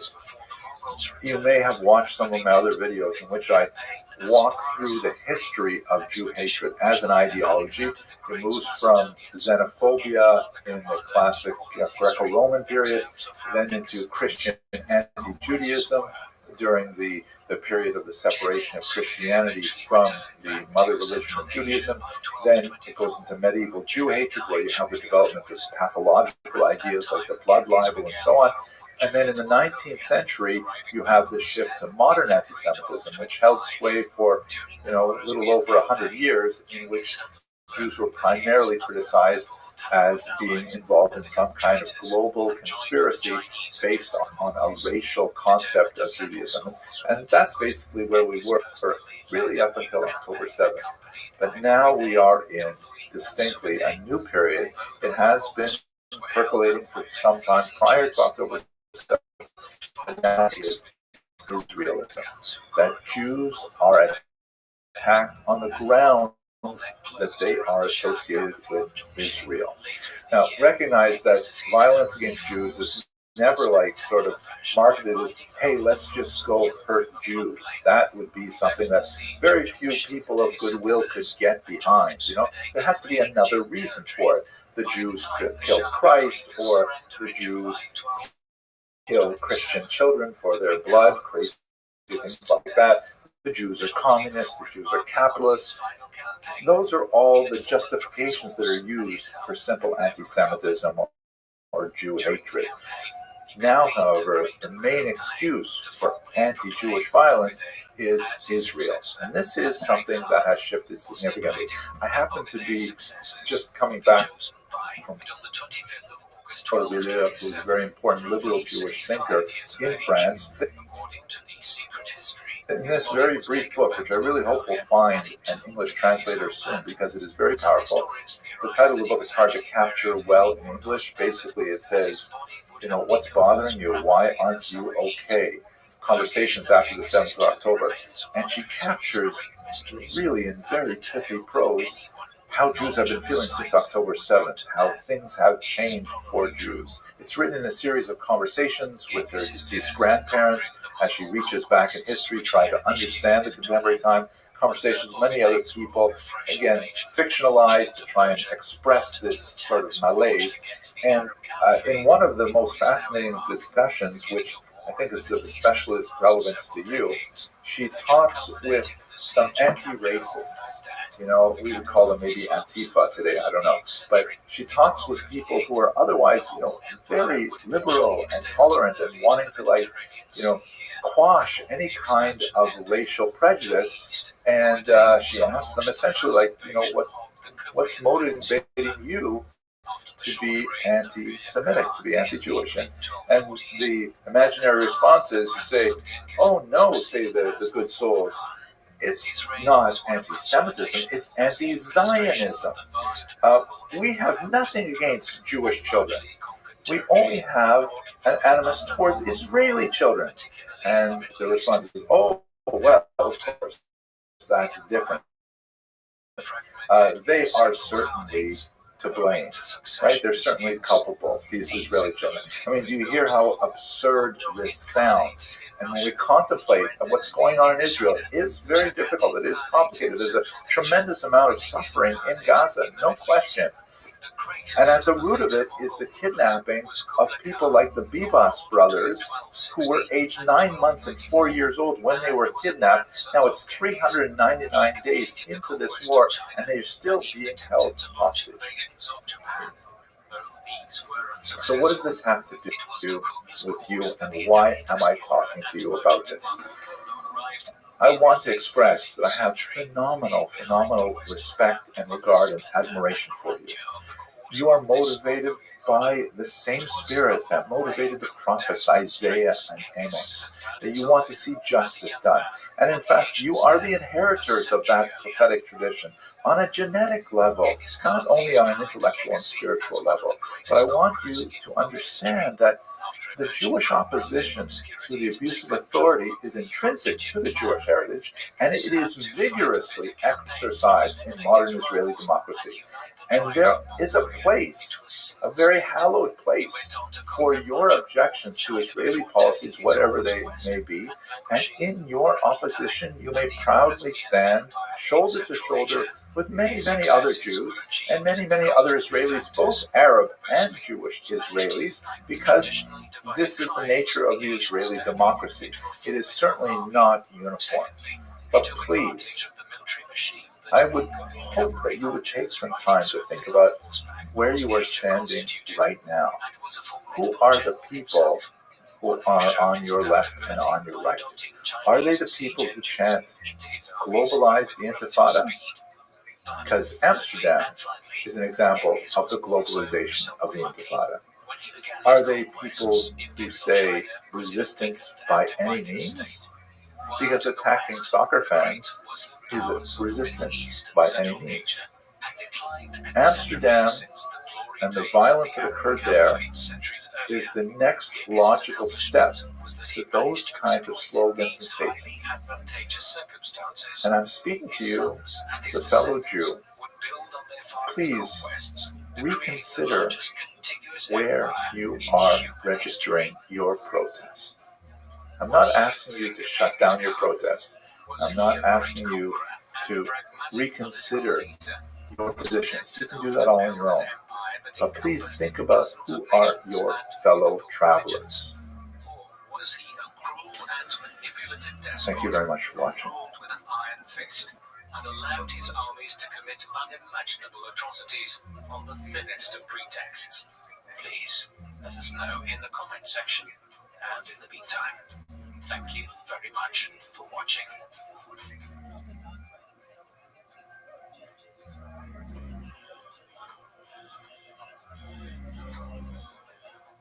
Good morning, fellow students of Jewish history.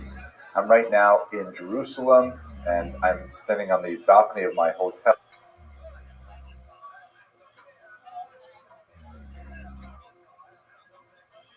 And you can see the new city behind me. It's so amazing to be back in this country that is, as Herzl put it, old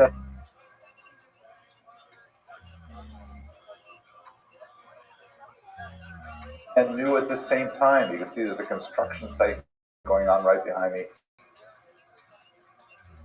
And this is just, it's such a resilient society, steeped in an ancient tradition, at the same time rejoicing in a modern future. I'm delighted to be here in my capacity as the Dean of Lander College for Men, speaking to many yeshivot about the tremendous value of studying at our institution, mostly Americans who are returning back to America after their yeshiva studies here. And, you know, what a privilege it is. I'm seeing so much strength in society here after a brutalizing year of horrific conflict, which is still ongoing. Everywhere you go, you see all kinds of posters and signs demanding the return of the hostages. On the buses, you see the slogan, B'yachad ninatzeach, together we will win. And this is society determined to bring back all of the hostages and to return to a level of peace with their neighbors, especially given the tumult that's happened in the last few days. But I want to say that I'm so grateful to the many supporters that we've had around the world. I want to especially call out Larry Brent, who is at the Kingsway United Methodist Church in Springfield, Missouri, and his grandson Ian, who have been supporters for decades of Israel and of the study of Jewish history. And, you know, we're really grateful that we are not completely alone in these very difficult struggles. But as you can see from the cityscape of the New Jerusalem behind me, this is a country that has a long and storied future ahead of us. Thank you very much for watching.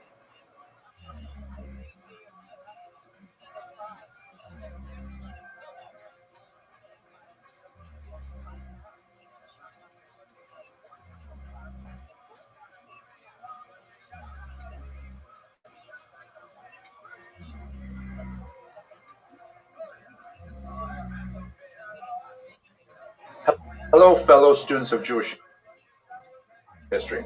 I've just returned from an amazing visit to the state of Israel. I was there in my capacity as Dean of Lander College for Men in Queens, New York, speaking at largely English-speaking yeshivot to students, mainly from America, but also from Canada, the UK, and other places who are interested in returning to the United States and taking a degree here at our college. And while I was there, I had the phenomenal, wonderful experience of seeing my sons who now live in the land of Israel. And while we were traveling on one particular highway, and I was commenting on the incredible prevalence of the yellow ribbon everywhere, sometimes in monumental forms like this example here, where they have all over the state of Israel these yellow ribbons. And while I was speaking with my sons in the car, it came up that they really didn't know the backstory of the yellow ribbon. So I thought I'd take a minute to talk to all of you about it in case there are those of you who were born, let's say, after 1970 who may not be familiar with the famous song associated with it and the unusual state of Israel. This yellow ribbon symbolizes a national solidarity with the Chatufim, the kidnapped ones, the 100-odd people who still remain trapped in Gaza by Hamas after their attack on October 7th. These people, many of whom are children. There are children under the age of 5 who were kidnapped, who are still not returned. So I've picked up some of these yellow ribbon lapel pins, and the color yellow is especially important. Quite often you'll see it like with the yellow chairs, the empty seats that are placed in installations all over the land of Israel to remember the people who are not at the table. What is the story behind that color yellow, and specifically the yellow ribbon? So it is a very old tradition. It's been traced back to European colonists in pre-revolutionary America, and it seems to revolve around certain themes. One of the most important is the idea of women wearing yellow ribbons as a reminder of their loved ones who are far away, often taking off into war. It has a military context. The American military has adopted it as a symbol as well. And it was popularized in 1917 in particular by a song composed by George Norton. Here you can see the sheet music. Around her neck she wears a yellow ribbon for her lover who is far away. And there are many different variations on the theme. In 1949, a film was made of this. She wore a yellow ribbon starring John Wayne. Really quite a fascinating kind of example of this notion expanding into popular culture, but again, very specifically with this military context. In 1973, the group Tony, Orlando, and Dawn came out with a song called Tie a Yellow Ribbon Round the Old Oak Tree. Once again, I apologize for people who are my age because this is such a massive cultural icon that everyone who was, older than, let's say, 40 probably remembers this song very well. It became the top song of 1973. It sold 3 million records in just 3 weeks and really cemented the idea of the yellow ribbon symbolism within the American mindset, at least. The storyline for that song, and I'm going to look at the lyrics shortly, appeared first in a 1961 Reader's Digest story, and later in a 1971 New York Post article, again with certain elements overlapping one over the other. It was, however, the lyrics of 2 Jewish songwriters from New Jersey, Erwin Levine, born 1938, and L. Russell Brown, who was born in 1948, that really captured a particular version of this story and something that I think everyone my age has basically memorized. Let's have a look at the lyrics, and you'll get a sense of why this song was so popular. So he writes, "I'm coming home, I've done my time. Now I've got to know what is and isn't mine. If you receive my letter telling you I'd soon be free," it's hard for me to stop from actually singing, but you don't want me to sing, "then you'll know just what to do if you still want me." He's speaking, as it were, to his girlfriend, wife, we don't know for sure, saying that, listen, I'm coming back home from prison, and I don't know what our relationship is going to be like. I don't know if you're still hoping for me. I don't know if you've cut me out of your life, but I want you to leave a symbol for me. Then the chorus famously goes, "Tie a yellow ribbon round the old oak tree," the old oak tree. "It's been 3 long years. Do you still want me? If I don't see a ribbon round the old oak tree, I'll stay on the bus. Forget about us. Put the blame on me if I don't see a yellow ribbon round the old oak tree." Right? That's the whole setting for it. Then, beautifully, the lyrics go, he speaks now to the bus driver, and he says, "Bus driver, please look for me, because I couldn't bear to see what I might see. I'm really still in prison, and my love, she holds the key. A simple yellow ribbon's what I need to set me free." Wow. So basically, he can't bear it. He's waited so long. He hasn't heard from his wife, apparently, or his girlfriend. And he's saying, I don't know what I'm going to see when we get up to the old oak tree. So he asked the bus driver to please tell him what he sees. Is there a sign that he's welcome after coming back from prison? And then the last verse goes, now the whole damn bus is cheering, and I can't believe I see 100 yellow ribbons round the old oak tree. And he finally is emerging from his prison, which is not a physical prison anymore, but still very much a mental and emotional prison. And he sees that his wife is still with him, his wife is still supporting him, and his wife still wants him home. The song has occasionally been criticized as overly sentimental and even kind of schmaltzy. I don't think that's a fair criticism. What I think, in the context of the permanence of this symbol of the yellow ribbon, it speaks to a very, very deep need of those of us who are yearning for the return of the Chatufim, to express how much we care about them, how deeply we are still connected to them, and that this current conflict cannot end until all of them are safe at home. I hope that this brief discussion of the Jewish backstory of the yellow ribbon contributes to a global sense of how urgent it is that those captives be returned immediately.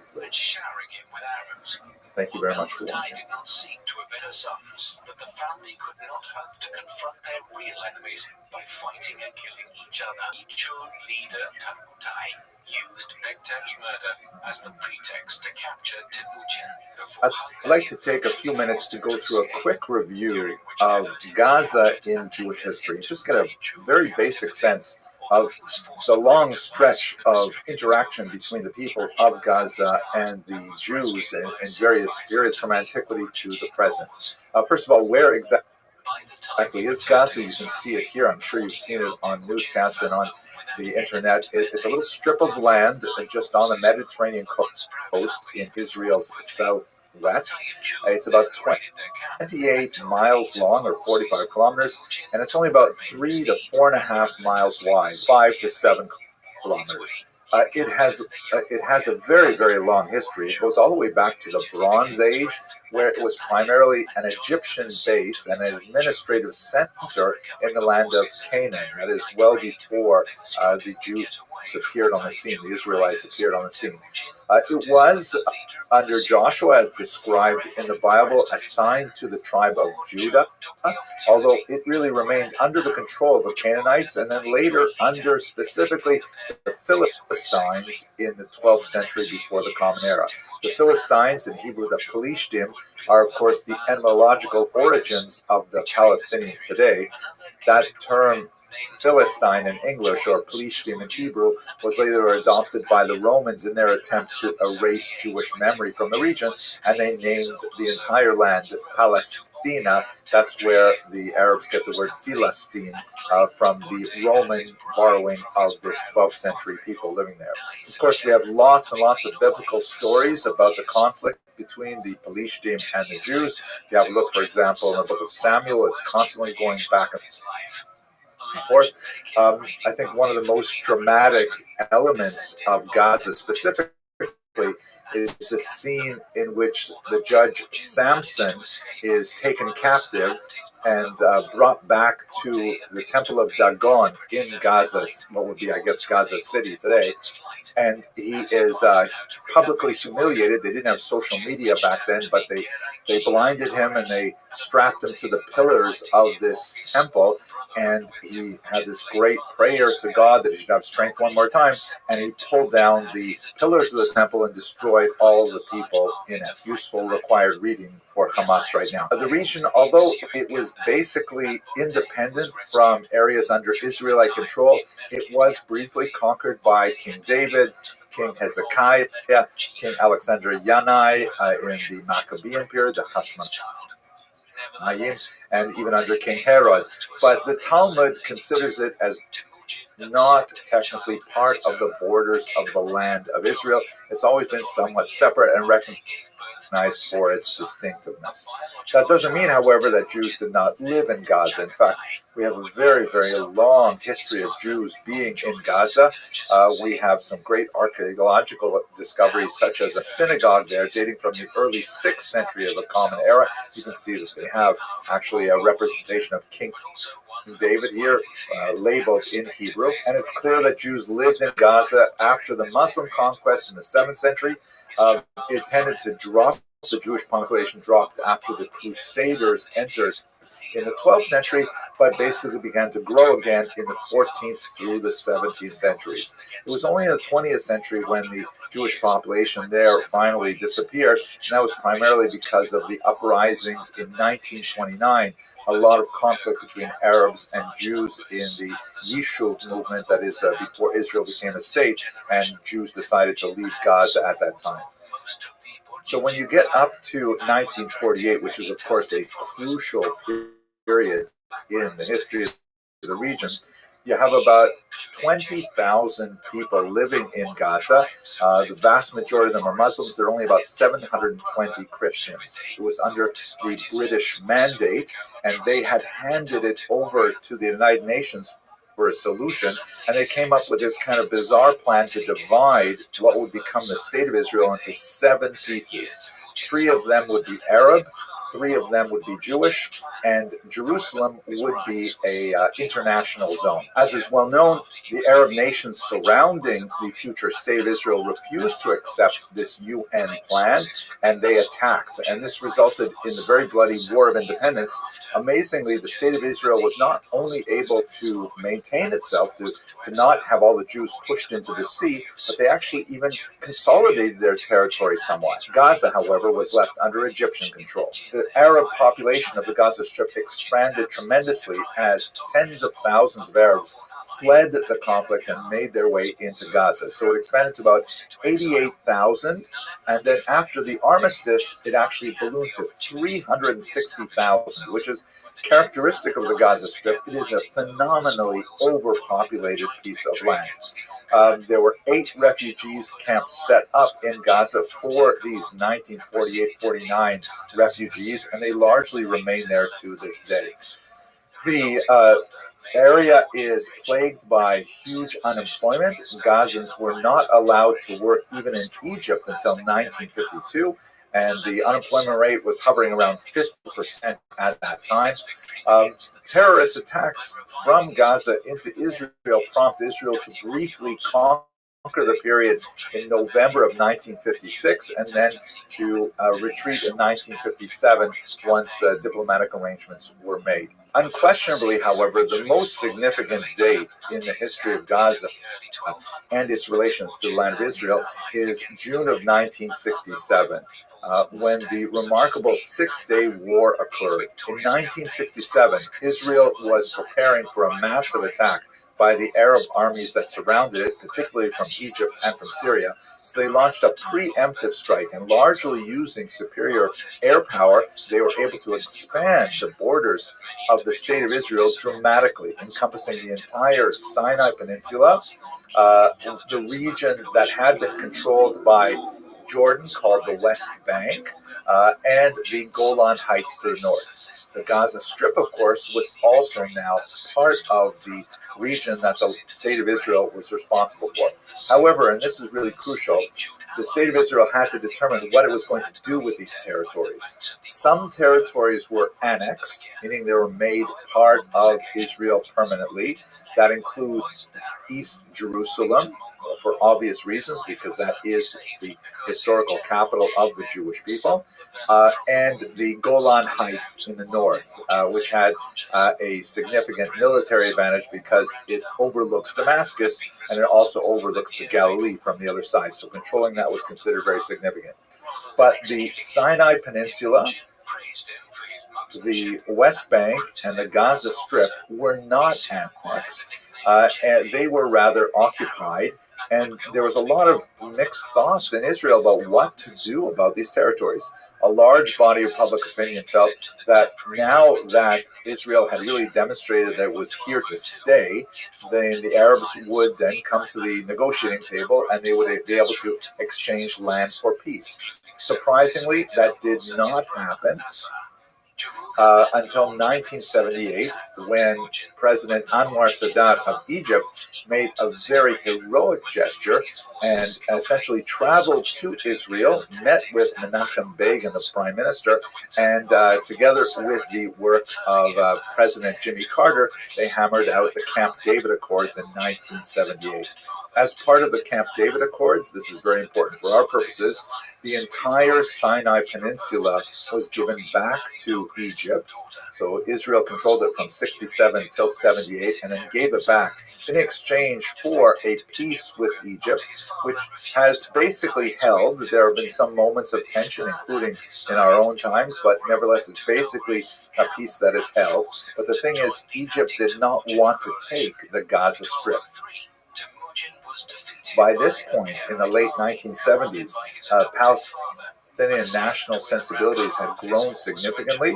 They were associated with a lot of terrorist activities around the world, in airports and at the Munich Olympics and so on, and the Egyptians simply didn't want to have anything to deal with it. And so Israel was kind of left holding the bag, forced to maintain this piece of territory with a very hostile population, with very poor employment, and with very poor economic prospects. Things looked a little better for the possibility of a two-state solution with the Oslo Accords in 1994-95, when the Palestinian Authority was established, which theoretically gave Palestinians a degree of self-rule within both the Gaza Strip and in the West Bank. However, that has failed to take sufficient hold for reasons which are beyond the scope of this narrow video. Ultimately, however, by 2005, the Israelis had realized that maintaining the Gaza Strip was militarily simply too costly, and that with the demographic imbalance, because the Gazans have very large families and there's an inverted age pyramid with a very, very young population there, and with continued unemployment, it would simply be untenable. And although there had been some very successful Jewish enterprises and settlements established within Gaza, in a period of tremendous national turmoil, Ariel Sharon ordered a disengagement, or simply a retreat from Gaza, and all of those Israeli settlements were removed. And what that meant was, from 2005, Gaza was technically independent. It was not part of Israel, and they could run their internal affairs however they liked. We will get to the blockade shortly. But the Gazans turned around, and between September and January, they had their elections, and they pushed out Fatah, which is the somewhat more mainstream Palestinian movement that is associated more now with the West Bank, and they elected Hamas, a organization recognized as a terrorist organization by most Western nations, including the United States, and Hamas has been in power ever since. So now Israel had a very, very difficult kind of situation. They had literally a terrorist state on their borders, a state that was dedicated to the destruction of Israel's very existence. And Israel had to figure out how they were going to intended to make sure that the Gazans under Hamas could not import weapons. And then later, so they could not import secondary materials that could be made into weapons. That has proved to be not very successful, because Hamas has taken much of the foreign aid that is poured into Gaza, humanitarian aid, in more rockets. And in fact, rockets are the primary way in which Gaza, after 1967, there was actually a period of some prosperity for Gaza, as in an attempt to develop some kind of normalcy, some kind of relationship with this population, Israel allowed Gazans to work in the tree and issued thousands upon thousands of work permits. In 1971, 32.7% of Gazans worked in Israel, and the unemployment rate was almost zero. By 1979, the number of Gazans working in Israel had risen to 42.4%. By 1996, it was at 46.1%. It was a steady increase of economic interrelationship between Israel and Gaza. The Gazans were largely working in menial labor and construction and things like that, but nevertheless, there was at least funds flowing into the region. In 1987, however, things exploded with the First Intifada, which was kind of a Palestinian expression of disgust at the lack of progress that they had made towards statehood. And Israel, responding to many of these violent demonstrations, began cutting down on the work permits. By 1993, the percentage of Gazans working in Israel had been reduced to 26.5%, basically half of what it was in 1986. But suicide attacks increased, and in 1994 and 1995, horrific bus bombings and things like that, orchestrated from Gaza, meant that the number of Gazans who were allowed to work in Israel reduced to 3.3%. Now, this is the part that I think is especially significant for what we're doing today. According to what I think is some quite insightful reporting by Reuters, Israel is apparently caught off guard because they were kind of lulled into a sense of security, thinking that, hey, things were getting better. It looked like the Gazans were beginning to realize that, working for a living and building your home is much better than trying to destroy it with barbarism and with war. And in fact, the number of work permits that were given to Gazans was going to be increasing. And so Israel seems to have let its guard down, thinking that maybe we're slowly, like we are with many countries in the region, maybe we're finally getting to a normal kind of relationship, but that in fact was not the case because Hamas was still in control. Hamas, throughout this period, has been launching rockets, particularly at cities in the south like Sderot, and with newer technologies beginning to reach further north like Tel Aviv and even Jerusalem. And although the Israelis countered with the development of a remarkable device, the Iron Dome, which is the equivalent of hitting a moving bullet with another bullet, that essentially blunted the impact of much of the rocket fire. But then the Gazans under Hamas began to use the strategy of kidnapping. In particular, Gilad Shalit was kidnapped in 2006, was held for 5 years, and because of the Israelis' vaunted opinion that no soldier should ever be left behind, they actually negotiated a controversial deal with governors, some of whom had been jailed for violent terrorist crimes, in order to get back Gilad Shalit. And that's basically where we are today, going into this particular conflict. Hamas has clearly learned that the Israelis are sensitive to kidnapping, that Israelis value their policy. From a historical perspective, is that Hamas worships death and wants to increase the suffering of their population. Rather than pursuing the route of working towards prosperity, it seems that all of their energy... I hope you found this video useful. Aristocracy, a significant minority had more humble origins, reflecting the meritocratic ethos that had allowed Genghis to find some of his greatest commanders among the lower classes. Hello, fellow students of Jewish history. Let me begin this video with a few disclaimers. First of all, recruited from the sons of powerful men to ensure their good behavior. Genghis gave his 4 sons senior responsibilities. Joachim was master of the hunt. Chagatai was responsible for enforcing the new law code. Ogedei served as head of the nascent civil bureaucracy, and the youngest, Tolui, was named commander-in-chief. Despite this, in accordance with YouTube community guidelines, I want to make sure that you understand this is a video of educational content. I'm just trying to discuss a historical phenomenon. It happens that it relates to the present day in many ways. and it has some graphic and disturbing images and discussions. Secondly, I want to give you a spoiler alert. If you look at the title, I am going to say that anti-Zionism is basically a form of anti-Semitism or Jew hatred. If that disturbs you and you prefer not to listen, then just leave a nasty comment and then go watch something else. I would recommend something relaxing like kitten or puppy video or something like that. What I intend to do in this short video is, first of all, to discuss what it is we mean by the term Zionism. What exactly is that as a historical phenomenon? I will discuss some of the legitimate objections to Zionism that were especially prominent at the turn of the 20th century. And then I'm going to focus on the illegitimate objections that hide under the term anti-Zionism, but are basically just a veneer for old-time Jew hatred. I have discussed this in other videos and much more detail on the history of anti-Semitism in other videos, and I'll try to remember to put some links in the information box as to where you can find out more of that.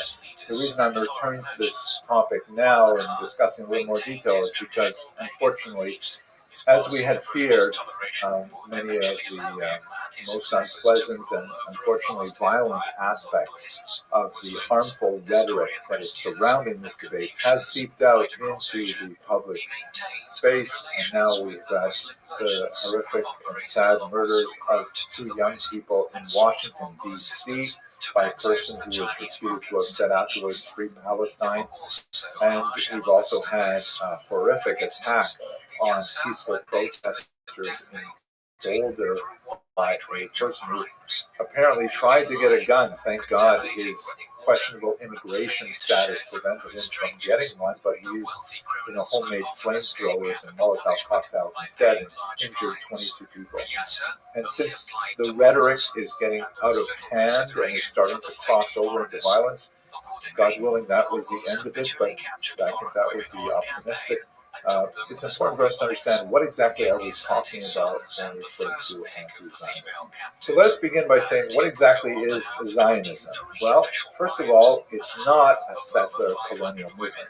On the contrary, it is historically the most pro-indigenous movement ever in human history, which is why, ironically, so many First Nations in Canada and the Maori in New Zealand and elsewhere support Zionism. You see that occasionally in the social media spaces.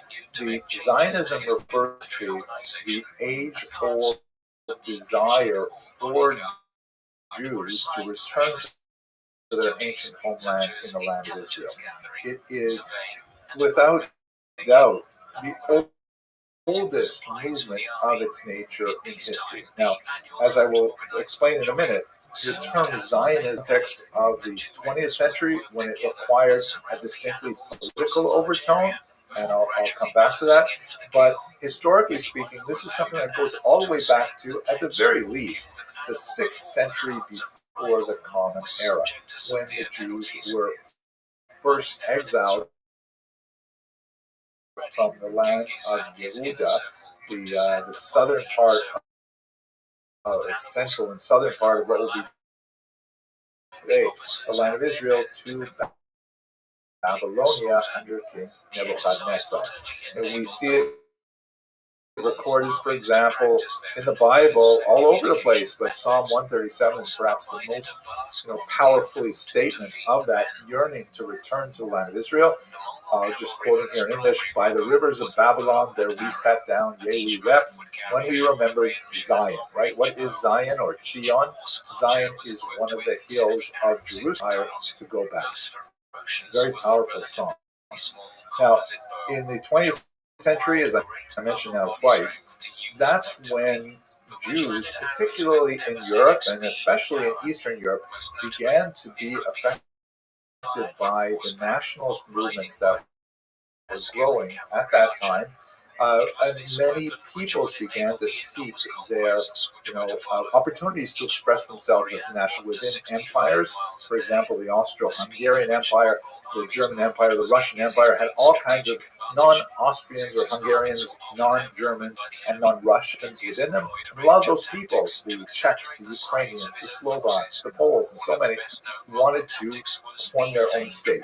And so Zionism represented this movement that took hold of this age-old yearning to return to the land of Israel. And by the way, I should point out that the vast majority of Jews were living in diaspora at that time, and in fact had been for the last 15, 18 centuries. You had the bulk of the Jewish population living outside of Israel, but there was always a small population in the land of Israel itself throughout this entire period. So one can also make the argument the Jews actually never totally left the land of Israel. They always regarded Jerusalem as their eternal capital and were waiting to actually come back to it.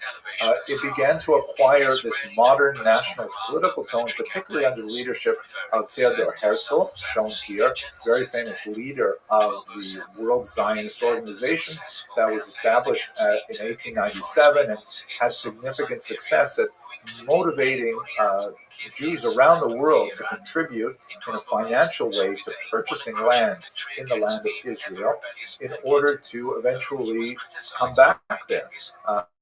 Herzl's particular strategy involved, negotiating with great powers to try and have some kind of diplomatic, dedication of the land to the Jewish people.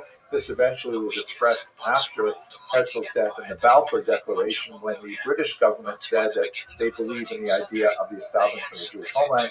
We've talked about this in many other videos.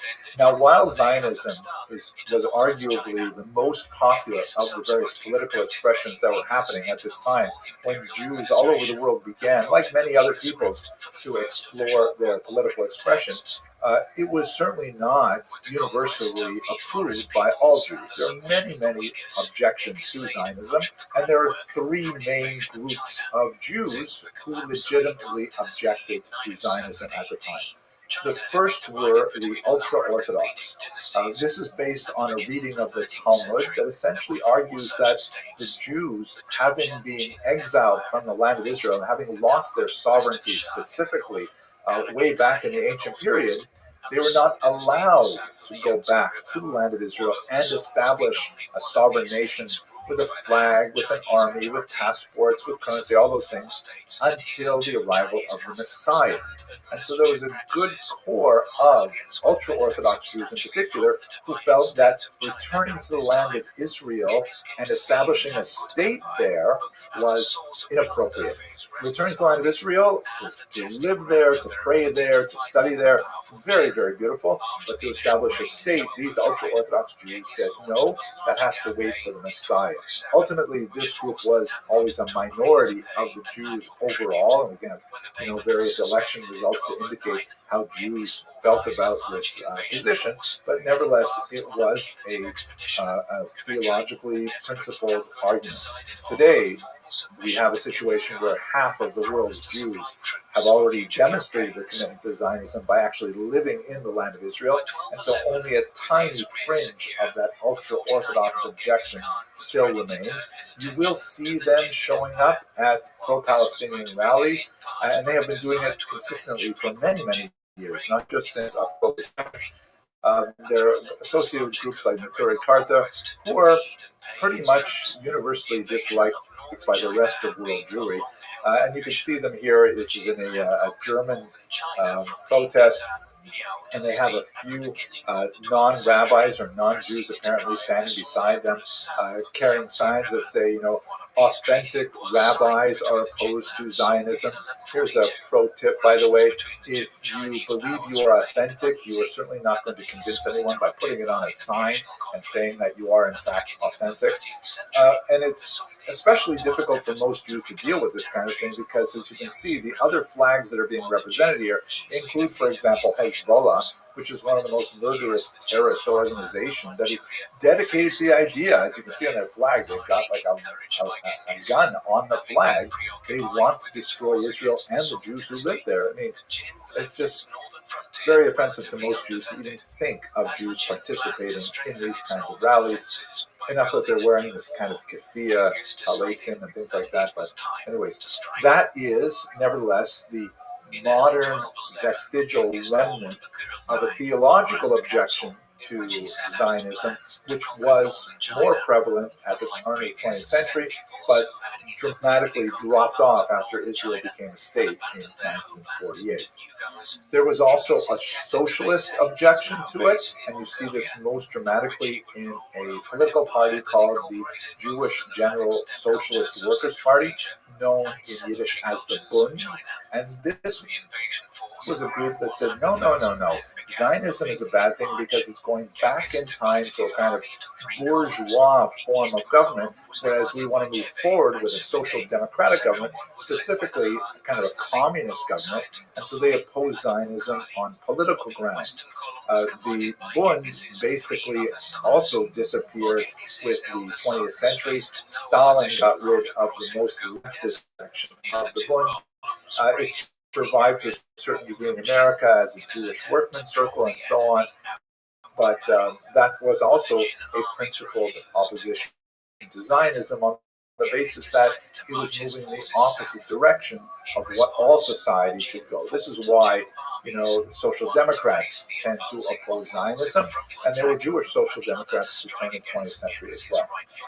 Finally, much smaller group, but still nevertheless significant in some ways, the so-called diaspora nationalists, who were led by Shimon Dubno and had some success in implementing their notion of the appropriate form of Jewish political expression in the interwar period in the Baltic states of Latvia, Lithuania, Estonia, and also in short-lived Ukraine before it was taken over by the Russians.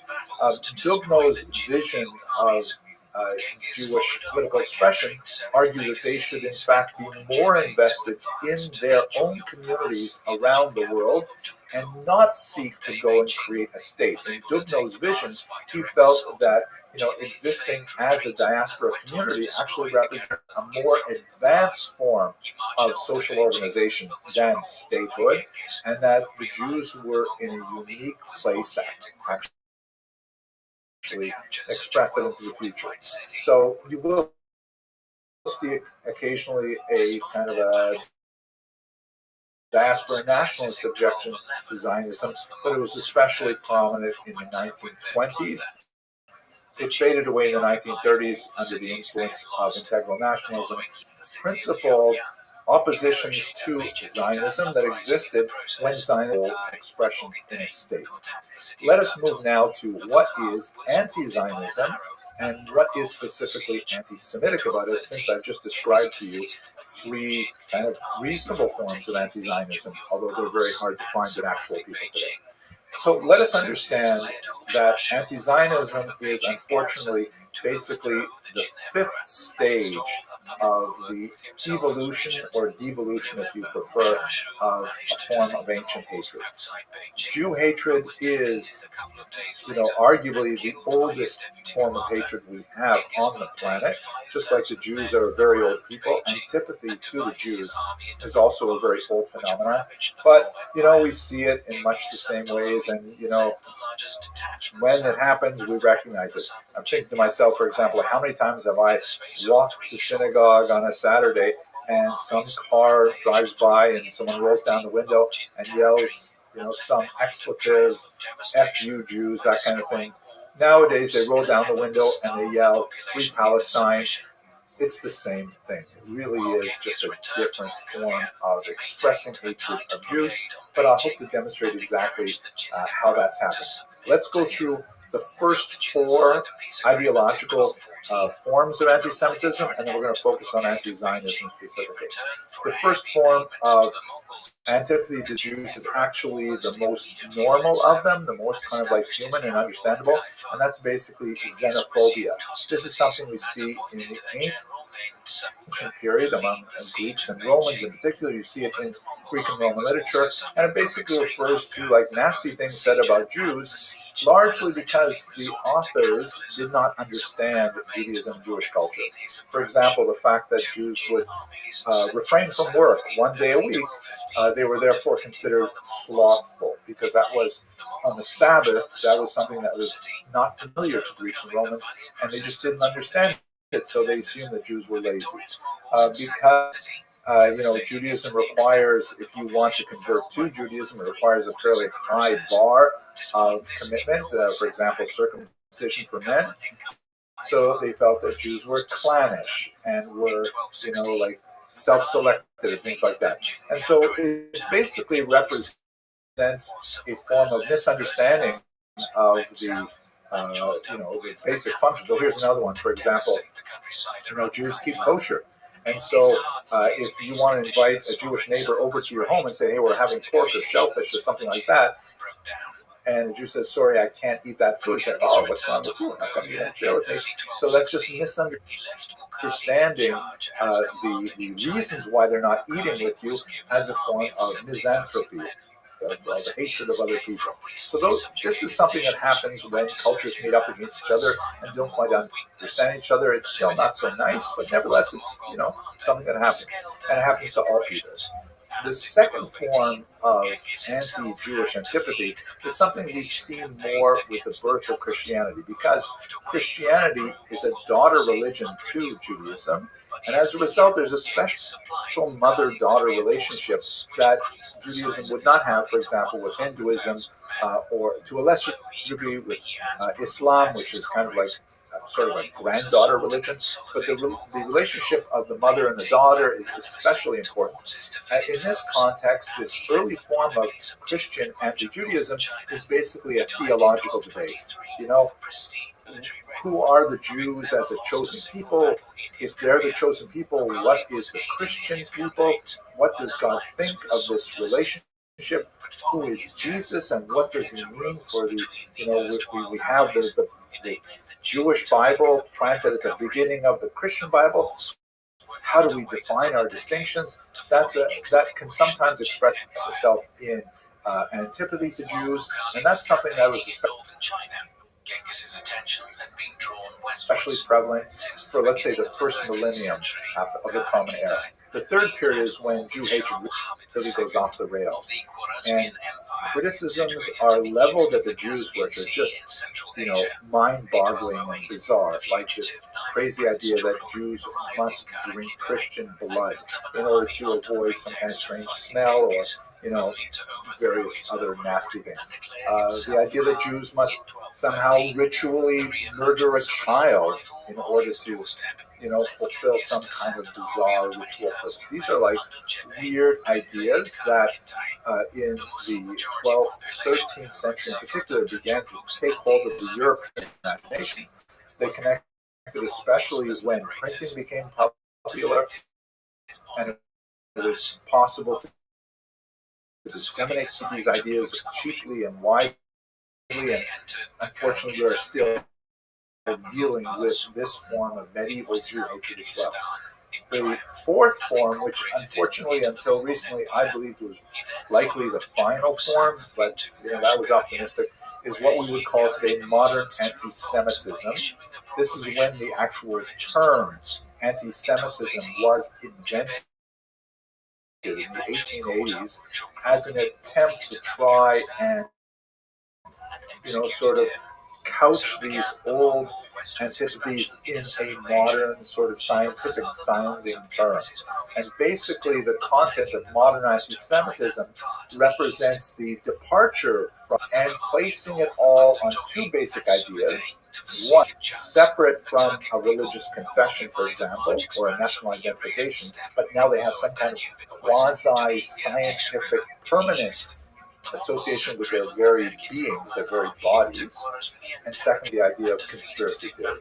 But the way this race works is that they are all connected in some grand, awful, diabolical plan to dominate the world. And that's basically where we were living from the 1880s through the entire Nazi period, through the late 20th century, up until recently. Finally, we come to this fifth form, anti-Zionism. What is this? How does it differ from the legitimate forms of objections that we talked about earlier? And why is it fundamentally still Jew hatred? Anti-Zionism is basically this position that ascribes a fundamental illegitimacy to the modern state of Israel, saying that, unlike all other countries in the world, Israel somehow should not be allowed to exist, that it is based on fundamentally flawed, fatal flawed principles, that means that it is something that must be eradicated completely, something we don't say about Canada or England or any other state. We only say it about Israel.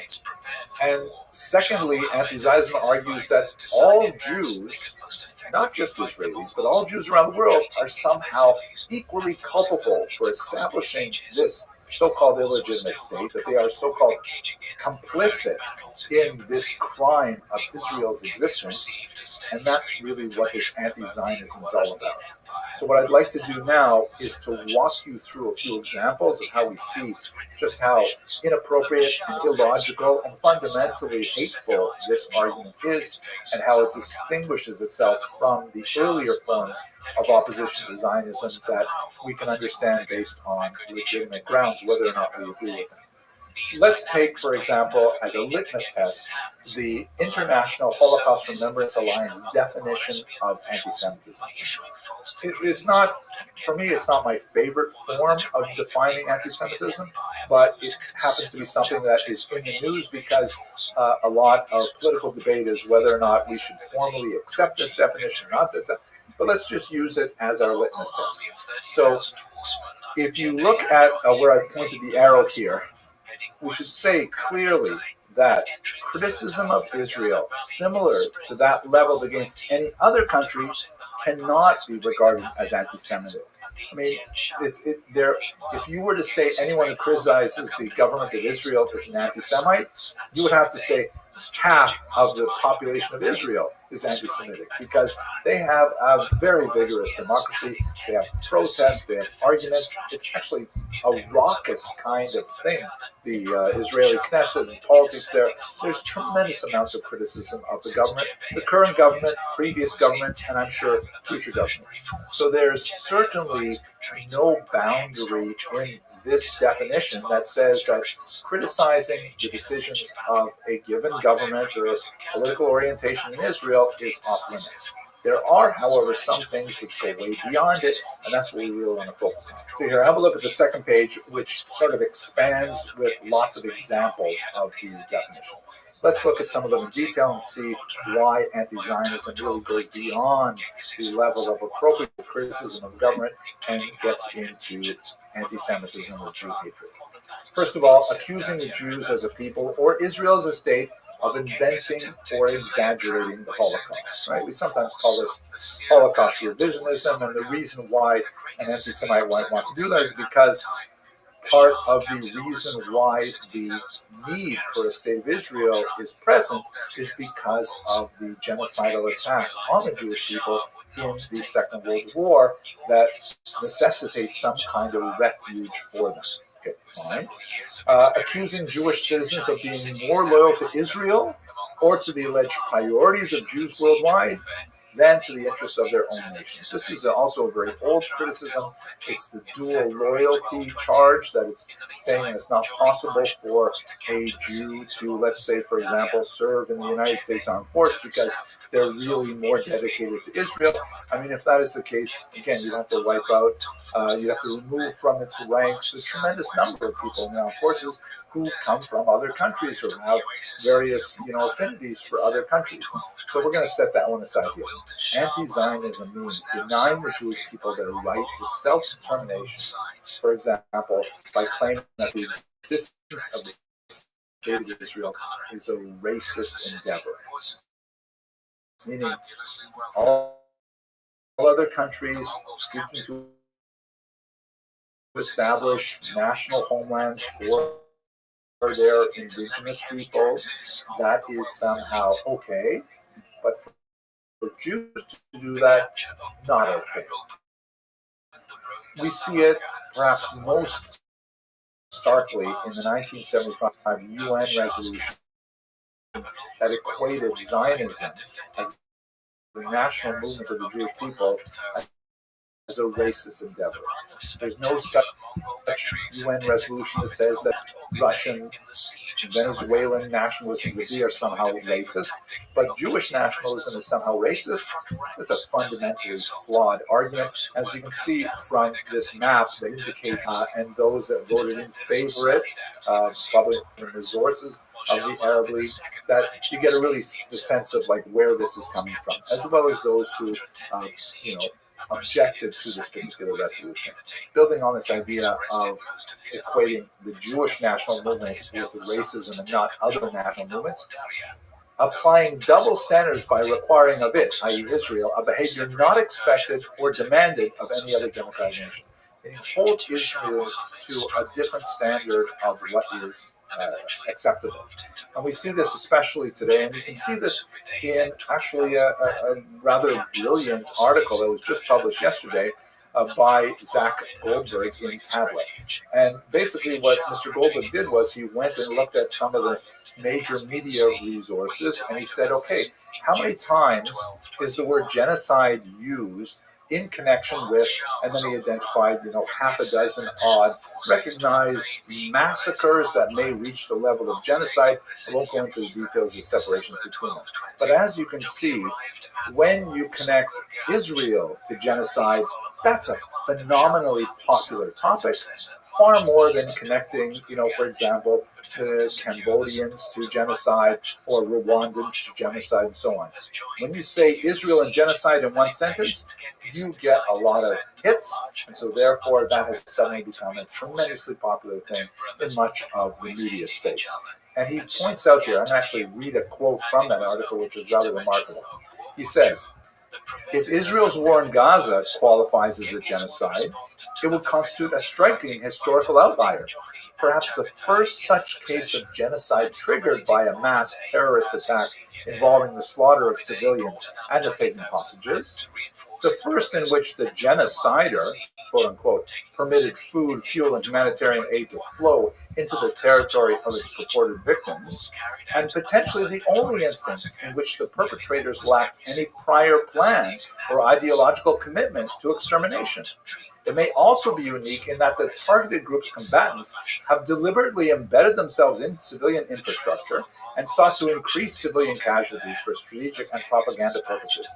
And it could be the only genocide that might plausibly be halted on the spot, not by the genocider, but by the group claiming victimhood. Specifically, were Hamas to release the hostages and lay down its arms, Israel's military campaign, having achieved its core objectives, would likely cease. And I don't mean by this discussion to in any way diminish the horrific suffering of the civilian population in Gaza. It's a horrible thing, and my entire being rebels against it. But the bottom line is, there's so much focus on Israel saying, stop trying to rescue your hostages, and hardly anyone saying, Hamas, let go of the hostages. You took civilian hostages. You murdered many of them. You still have 20 of them. Why isn't the world screaming at Hamas, screaming at the Arab world that is in league with Hamas and saying, force them to release the hostages, and the violence will cease? That's something that still bothers my mind. Next, using symbols and images associated with classical anti-Semitism, such as claims of Christ killing or blood libel to terrorize Jews or Israelis. Lots of examples of this, very offensive metaphors of Jews or Israelis drinking blood, harming children, God forbid, these kinds of things. Drawing comparisons of contemporary Israel policy to Nazis. That happens everywhere, all the time. You see a swastika on the Star of David flag, things like that. And finally, holding Jews collectively responsible for the actions of the state of Israel. And that's why we're talking about this right now. This is something that we've seen for a long time. If it wasn't Israel, it was other things, such as the horrific massacres at the Tree of Life synagogue that occurred actually before October 7th. But of course, we see it today in the terrifying murder of two Israeli staffers walking out of the museum in Washington, or the horrible attack on the peaceful protesters in Boulder. Okay, I hope this video sort of explains what is anti-Zionism, why it is fundamentally a form of Jew hatred. But yes, there is a possibility of disagreeing with the policies of the State of Israel. Yes, there are so many people who disagree with how the current government is waging this war, and that's not the topic of this video. But the purpose of this video is to illustrate that by allying yourself with a group that calls themselves anti-Zionist, you may be buying into a much larger agenda than you're actually thinking of initially. I hope this video was useful to you, and I hope that we see an end to the violence, a return of the hostages immediately to their families, and the cessation of all of the attacks and suffering in Gaza. Thank you very much. They sought assistance from the Russian princes. At this moment, the Mongols received an envoy from Venice, offering a lucrative trade agreement in return for military assistance against their Genoese rivals on the shores of the Black Sea. The Mongols accepted the offer and destroyed a Genoese. Hello, fellow students of Jewish history. I've been conducting research for the upcoming Rome cruise, and I came across something yesterday that just blew my mind. That relationship with the Cumans, Jebe and Subide, and their men spurred on their steeds. Not long afterwards, the Mongols, even though it's not dealing with their own material, it's in a very at the Battle of Kalka River in what is now Ukraine on the 31st of May, 1223. Close by area, the region of Bordeaux and Bayonne, which we will be going to, God willing, next year. It was just such a fascinating thing. I figured I've got to do more research on this, and I can't wait to share it with you. So let me talk a little bit about the region of Bordeaux, and specifically to the south, the region of Bayonne. I was reading a one-volume study of French Jewry by Esther Benbassa, a fascinating historian who is also a politician. She is a senator in France. And I came across this amazing story of the Jews of a place called Saint-Esprit-les-Bayonnes. I chased down an article by Anne Zink on this to read a little more, and it's just absolutely amazing. So this place, Saint-Esprit-les-Bayonnes, you can see where it is here. It's sort of like perched on the very western edge of France, just above the border with Spain. That, by the way, gives it a very important role later in the colonization of the Americas, and Jews were part of that story, and I'll return to that in a second. It's also especially important because it was the destination for a lot of Portuguese Jews. And let's just quickly explore why they're coming to this spot specifically. Let's recall, Jews were not allowed in France at the time that the Portuguese Jews began to move there.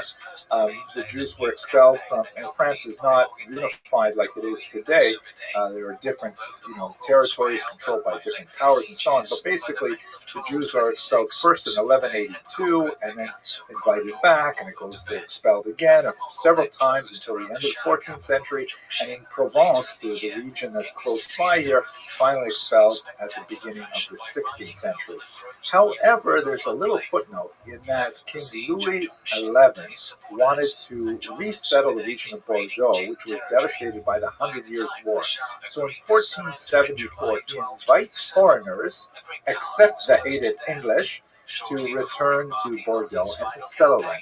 And there he explicitly allows these so-called Portuguese merchants.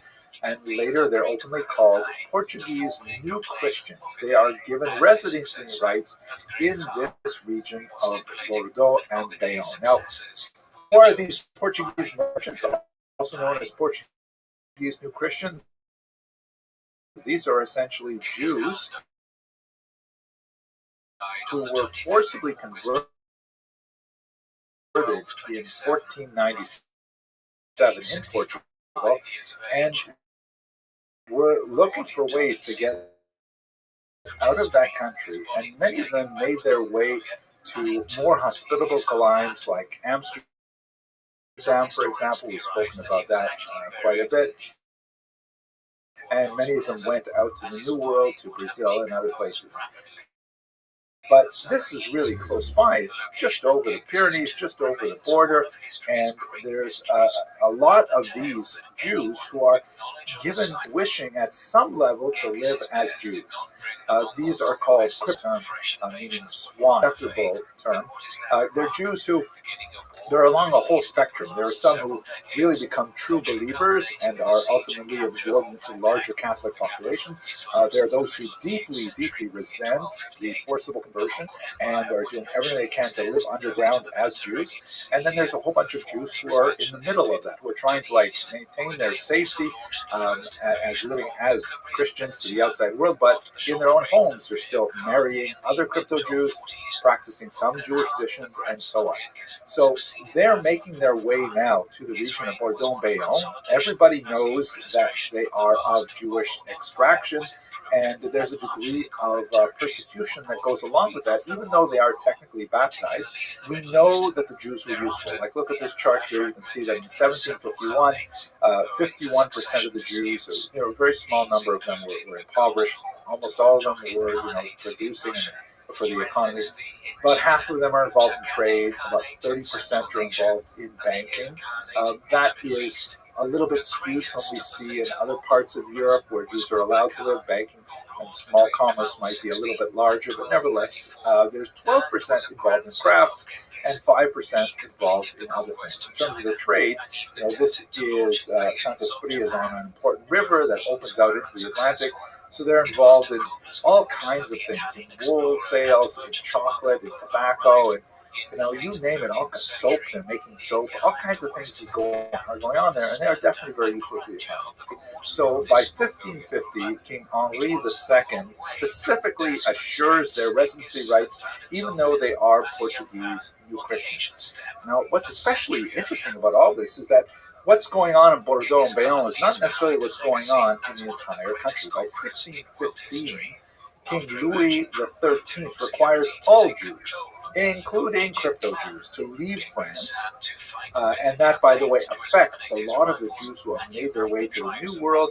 A lot of French holdings, like in Louisiana and elsewhere, Jews are technically expelled from those regions as well. But in Bordeaux, here's the really interesting part. In Bordeaux, the Jews are allowed to remain there because the local parliament refuses to obey the king on the expulsion of the Jews. And in fact, they develop a legal remedy. They sell naturalization rights to Portuguese merchants. 260 of them take advantage of this, and they buy the right to be naturalized in Bordeaux specifically. And essentially, they just sort of ignore the king on this regard. And by 1723, the people living there are openly referred to as Jews, despite the fact that the legal ban on their settlement in French territory is still fully in place. It's absolutely amazing. The legal nomenclature of what we call them, Portuguese merchants or New Christians or even Jews, reflects a reality that is developing on the ground in Bordeaux. Throughout the 17th century, all kinds of measures that are cataloged in an exhaustive manner by Anne Zink, who really went down to the local archives, demonstrates that they are more and more openly returning to their Jewish practices. For example, birth rates seem to be pretty much stable, but the number of baptisms, especially baptisms in Portuguese families, declines. They employ a Paris priest to serve as a kind of go-between, to buy a plot of land to allow them to have their own cemetery with their own Chevra Kaddish and their rights, and they develop all kinds of traditional institutions like you would have in a much more well-developed in, let's say, Jewish Eastern Europe. So by the last quarter of the 18th century, the Jews of Bordeaux are openly flouting what's going on in the rest of France. They're living without any restrictions on their movement within Bordeaux and Bayonne. They can own real estate. They don't have to wear the ruelle, the Jewish badge. They don't have to wear the yellow hat. They have, an incredible amount of freedoms within this region. Now, I want to point out one thing here that we can't miss this. Just think about this. I was just describing things that happened at the end of the 1700s. But they were the descendants of people who were forcibly converted at the end of the 1400s. So we're talking about 300 years, right? From, let's say, 1500 to 1800. So we're talking about how many generations is that? If a generation is about 25 years, that's 3 times, that's 12 generations. I mean, can you imagine living as a submerged identity for 12 generations? And if you even want to say that the Jews were sort of coming out of the woodwork in 1800, well, it's been a good century of tolerance in Bordeaux and Bayonne, much greater, I would think, in many ways than the famed conventia that you see in the south in Spain during the Muslim period. But that's still 100 years after that started. So if we go back 100 years, they're still talking about 8 generations. Could you imagine returning to your ancestral identity after 8 generations of living as a submerged individual? It really is mind-boggling. Here's the thing that Anne Zink really drives home in her article on this topic. And maybe she's thinking of the darker history of the 20th century, when this kind of tolerance was sadly hardly in evidence. The fact is that national leaders, kings, and so on can make all kinds of pronouncements. They can make so-called political statements. They can pronounce ideological purity, like saying, hey, France is going to be Judenrein. We're going to be completely Catholic. And of course, France had a lot of difficulty with non-Catholic Christians as well. But it only really matters when it can be enforced on the ground. And if there is a gap between these national leaders who are playing to all kinds of different agendas and the people who actually live there together with their Jewish neighbors, if there is a gap, if there's any daylight between those two positions, that's a moment in which you can have real humanity express itself. The non-Jewish population of Bordeaux and Bayonne saw the Jews in the 17th and 18th century as essentially their neighbors. We know that they were linguistically very well adapted, that, looking at Anne Zink's studies of rental agreements and purchase agreements and all kinds of contracts, that Jews were basically treated like every other citizen of Bordeaux and Bayonne. And so it's especially fascinating to see how these crypto-Jews were able to emerge from their submerged identity and yet find a welcome place in this corner of France. Wow, I can't wait to visit it. Thank you very much for watching this video. While different sources place his year of birth between 1155 and 1167, the most commonly accepted date is 1162. His personal name was Temujin, and he was a member of the Borjigin clan. There is also no consensus on Genghis's place of birth, but it is likely that he was born around the upper valley of the Onon River, near the sacred mountain of Burgan Khaldun in the Khenti Mountains in northeastern Mongolia. Temujin's father was a Mongol chieftain named Yesugai. According to the secret history of the Mongols, the official history of Genghis's life and conquests written for the Mongol royal family after his death, Yesugai was the grandson of Rabur Khan, the head of the Borjigin clan in the early 12th century. Some historians argued that this could have been later propaganda to enhance Genghis's lineage, and Yesugai was not related to the royal clan at all. Nevertheless, he was clearly the leader of a fearsome band of warriors who served. Hello, fellow students of Jewish history. In the course of my research, as I prepare for another Kosher River cruise in the leader of the Kerak tribe, one of the 5 major tribal confederations of Mongolia, France, this time in Bordeaux, in the southwestern part of the country, I came across this absolutely fascinating and in around 1160, Yesugai abducted a discussion relating to the liturgy. And many historians have pointed out that one of the best ways to study Jewish history is to simply look at the Siddur, the prayer book, because so many events and experiences of the Jewish people are layered into the fabric of the prayer book. And as you peel away those layers, you can see a lot of fascinating things about Jewish history in general. So I came across this one passage in the work of Gerard Nahon.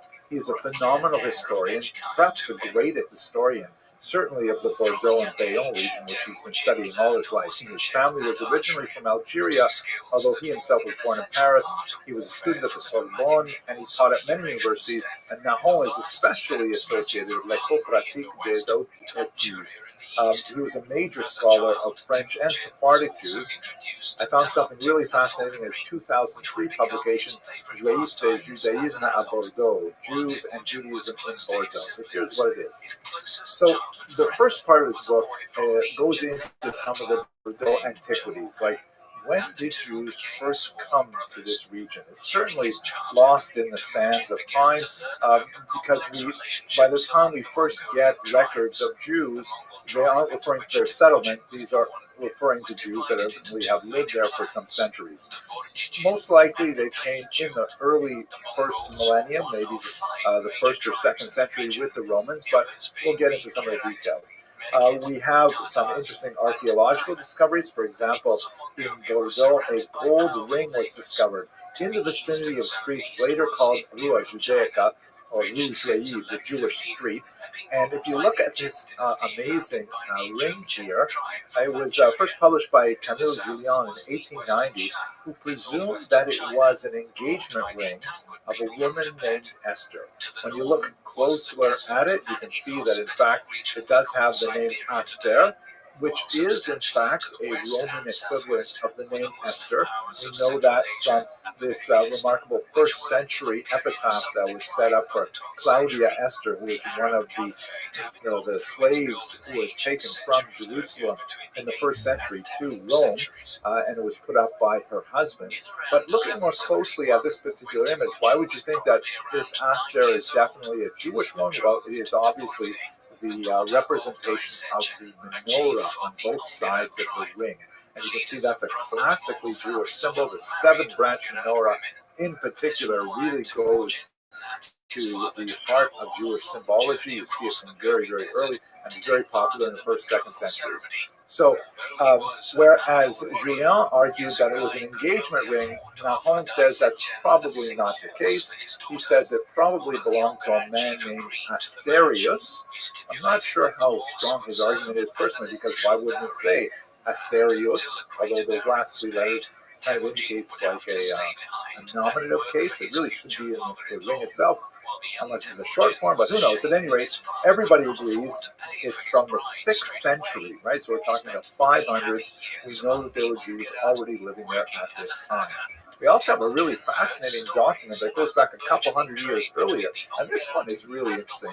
It is the document of the Pilgrim of Bordeaux, which is really fascinating. It goes back to the years 333 or 334, and it's regarded as one of the very earliest itineraries composed by a Christian pilgrim making his way to the Holy Land. In this case, from Bordeaux, all the way over the northern Mediterranean, and then down into the land of Israel.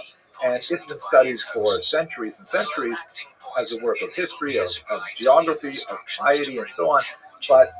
But what's really interesting is that there's this Professor Klein who already published in the 1930s an article saying that, wait a second, are we sure that this pilgrim from Bordeaux was in fact Christian?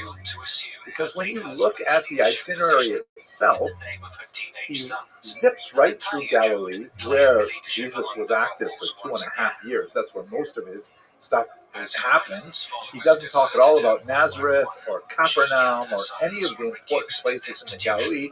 He goes straight down to Jerusalem, and he talks and talks and talks about really important Jewish characters like Elisha and King Chizkiyahu and all kinds of people who are really important in the Tanakh, in the Hebrew scriptures. But he only has 2 references to Jesus in the entire document, one of them seems to be entirely in passing because he was going through Bethlehem or Bethlehem. So Professor Klein suggested, maybe this guy's actually a Yid. Maybe this guy's actually a Jewish pilgrim, but he left this very rare travelogue, and that's how we have it today. And it was a mistake to ascribe it to. But anyway, that's sort of an open-ended question. What I want to talk about today is this Vehu Rachum prayer, which is well known, in particular to men and women who pray in the morning service. In the Orthodox world, typically women do not pray this section called Tachanun, which are penitential prayers that are read immediately after the central part of the prayers, the Shemona Esrei or the Amidah. And on Sunday through Friday, there's a short version. But according to Jewish tradition, since Mondays and Thursdays are the days when the Beit Din sits, that is, the court of Jewish law sits, so this happens also in heaven, and therefore it requires additional prayers, to expiate our sins.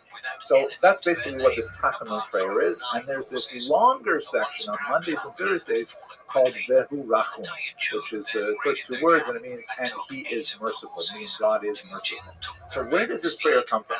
So looking at some of the standard reference works, like the ROTHSCHILD, there is a reference to some people who were once in danger, somehow connected with a boat, but not too much discussion there, and they composed this prayer, and it was considered so beautiful that it was included in the regular liturgy. What Professor Gerard Nahon brings forth, however, is a 1407 manuscript from Troyes, elsewhere in France, where a student of Rabbi Menachem named Yehuda Bar Eliezer Tzvi records the actual story that occurred much earlier. So we're definitely now talking in the realm of legend. This is something in the 15th century, describing something that happened in the 1st century, but it happened in Bordeaux. So the story goes, as we've discussed previously on this channel, there's a legend that Vespasian, as part of his peak with the difficulty of putting down the Jewish rebels in the Great Roman Jewish War of the 1st century, he loads up 3 boats full of Jews. He removes the rudders, and he puts no skipper on them, and he just pushes them out into the Mediterranean. This is considerably less comfortable than what we enjoy in kosher river cruises, let me tell you. At any rate, according to the legend, which has been recorded from the 12th century onward, these 3 boats went to largely southern France. One went to Arles, one went to Lyon up the Rhone River, and one somehow got to Bordeaux, which is hard to imagine geographically, because really it would have had to go all the way around Spain to enter from the Atlantic Ocean. But never mind, this is a legend anyhow. And the Jews disembarked there, and they established really early settlements in what would have been Roman Gaul. It would have been a Roman territory. So according to the legend recorded in this 1407 manuscript, there was a king in the region of Bordeaux, and originally he treated the Jews very well, but then he died. And just like we have in the book of Exodus, a new king arose who knew not the Jews, and he began to persecute them. And so there were 2 brothers named Joseph and Benjamin, and a cousin of theirs named Shmuel. It's interesting that the specific names Joseph, Benjamin, and Shmuel adds a degree of verisimilitude to the whole story. But at any rate, these 3 people get together, and they each compose a section of a special prayer. They recite this prayer to God, and then the king forgets about persecuting the Jews and decides he dies a horrible death. After this, the prayer was considered so successful, and actually it is very beautiful. I will tell you that we tend to rush through it because nobody likes saying Tachanun. It's very sad kind of prayers, but it's actually very beautifully written. So I actually enjoy it when I have plenty of time to daven. This prayer spread throughout the entire Jewish world. It has been incorporated into both the Ashkenazic and the Sephardic rites because of its great antiquity. It predates the separation of Ashkenazic and Sephardic cultures, and it is included and appreciated to this very day. So it has its origins, apparently, at least according to this legend, in Bordeaux. I hope you found this interesting, and I hope you'll be able to join us on this fantastic cruise to this really unusual part of France, where we hope to discover a lot more Jewish history along the way. And if not, I really look forward to sharing these videos with you. Despite his Thank you very youth, much would for soon that. become a trusted and talented warrior. In 1186, Temujin's wife Borte gave birth to a third son, Ogedei. The same year, Temujin's followers elected him Khan. Hello, fellow students of Jewish history. A few weeks ago, we spoke about the Bordeaux itinerary, which is this fascinating. After he was defeated by Jamuga's army at a place called Dalan Balchut. The main sources for Genghis or Temujin's life sort of travelogue taking a pilgrim from Bordeaux in France all the way to the land of Israel and back. And I had come across this article that suggested that perhaps this Bordeaux pilgrim from the year 333-334 was possibly Jewish. So I want to dive into that just a little bit more because I just think it's so fascinating that we should have some kind of artifact like this all the way from Bordeaux at this very early period of time. So first of all, what is this Bordeaux itinerary? It's known in Latin as the Itinerarium Burdigalense or Itinerarium Burdigala usque Jerusalem, meaning the Bordeaux itinerary or the itinerary from Bordeaux to Jerusalem. And basically, it's really boring. It's a text of a few pages that basically describes, really, really dull information, but important if you're traveling, of how far it is to go from stop A to stop B, meaning you got to break this into a lot of stops because you're going to be doing a lot of overnights if you're traveling by donkey or by horse or by foot. So how long it takes to get from one place to another one, and where you can change horses. I think it's really fascinating that you have like horse rentals, places, switching horses and things like that. The oldest versions of this document that exist today are from the 8th and 10th centuries, and there are 4 of them. 2 of them omit most of it except for the section in the land of Israel itself, which is especially relevant for people all over, but 2 of them do describe the route all the way from Bordeaux to Israel and back. Here you can see a map representing the Bordeaux itinerary, both there and back, and with several stops along the way of important places. Now, the text itself, however, looks something like this, like change at Stomatae, leagues 7, change at Senone, leagues 9, city of Astates, leagues 8. Most of it's pretty boring until you get to the land of Israel, and then of course there's a lot more detailed information about what to see in connection to the Bible and things like that. So that's basically what this really early pilgrimage account is, and it has lots of fascinating things to associate with. Now, there are a lot of questions for scholars, like for example, are the actual sites as they are described, meaning can we link the sites described in Bordeaux itinerary to the events actually described in the Bible? Or were these places kind of like made up, especially in the 4th century, because that was a time when there was a huge kind of like quote-unquote rediscovery of Christian holy sites, which scholars affirm to one degree or another. There was a lot more, fascination with Helena, for example, from Constantinople coming, saying I found the true cross and things like that. So perhaps these sites aren't actually representing actual historical locations.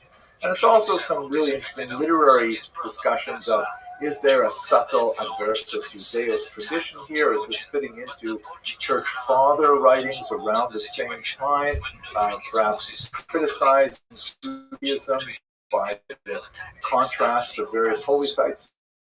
These are all great questions. But we're going to look at one set of questions in particular, which was advanced by this tremendous scholar named Shmuel Klein, who was born in Hungary.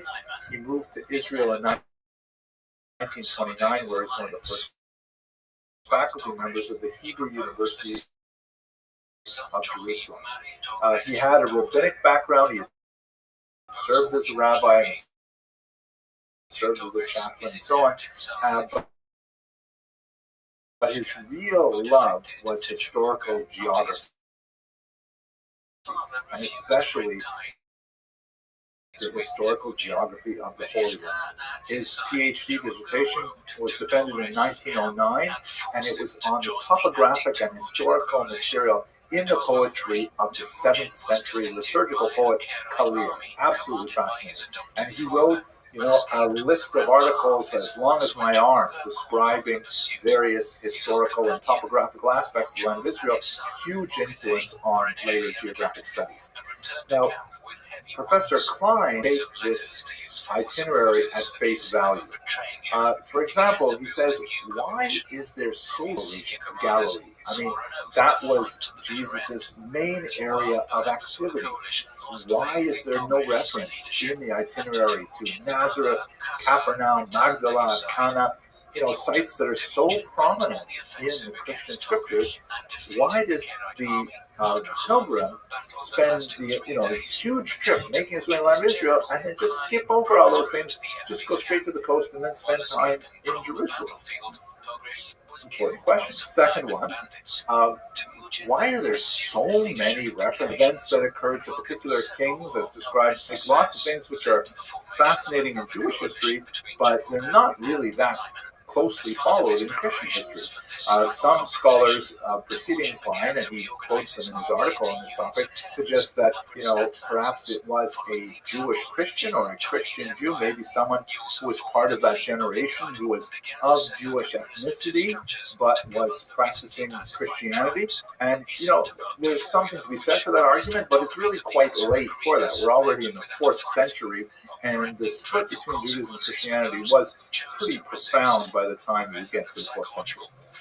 And then finally, perhaps most fascinatingly, there's lots of references in this text, not to the Old Testament, the Hebrew scriptures, but to Jewish legend. Both materials that are discussed in rabbinic literature, but a lot of material that appears to be like local popular lore that is not exactly agada in the technical sense of things contained in the rabbinic text, but nevertheless a tradition handed down in the Jewish community. Is it not possible, asked Professor Klein, that the pilgrim is actually Jewish? Now, spoiler alert, he says no. He says, I don't think so. I don't think the author of this particular text was Jewish. First of all, the text has lots of Christian references to Jesus as Savior, which would definitely be not okay for a Jew. Perhaps the pilgrim was writing for a particular audience and included those things in there for the audience. Possible, not especially convincing, but possible. Perhaps it was added by later copyists, also possible, but if they're going to add stuff, they could have added so much more stuff. Why only add a few toss-away references? What Professor Klein argues, and many scholars believe the same, that it was not actually written by a Bordeaux pilgrim. It was rather written by someone living in Bordeaux, cobbling together reports from other people who had made this journey. And he argues that the author of the itinerary actually collected information from Jews in the region of Bordeaux. And they had made this itinerary, and he pulled material from them into it. Jews in Lyon in particular, which is fascinating because we do know that there are Jews in the region already from the 1st century, but we have only tiny little scattered references. If Professor Klein's thesis is correct, then there's a lot of detailed information available to the author of the itinerary because there's significant Jewish populations in Bordeaux and Lyon at this time. You know from rabbinic literature that there are a couple of interesting figures. For example, there's someone called Rabbi Menachem Ish Galia, Rabbi Menachem, the man of Galia, that is, of course, Roman France. That's mentioned in the Tosefta on Eruvin. There is a Rabbi Yudan Dimin Galia, Rabbi Yudan from Galia, and he's mentioned the Psikta de Rav Kahana. These are all very old texts, which suggest that, yeah, in fact, there are, some kind of quasi-rabbinic populations there that so much so that they would produce at least these two figures who are cited in very, very ancient texts. So this is actually Professor Klein's contribution and thesis, and I think it's really quite convincing that the pilgrim who wrote this text did not actually make the journey himself or herself, but most likely cobbled it together from lots of other sources, including from at least one Jewish source who traveled to this region from Bordeaux. And I think that is absolutely fascinating. Thank you very much for watching this short video, and I am so glad there are other people who find this stuff so interesting. The recent scholarship suggests this ruler is a better translation. Temujin accepted the imperial throne on the condition that everyone would obey his word. After assuming imperial power, Genghis began to reward his followers.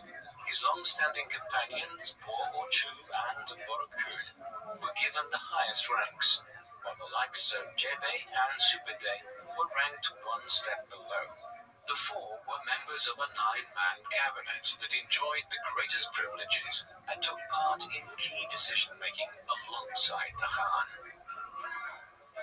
While Genghis had united the tribes of Mongolia through conquest, he faced a monumental task. Hello, fellow students of Jewish history. I'm so grateful to have had another opportunity to visit the Douro River Valley with Kosher River cruises. It's so fascinating to see evidence of crypto-Jewish communities living in that area over 500 years since the Inquisition. But we're going to move on now because in November, God willing, we're going to go to another location. We're going to go visit the area of Bordeaux, which is in southwest France. It's a new area for me. I've never been there before, and I'm quite fascinated to see what that place is like and to discover the Jewish history inherent in this very unusual region. So what I'd like to do in this short video is to just go quickly over the history of Jewish settlement in Bordeaux. It's quite fascinating and unusual, and very much related to the discussions we had regarding Portugal as well, because a significant number of Portuguese Jews made their way to Bordeaux, particularly in the 16th century.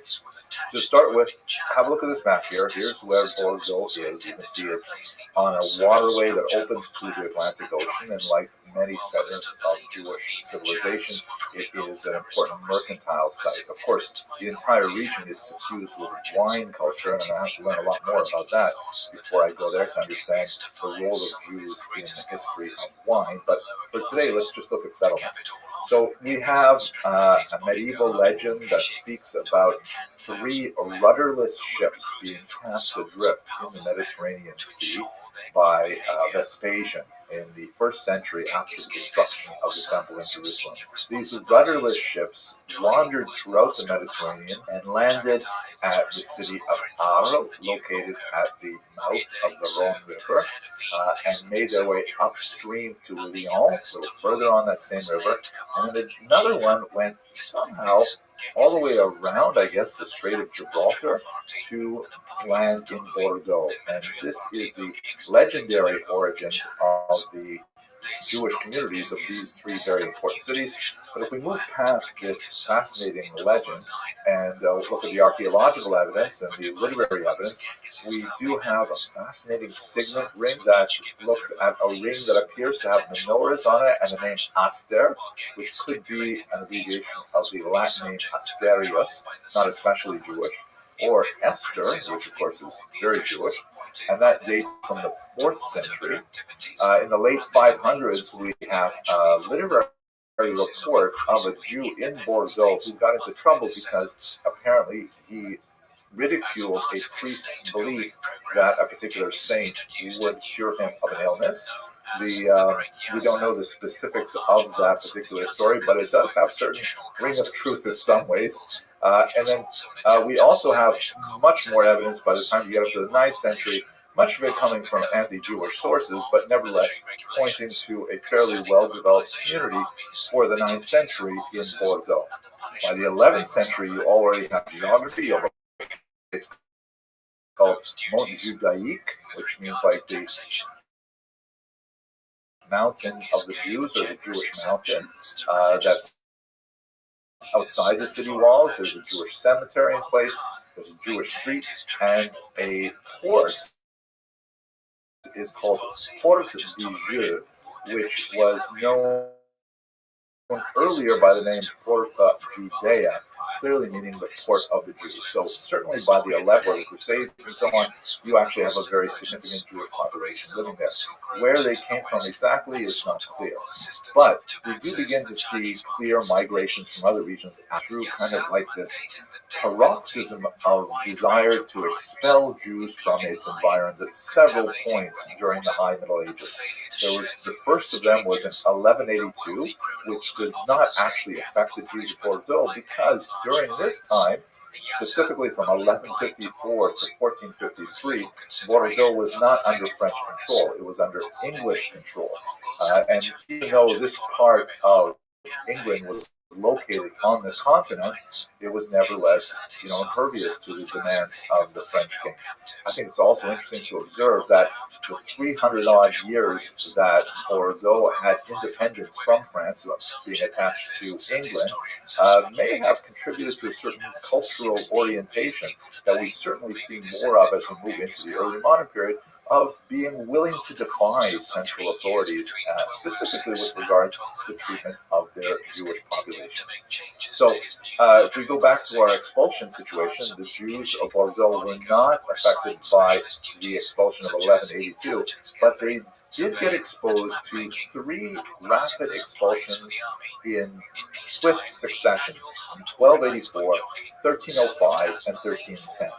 And as you might wonder, wait a minute, how can you expel a population in 1284 and then expel them again in 1305? Did they get invited back? That certainly happened in other parts of Europe. And then expel them again 5 years later in 1310? I mean, it doesn't make sense. In the case of Bordeaux, it seems that the expulsions were not actually implemented. There were orders of expulsions, but they were really just tools to extort bribes from the Jewish community to allow them to remain in place. This is another illustration of what one of my students once called the fee or flee strategy of Jewish survival, that when confronted with various threats, including expulsions, the Jewish communities could elect to simply bribe the parties, the nobility or the kings that were demanding their expulsion, and remain in place, or they could simply say, well, it's too dangerous, or the price is too high, and then they could flee. So it seemed that the fee strategy was working at the turn of the 14th century in Bordeaux. In 1320, however, the Jews of Bordeaux suffered horribly from attacks by a group called the Pasteurs. These are the shepherds.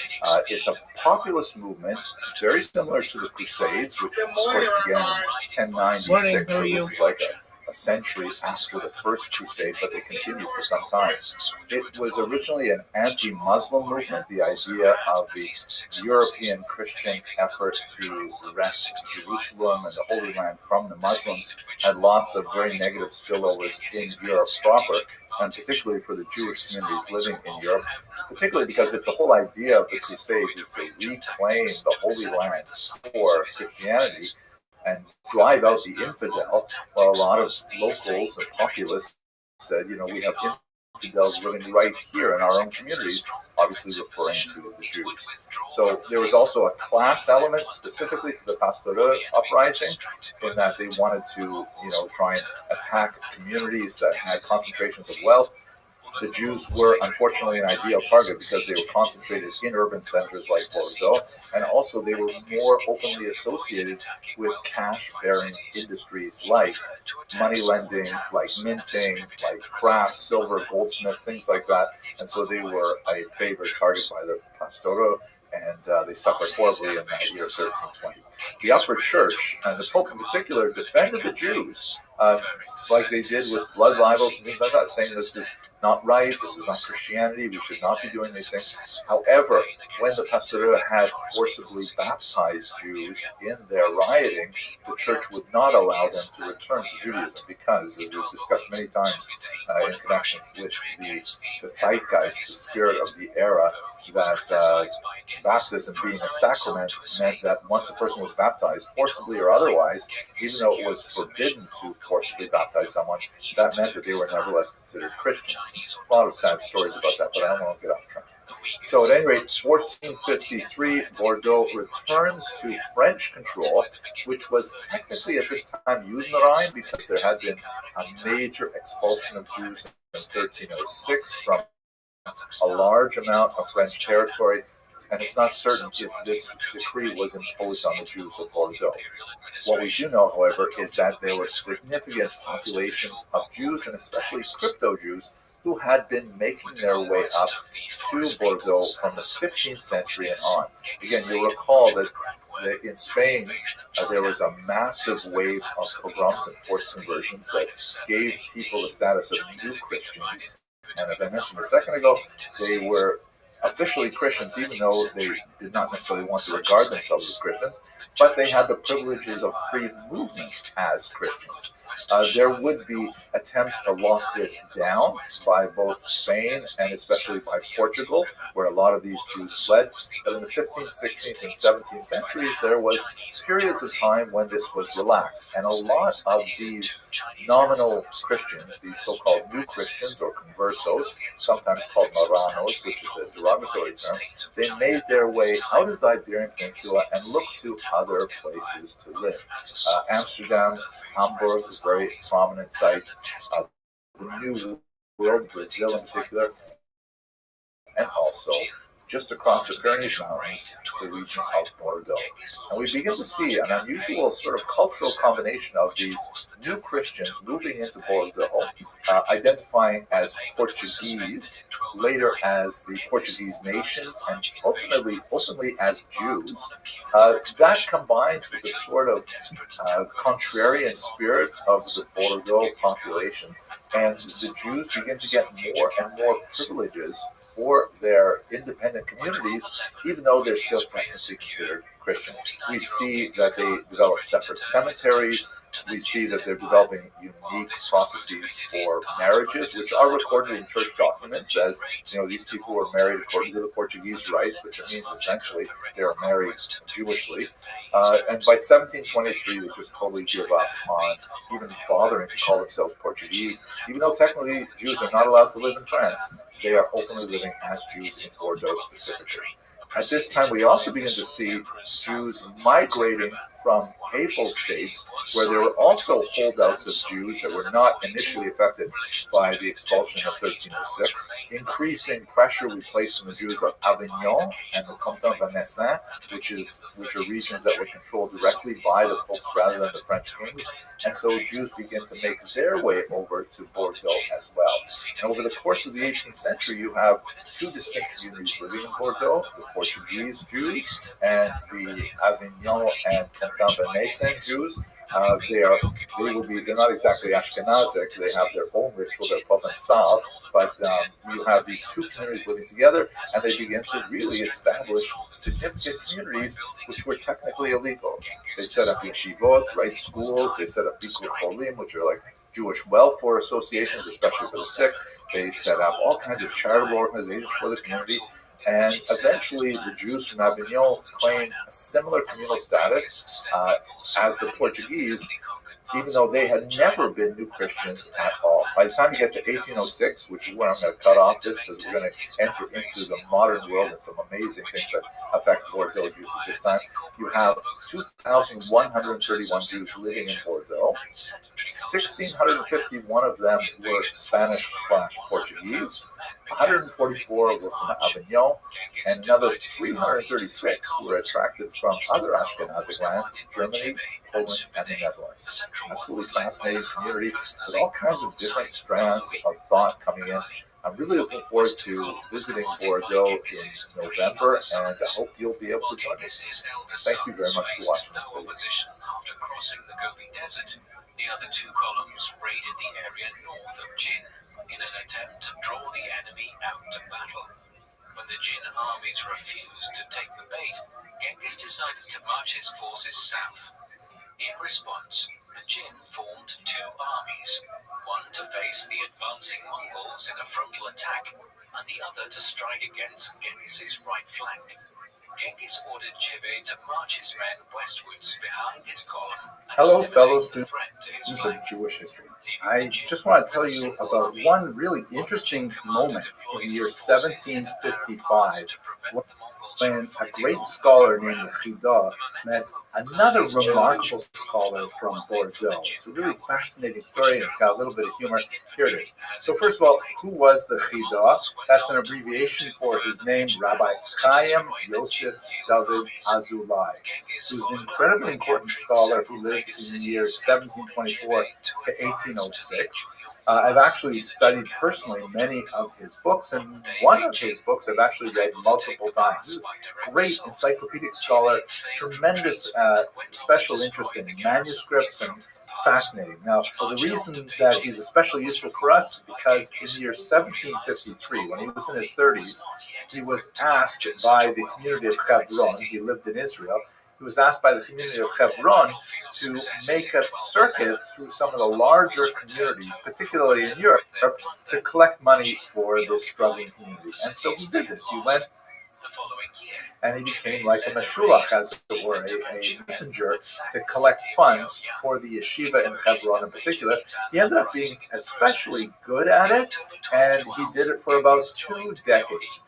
On the course of his many travels, he wrote down a travelogue, which is called Magal Tov. This is one of the most remarkable rabbinic documents of the 18th century, which also produced a whole series of amazing documents. But this book, Magal Tov, is just, first of all, it fits within the long history of Jews going on trips and describing them everywhere from Benjamin of Tudela to, your Aunt Sadie going to Boca and writing about it on Facebook.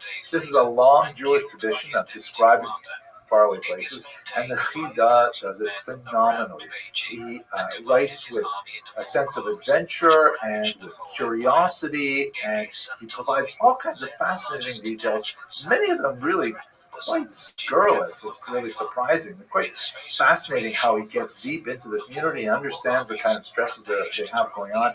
And it's a remarkably important source for understanding of the nature of Jewish communities throughout Europe in the 18th century. He also has a great, amazing sense of humor, which you would never know from reading his standard rabbinic books. But in Magal Tov, this really comes out live. He went to Bordeaux several times. That's the reason for this particular research is I'm preparing for the Kosher Riverboat cruise to Bordeaux this November. And there's a lot to say about Bordeaux in specific, but I want to talk about one encounter he had with a remarkable Bordeaux Jew whose name was Jacob Rodriguez Pereira, also known as Pereira. He was born in 1750, a rough contemporary of the Chida, and he lived until 1780. His story is, like many Bordelais Jews, he came from Spanish-Portuguese roots, especially after his father died. His mother picked up and fled Portugal, and he ended up in Bordeaux, where they readopted Judaism. Jacob at this time was 6 years old. He was circumcised, and he dropped his baptismal name of Francisco, and that's when he became Jacob. He had a brilliant creative mind, in many ways a lot like the Chida, although obviously without all of the rabbinic background, he didn't have the advantage of that kind of training. But he invented all kinds of fascinating things. Like, he's considered one of the fathers of modern computing, because in the 1700s he invented an early calculator, a mechanical calculator. He met people from Tahiti who were traveling Bordeaux, you recall, as a sport, and so he wrote a dictionary of the language of Tahiti. He was an engineer. He designed a method to allow sailing ships to dramatically increase their speed on transatlantic voyages.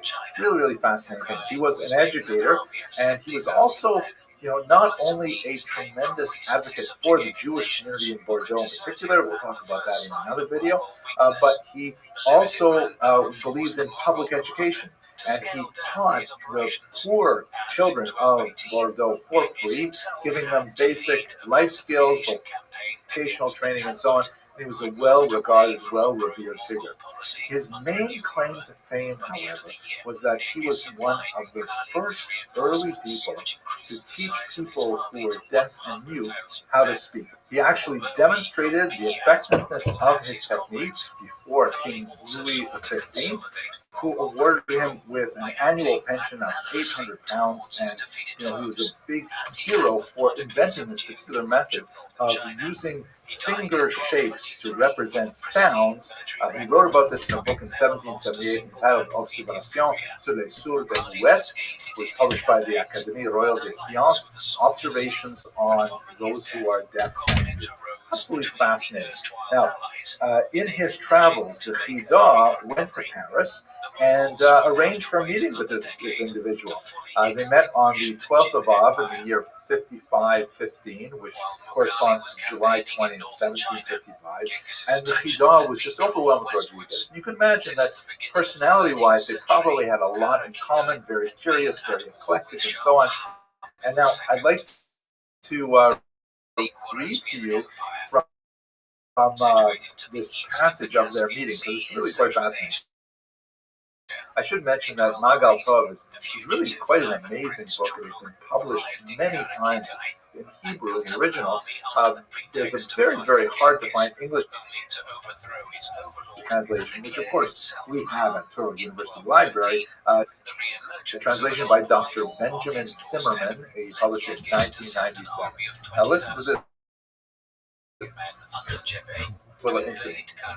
Now, an astounding thing of wisdom did the Senor Jacob relate to me. With his wisdom and by exercise of his intellect, together with painstaking care, he had succeeded in taking a person who was deaf-mute, to whom the sages refer, and this is interesting because in the Talmud, a person who is both deaf and mute is considered an injurious disability, but also in terms of legal agency and so on. And there's a question about their level of intelligence and so on. And Professor Pereira really changed that dramatically. Let's go back there. Who could not hear and could not speak from the womb and from conception, meaning he never was able to speak from birth, and bring him to a state of speaking whereby he could reply with his mouth orally to something they would ask him in writing, for yes, yes, and for no, no. He could also write with his own hand in the French language and in the Holy Language. He's teaching Jewish deaf-mute kids to be able to write in Hebrew as well. And with his mouth, he could read in the books of both languages. Amazing achievements. And he could understand Tanakh. He could understand the Bible. And he, Rodriguez, was also competent. And he gave with them signs on the joints of his fingers, right? These are the finger shapes. And each joint he made as a sign for one letter. And when he wanted to speak with him, with great celerity would he take and move the joints of his fingers, indicating the letters of the word desired, and the mute person, after much practice, straightway understood his question and would reply. And now with my own eyes I saw in his house a lad who they said was a mute, neither hearing nor speaking, and I saw him talking to me in the Holy Language and in French.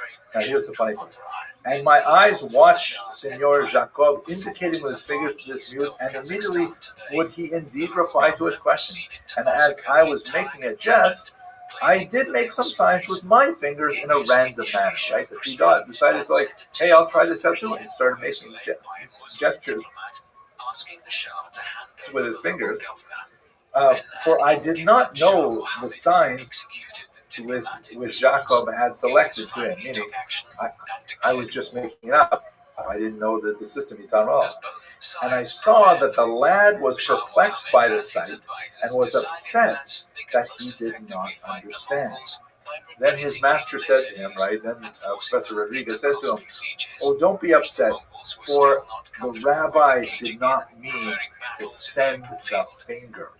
Right? So that is actually what it sounds like. This phrase, send the finger, I looked it up in the Hebrew, the original here is shalach etzba, it's the literal translation. And of course the Chidah, with his tremendous erudition, is quoting a verse from Isaiah 58:9, which has that phrase there. And the commentators explain, Matsudas David says that this phrase, to send the finger, is like an aggressive gesture, to derech bnei adam hamarivim, like people who are arguing, one will send the other a finger. And then the Shadal, a very important Italian commentator, quotes a Latin commentator named Marshall, who refers to it as the digitum medium, which means the middle finger. So essentially what happened was the Chida, in attempting to communicate with this person, or at least jesting, at least joking about it, accidentally made an offensive gesture, which caused the boy some consternation, but Professor was able to assure him that the rabbi didn't mean that actually. You really get a sense of the humor that the Chida records in this Magav talk. It's really worth reading. At any rate, the Chida is clearly very impressed, and he ends his description of his visit to Professor Ferrer with the phrase, Baruch Chonein La'adam Nachat. Blessed is the one who gives knowledge to human beings. Meaning, what an amazing scholar to be able to develop a method of teaching people who are deaf and mute to speak. And that was Jacob Rodriguez Ferrer. Amazing story. Thank you very much for watching. Like their previous encounter, the battle proved indecisive, but the Mongols managed to inflict heavy casualties on the enemy before withdrawing from the field. By this point, the vanguard of Genghis's main army had appeared in the north and was advancing on Otrar. By October 1219, Genghis's force of 100,000 men, including allied contingents, arrived in Otrar on the banks of the Sirdarya River. While Genghis attempted to lay a trap by sending a small force up the section. Hello, fellow students of Jewish history. I'm really interested in looking at the figure of Abraham Furtado, a very important activist who was from Bordeaux and had a lot to do with the transformation of French Jewry from the medieval period to the modern period. And this actually, it's not a slow process at all. We talked about it in videos in the past about how, after the French Revolution, there was this dramatic change from the medieval environment, which had essentially a corporate structure, into a modern environment in which Jews were citizens of France. And what exactly that means? That also didn't happen automatically. They had to petition for it. It took a couple of years. The Sephardim first, then the Ashkenazim, all kinds of interesting things like that. But right now, I'd like to just take a few minutes and look at Abraham Furtado and specifically his role in the last years before the revolution. One really fascinating moment that illustrates the complexities of French Jewry. Just fascinating. Okay. So first of all, he was born in 1756. There is some controversy over the nature of his parents' experience, but the story goes that at least his mother, possibly his father, left Lisbon, where they were natives, after the tremendous earthquake that happened on November 1st, 1755. This was an important earthquake, not only because of the tremendous damage that it caused. It was, a fire broke out that destroyed much of the city, and then a tsunami. If you can imagine all three of those things happening at the same time, totally destroying Lisbon. It allowed, however, for a new creative force to step in and not only reorganize the city and lay it out with modern principles. This is middle of the 18th century, but also there was a kind of a mood in Lisbon that we should just get rid of all of this old stuff. And the Marquis de Pombal, in particular, very, very important political figure, who was one of the major reformist activists who led the country at that time, and in fact got rid of some of the most noxious aspects of the Spanish Inquisition. At any rate, focusing on Furtado, however, according to many accounts, including very reliable historical accounts, his father was killed in that earthquake. His mother moved to London, and he was born on the 30th of July of 1756. Now, this is kind of confusing because if his father died in the earthquake and he was born 9 months later, it's an incredibly tragic moment. His father would have died shortly after conceiving his son. However, Francis Molino, who was definitely the greatest authority on the Jews of Bordeaux, especially the Sephardic Jews of Bordeaux, wrote this great book. She argues that no, the couple left together after the earthquake to London. So it's possible that the accounts are mistaken. At any rate, our protagonist, Abraham, is born in London, and then when he gets married at age 19, he moves to Bordeaux, where he becomes very successful, like many other Jews of Bordeaux at this time, in the maritime trade, working in insurance for that international commerce that's just burgeoning in the 18th century. Now, let's just recall what's going on with French Jewry at this time. Remember that as of 1306, and then later confirmed in 1394, there are no Jews officially in France. And of course, there are Jews unofficially in France in a couple of different ways. And they're distinct populations with very different rights and privileges, even though they're all technically illegal as Jews. There are, of course, the Sephardim, who are largely from Portugal, who are living in the Bordeaux region and also in neighboring Bayonne. These are Jews who are technically Christians as well, because the Bordeaux experiences, they were largely populated from Jews who were forcibly converted a few hundred years earlier in Portugal, and then they made their way up to France, where they were slowly adopting their Jewish identities, openly or otherwise, by the time we get to the 18th century, as we've discussed in a few videos now. Then you also have an interesting population of Provençal Jews who live at the mouth of the Rhone River in regions that were originally under papal control. Here, Jews were allowed to live quite a bit longer. You have the important communities of Carpentras, for example. Avignon is an extremely important place, and sometimes these are called the Avignonese population of Jews. And many of them later actually moved to the Bordeaux region, so they're also living in Bordeaux. They're not the same as Sephardim. They have their own right, the Provençal right, which has largely been lost, but they were never converted to Christianity like the Portuguese Jews were. And then, of course, you have on the eastern part of France, neighboring Germany, you have a mass of Ashkenazic Jews. And they are very, very different. Again, like the Provençal Jews, they have never been converted to Christianity. And certainly, unlike the Sephardic Jews, they have largely no interest in adapting to non-Jewish culture. This would be changing over the 18th and especially the 19th century, where there would be a lot more assimilationist pressures brought to bear on the Ashkenazi Jews. But in the medieval period, they're highly distinct. They speak a different language, Yiddish, which is very close to German, not at all close to French. They dress distinctively. They tend to be much more pious, much more scrupulous about observance of traditional Judaism. So they're a very different population and largely considered an undigestible mass in France. And again, all of these populations, as Jews, are technically illegal, but this is a medieval state on the cusp of modernity, and they don't really know how to deal with it. A lot was changing in the 18th century, however, and a lot of the change was a result of the work of this man, whose name I will now attempt to slowly pronounce, Guillaume Chrétien de Landion de Malesherbes. That's really hard to pronounce. And I know some French, but that's really hard. Malesherbes is how I'll refer to him from now on. He wrote a really important essay that ultimately resulted in a 1787 edict giving Protestants civil rights. Because although we're focused on the history of the Jews here, the Protestants posed a much larger problem for technically Catholic France. And they persecuted them at one point, and they discriminated against them later, but they didn't go away, and they constituted a massive population in France, and they had to somehow come to terms with them.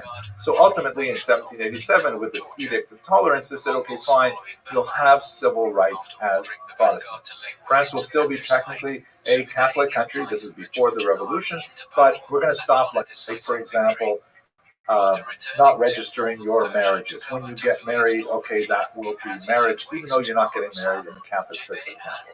And so this essay and this edict that came out in 1787 caused the Jews to say, hey, what about us? shouldn't we be emancipated too? So it turned out that the state responded, no, we weren't thinking about Jews, although Malazar himself may have actually been thinking of Jews. But this sparked a whole feverish activity in the last years before the revolution, trying to figure out what should be the position of the Jews, or more specifically, what should be the position of the various Jewish communities, because they were all so very different. And this is where Abraham Furtado stepped in. He's a successful man, he's very articulate, he's wealthy.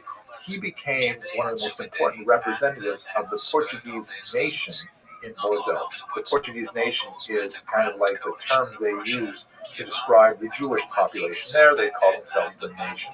So in 1788, he and another man named Lopez Dudek went to Paris to argue for the rights of the Portuguese Jews. They met with Malazar and they explained, how they felt that they should have the same kind of rights. Now, let us recall that because they were technically Christian, because they had been converted, even though they were identifying as Jews, they still had the Christian driver's license, as it were, and they could go anywhere they wanted. They could attend universities, things like that. But they basically wanted to make sure that all Jews would get an increase in rights if Malazar's project would be advanced. They did not, however, have the imagination to think of all Jews being equal with all French citizens, or they weren't using the term citizens, and they would be subjects, but they didn't quite think that far. They wanted to make sure that the Sephardic population specifically was protected in its rights, and they're thinking maybe some advances could happen to the other populations. Now, we can read this in a couple different ways. It does seem, as Molino was prepared to argue, that the Portuguese, who enjoyed already a much higher status, wanted to preserve that distinction, and they didn't want chaos to erupt where they lost any special privileges, but they definitely did approve of this general direction that Malazar was proposing. What they did was they hired a historian named Rabbi, who wrote a 150-page memorandum defending essentially the uniqueness of the Sephardim. Let me read one page here from Molino's work, which is interesting, in which Furtado and Lopez Dudek write a little commentary on top of it. It says, "A Portuguese Jew is English in England and French in France, but a German Jew is German everywhere because of his customs from which he deviates rarely," right? So essentially, when he says a Portuguese Jew, he means a Sephardic Jew. Sephardim, he says, are able to adapt to the civilizations in which they live. They can culturally, mold themselves to the cultures in which they live, but not the Ashkenazi Jews. Thus, one can look at the English and the Germans as brothers who, although sharing the same mother, have nevertheless developed characteristics which are absolutely different, nay, even incompatible. When he says the English and the Germans as brothers with the same mother, yet the brothers are very different, they're saying we are not like those people, those Ashkenazim. That's essentially what they're saying. So we're getting a sense of some of the seams of the internal Jewish community at this moment of great change. Now, what ended up happening was the Malazar was won over to their cause and says, yeah, I think it's a good idea. We should move forward in this. We know from other things that he wrote that, he wasn't necessarily such a forward thinker. He did believe that the route that the Jews would essentially have to follow was conversion and assimilation to the larger French body politic. But all of this was rendered moot by the French Revolution that would break out just a few months later. And a much more radical solution would be proposed. And that's something that we've talked about in previous lectures, and we'll definitely talk about on this cruise in Bordeaux as well. Okay, fascinating stuff.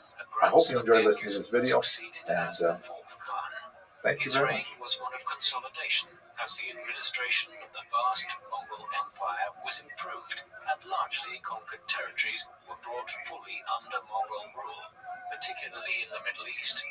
Thereafter, the empire fragmented into several khanates, owing to succession disputes. These included the Golden Horde or Jochid Khanate in Russia, the Yuan dynasty in China, the Chagatid Khanate in Central Asia, and the Il Hello, fellow Khanate students in of the Middle Jewish East. history.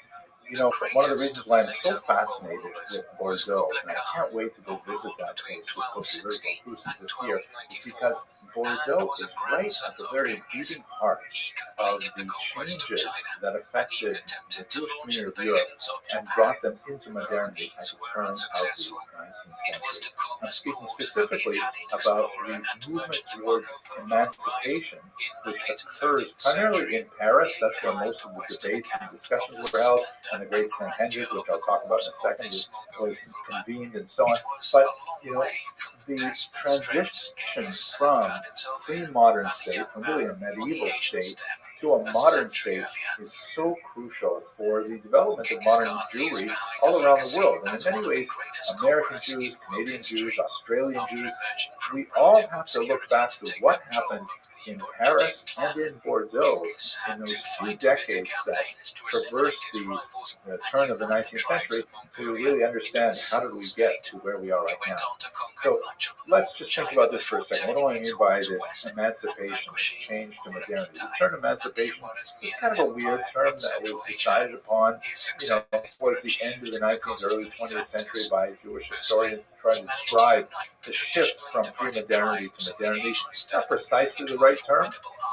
It's a term that was borrowed primarily from the American context with the emancipation of the African slaves in America, which of course happened in the 1860s in the context of the American Civil War. The Jews of Europe were not enslaved, but they clearly were of a much lower status. They had all kinds of legal disabilities, residence restrictions, lots of institutions were closed to them, like universities and so on, and really the only way to get ahead was to leave Jewry altogether and to convert to Christianity, because in the pre-modern era, these states did not really have a conception of a secular identity possible for all citizens. Again, that term is also unusual for the term within a given state. And so the transition from this kind of like legally disabled status to equal status with other citizens is really the seam of modernity for Jewry, and it happened on a very sharp date, 1789, with the French Revolution, as we shall discuss. Now, the reason it's not precisely the same as emancipation is because they weren't enslaved. I mean, within limits, they had freedom. They could not move anywhere they wanted. They could not even have as many children as they wanted, the familiarity laws and so on. All kinds of special restrictions on them, but nevertheless, within those contexts, they did have freedom. Now, this is not the case, obviously, with the African American slaves in America, who were enslaved in many ways far worse than they had been in ancient times. It's not even like a comparable type of emancipation, which happens right around the same time, the emancipation of the serfs of the Russian Empire. Like the African Americans, the serfs of Russia were also emancipated, thank you very much, freedom of movement, things like that, but they were not given any resources to actually take advantage of that emancipation.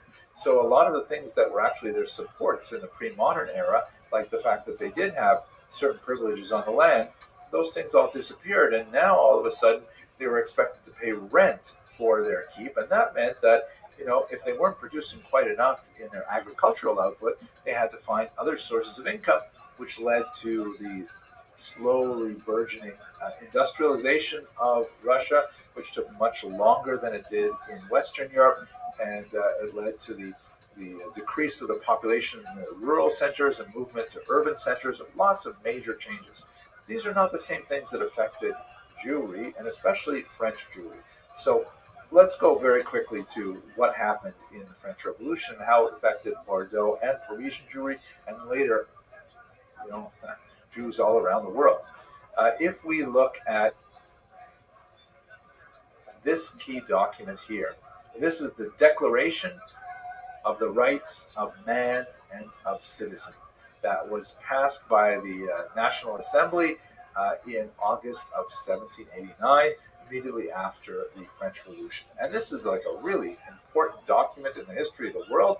It basically declares the same kinds of things that you see in the American Constitution, the Bill of Rights, things like that, a fundamental commitment to equality of all citizens living within the realm. Now, this was a massive shift from the pre-modern period because in that time, there was not equality. You had nobility, high ranks, you had the clergy, had their own little box, you had the peasants, you had the burghers living in the cities and in villages and so on, and there were all kinds of different rights and privileges. And we saw this not only with the Jews as an entire corporation, as an entire class, but even within Jewish communities. We've spoken in the past about the distinctions between the Sephardic communities, who are primarily located in the area of Bordeaux. You can see in this map here towards the southwest, as very distinct from the population of Ashkenazim, who are primarily in the northeast. Huge distinctions within the Jewish community, and especially between Jews and non-Jews, and all of that was thrown out the window, theoretically, with the French Revolution. When they promulgated this document, a lot of Jews, and incidentally women, said, hey, that includes us, right? And all of a sudden, the authors of the document said, well, wait a second. We weren't necessarily thinking quite that broadly to include Jews as citizens, women as citizens. Wait a second. So they put the brakes on that, but they couldn't put the brakes on it forever. So by 1790, they had made the decision, okay, the Sephardic Jews of Bordeaux, they're French-speaking, they're fairly well assimilated or acculturated to French norms. We give them citizenship. The Ashkenazi Jews, it took another year, but by 1791, they were fully. Now, with this emancipation, there were lots of tensions, and the tensions really lasted for 2 decades. As these Jews who had been, pent up with all kinds of artificial restrictions, suddenly found that they had an open and level playing field in all kinds of areas where they already had natural and cultural strengths. Like, for example, a long tradition of literacy and numeracy, a long familiarity with financial endeavors, primarily because of the prohibitions on owning land and the discouragements of owning land and various other being barred from trades and things like that. So they have developed quite a bit of expertise in all kinds of fields that were especially useful to modern and growing economies. And this provoked a lot of backlash from local populations who said, wait a second, the Jews are taking over. So by the 1800s, this level of complaint from the non-Jewish residents who felt that, especially in the Ashkenazic lands, they were being taken advantage of by Jews, who are now equal citizens, which was something that was deeply resented. They eventually went to Napoleon, and he said, Napoleon, you got to figure this out for us. Napoleon, in his characteristically large way of thinking, said, okay, fine, have you got a representative body of Jews that we can consult to find out exactly what do they think about this new experiment? And his advisor said, well, there is this thing called the Sanhedrin, but it hasn't met since ancient. He says, fine, let's bring out the Sanhedrin. And so he assembled a massively enthusiastic group of Jews from all over Napoleonic Europe to come together in Paris and to answer a few questions that Napoleon had for the Jews. And he posed it to the Sanhedrin saying, okay, you guys speak for the entire body of world Jewry. Obviously, the Jews themselves had differing opinions as to the authority of the Sanhedrin, but they did have a very important figure at its head, the respected Talmudic scholar Rabbi David Sintheim, who you can see here. He was given this amazing act to serve as the president of the Sanhedrin. I have never seen anyone wearing a hat quite like this. I personally would love one. I think it would be great if I showed up in short wearing one of these. But at any rate, the Sanhedrin, which had a lot of controversies behind it, obviously in this short video, I don't want to go into great detail about it, but ultimately the Assembly of Notables, which was the predecessor of the Sanhedrin proper, had 12 questions posed to a fine Napoleon. And these are they. First of all, do Jews believe in polygamy? Are Jews allowed to marry more than one? And that was a pretty easy question for the Jews to answer. I think it's more interesting to think about why is Napoleon asking this question in the first place. I think the reason is probably because he wanted to kind of assess, and he wanted the Jews to sort of reflect on just how prepared are Jews to accommodate themselves to French realities. Now, in the Jewish tradition, of course, if you have any familiarity with the Bible, as Napoleon would have, you would know that Abraham had 2 wives, that Jacob had 4 wives, and so on. And he was wondering, like, what are Jews going to do today? It's interesting to note the degree of his ignorance of the Jewish community, because since the year 1000, more or less, the Jewish community of Europe, the Ashkenazim in particular, had already banned polygamy, and it disappeared for about 800 years by that point. Polygamy was still practiced in African Jewish communities, Middle Eastern Jewish communities, but not at all in European Jewish communities. So they could simply say, with confidence, no polygamy. And then he asked a question about divorce. Of course, the Catholic Church did not permit divorce in something called an annulment, which has some common features, but he wanted to know how close were the Jews to this idea. Jews do permit divorce. He asked about, do Jews intermarry with non-Jews? That was probably one of the questions that the Sanhedrin had the most difficulty answering straight up. And they basically kind of fudged the answer and said, well, wow, look at the time, it's already, and tried to really distract Napoleon's representatives from the answer, which is that basically Judaism forbids intermarriage, but if it happens, the Jews and the Jewish community don't really have a lot of tools to prevent it. And of course, this was important to Napoleon because he's thinking, okay, how long am I going to have this problem? How long am I going to have this assimilable mass of people living in France who don't necessarily regard themselves as French?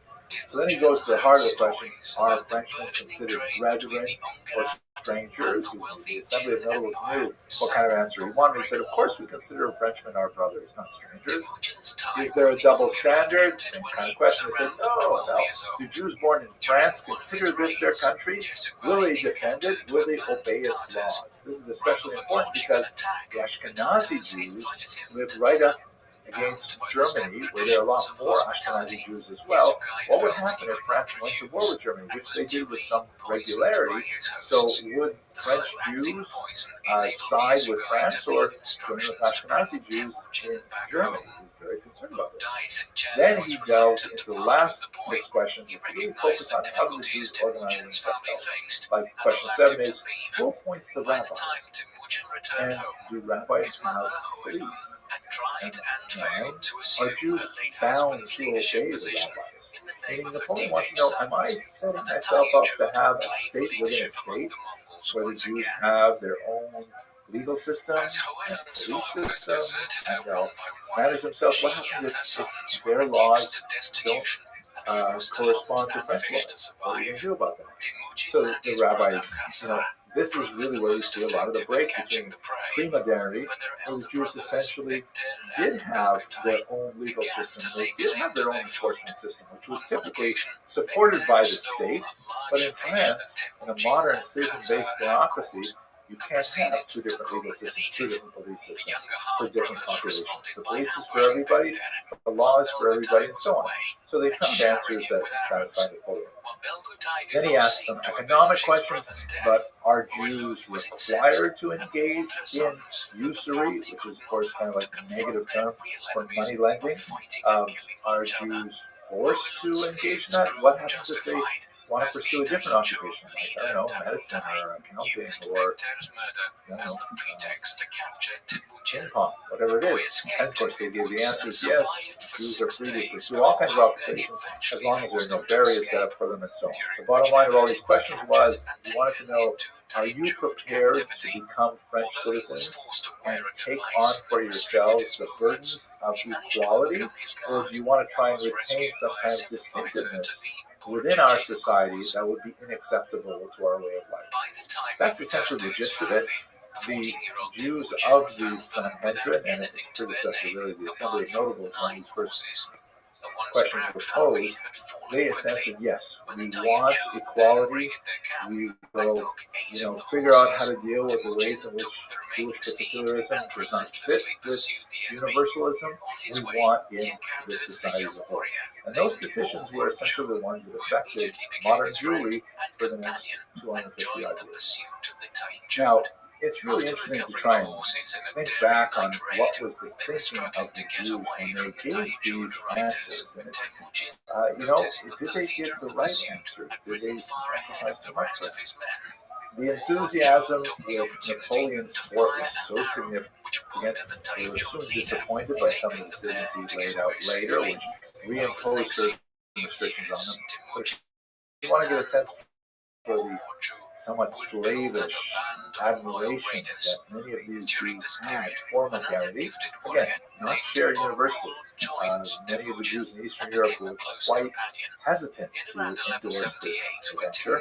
But have a look at this remarkable medallion, which was coined by the Jewish community to specifically celebrate the achievements of Napoleon Saavedra. On the left, of course, you see the profile of Napoleon himself, and says in French, the emperor and king. And then on the right, you see Napoleon actually delivering the 10 Commandments to an obsequious, genuflecting Jew, which essentially is placing Napoleon in the position of Moses. I mean, what a mind-boggling piece of coinage, right? That's a quick talk on this. There's so much more to say about it, but I don't want to take too much of your time. I really appreciate you watching, and I hope some of you will be able to join us on this cruise. And if not, I'm really looking forward to sharing some of the things I see while I'm there in Bordeaux. Thank you very much. And organized a large army to fight the Merkit. The alliance prevailed in the ensuing campaign, and Borte was rescued. During her time in Merkit captivity, Borte had been given to the brother of the Merkit chief, and by the time of her liberation, she was pregnant with his child. Nevertheless, when Borte gave birth to a son in 1182, Temujin accepted the child as his own and gave him the name Jochi.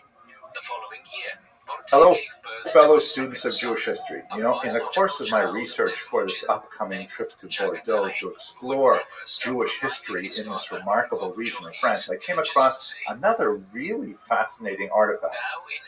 And what I'm speaking about now is the imperial decree of July 20th, 1808, which was concerning Jews with no fixed first or family names.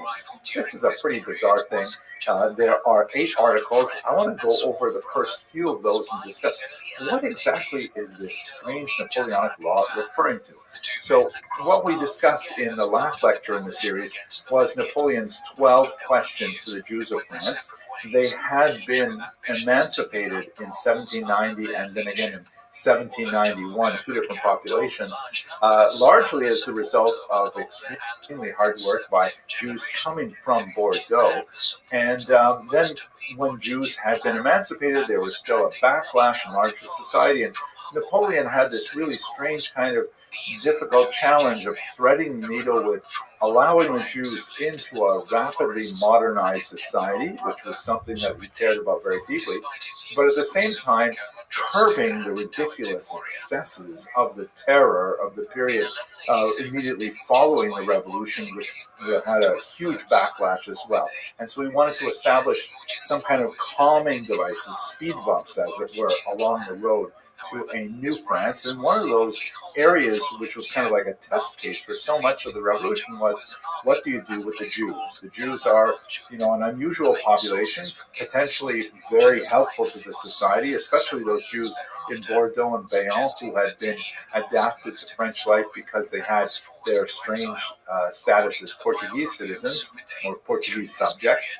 But on the other hand, you also have the mass of Ashkenazi Jews in Alsace and Lorraine who had long been held down by various anti-Semitic decrees. And once those decrees were lifted and they were allowed to participate on equal footing in the marketplace, their long-honed skills of literacy and numeracy and so on had really given them a huge advantage in the marketplace, and as a result there was a backlash from that region as well. Napoleon is trying very hard to try and find ways to negotiate these things. So let's have a look first of all at this specific law, July 20th, 1808, concerning Jews with no fixed or first names, which was issued in Bayonne, very close to the Bordeaux region.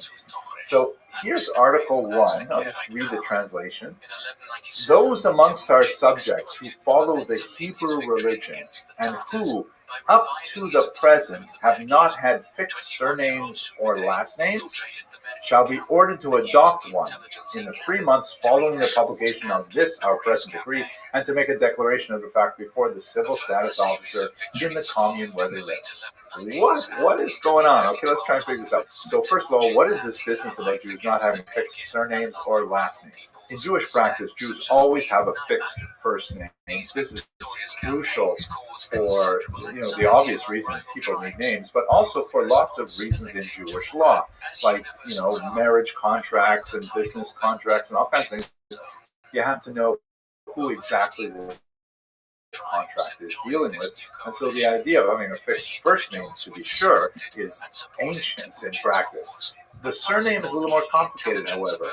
Jews historically used to have always a patronymic and a matronymic, meaning they would be named son of or daughter of their father for a whole host of reasons, specifically contractual agreements. They would always be, let's say Ruvain, the son of Levi, marries Leah, the daughter of Shimon.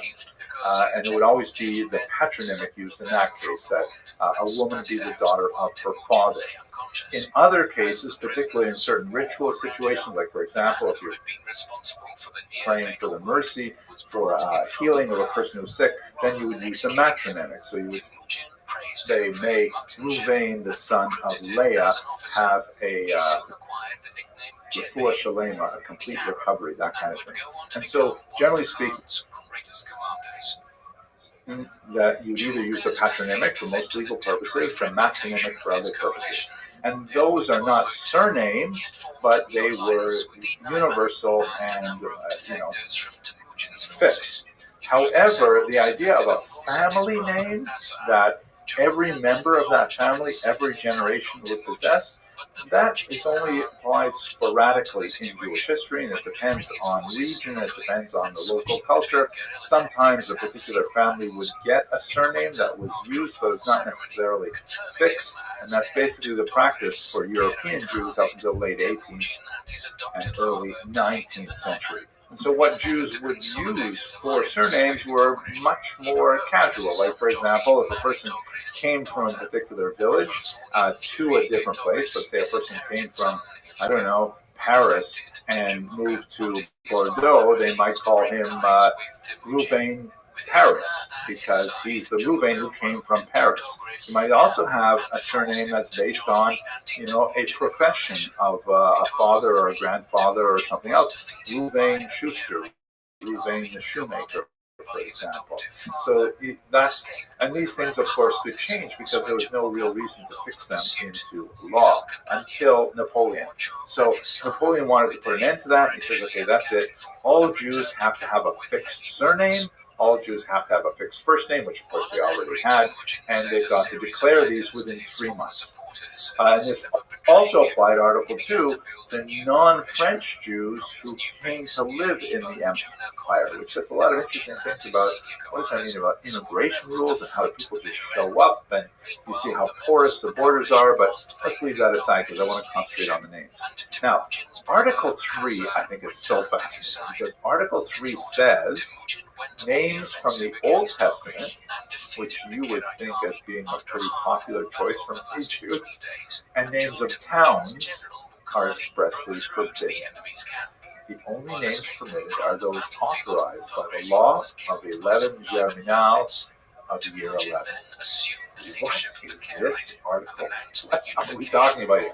So it happens that only a few years later, this particular article was abandoned. At least the Old Testament part of it was abandoned because Jews would take names from the Old Testament, especially for their first names. It's unclear exactly why the names of towns were forbidden. Perhaps this was a sense of the, wanting to make things a little bit more formal. But to really understand Article 3, we have to go back and say, well, what is this strange law of 11 Germinal of the year 11? let us recall that after the revolution, there was a huge surge of changing everything. Not only are we changing the government, we're going to change every way we measure things, the metric system. We're going to even change the way we measure time. And so a new calendar, a Republican calendar, which was metric in the sense that it had 10 months and it had 10 days in the week, which wreaked havoc, of course, on any Sabbath observance. And all of the names of the months were changed and things like that. So this law of the 11th of Germinal of year 11 refers to actually in the Gregorian calendar, April 1st, 1803. And in case you're wondering, yes, the French abandoned that Republican calendar because it was just crazy and impossible to use. So on April 1st, 1803, I know it sounds like April Fool's, but at any rate, this new law came out and outlawed all unusual names for French people. The law of 11 Germinal restricted the choices of names that French people could give their children to names that were recognized from antiquity, like ancient Roman Greek period, and also names that had been enshrined in the Christian calendar of saints and things like that. But they could not use, for example, very popular names that had been adopted during the revolutionary period, like names of particular heroes from that revolution who may later have been discredited, or names of particular battles, or even the names of the months of the year under the Republican calendar. All of those names were considered way too strange, and Napoleon said, no more using those names, you got to focus only on a list of names, which apparently was never actually published. And the idea was that by giving people names that people recognized, this would develop stability. This would develop kind of like a flow through from the pre-revolutionary past and things like that. But it left a gap, because what about the Jews? The Jews are not going to typically choose names of Christian saints for their children. How do we deal with that? So hence the idea of the law of 1808, which was to impose the same kind of stability on the Jewish population as the law of 11 Germinal did on the French population as a whole. I read a really interesting article on this issue by Pierre Birnbaum, who was a professor emeritus, at this good study done of how this law was implemented. Apparently, many of its provisions were abandoned shortly thereafter, but there definitely was a transformation that was effected on the Jewish population. Women with names like Yidel became Julie, Rachel became Regine. All kinds of names were transformed. The long-standing practice of Jews having really two separate names. It's fascinating to see Napoleon's attempt to regulate the Jewish community, which really could only happen when Jews believed in the overall project. And in general, this was the case for much of the 19th century. Jews adopted French names with enthusiasm, and it was only with the Dreyfus affair that we really begin to see the reversal of this trend as Jews begin to wonder, was emancipation really a success overall? I hope you found this as fascinating as I do, and I look forward to speaking with you in the future. Thanks for watching. The name is usually translated as universal ruler, though recent scholarship suggests this ruler is a better translation. Temujin accepted the imperial throne on the condition that everyone would obey his word. After assuming Hello, fellow students of Jewish history. As you know, Kosher River Cruises is going to Bordeaux this fall. I'm really excited to see this place. It has such an interesting role in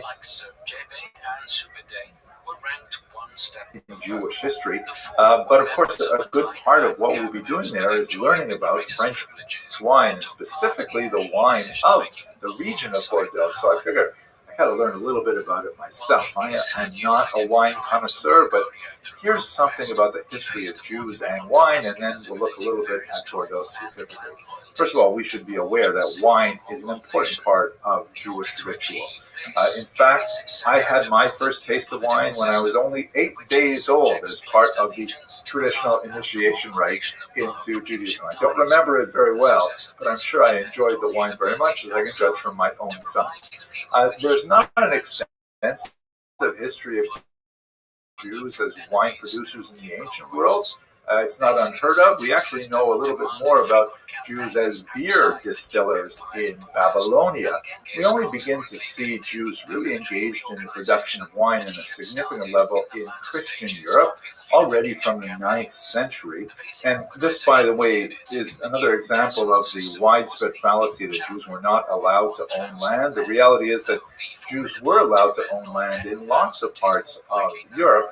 The only challenge is that, especially after the Crusades and the blood libel and the host desecration, which is like 11th, 12th, 13th century onward, owning land actually became a very poor investment, because if you were expelled from your region as a result of anti-Semitic activity, then you would lose your investment. So Jews started to invest far less in land by the time you get to the High Middle Ages. But before that, you have lots of Jewish vintners. And it's also interesting because they apparently were such popular producers of it that they would sell their wine to non-Jews as well. In fact, there's significant evidence that Jews were making wine that was very popular, not only for Christians, but for the church as well.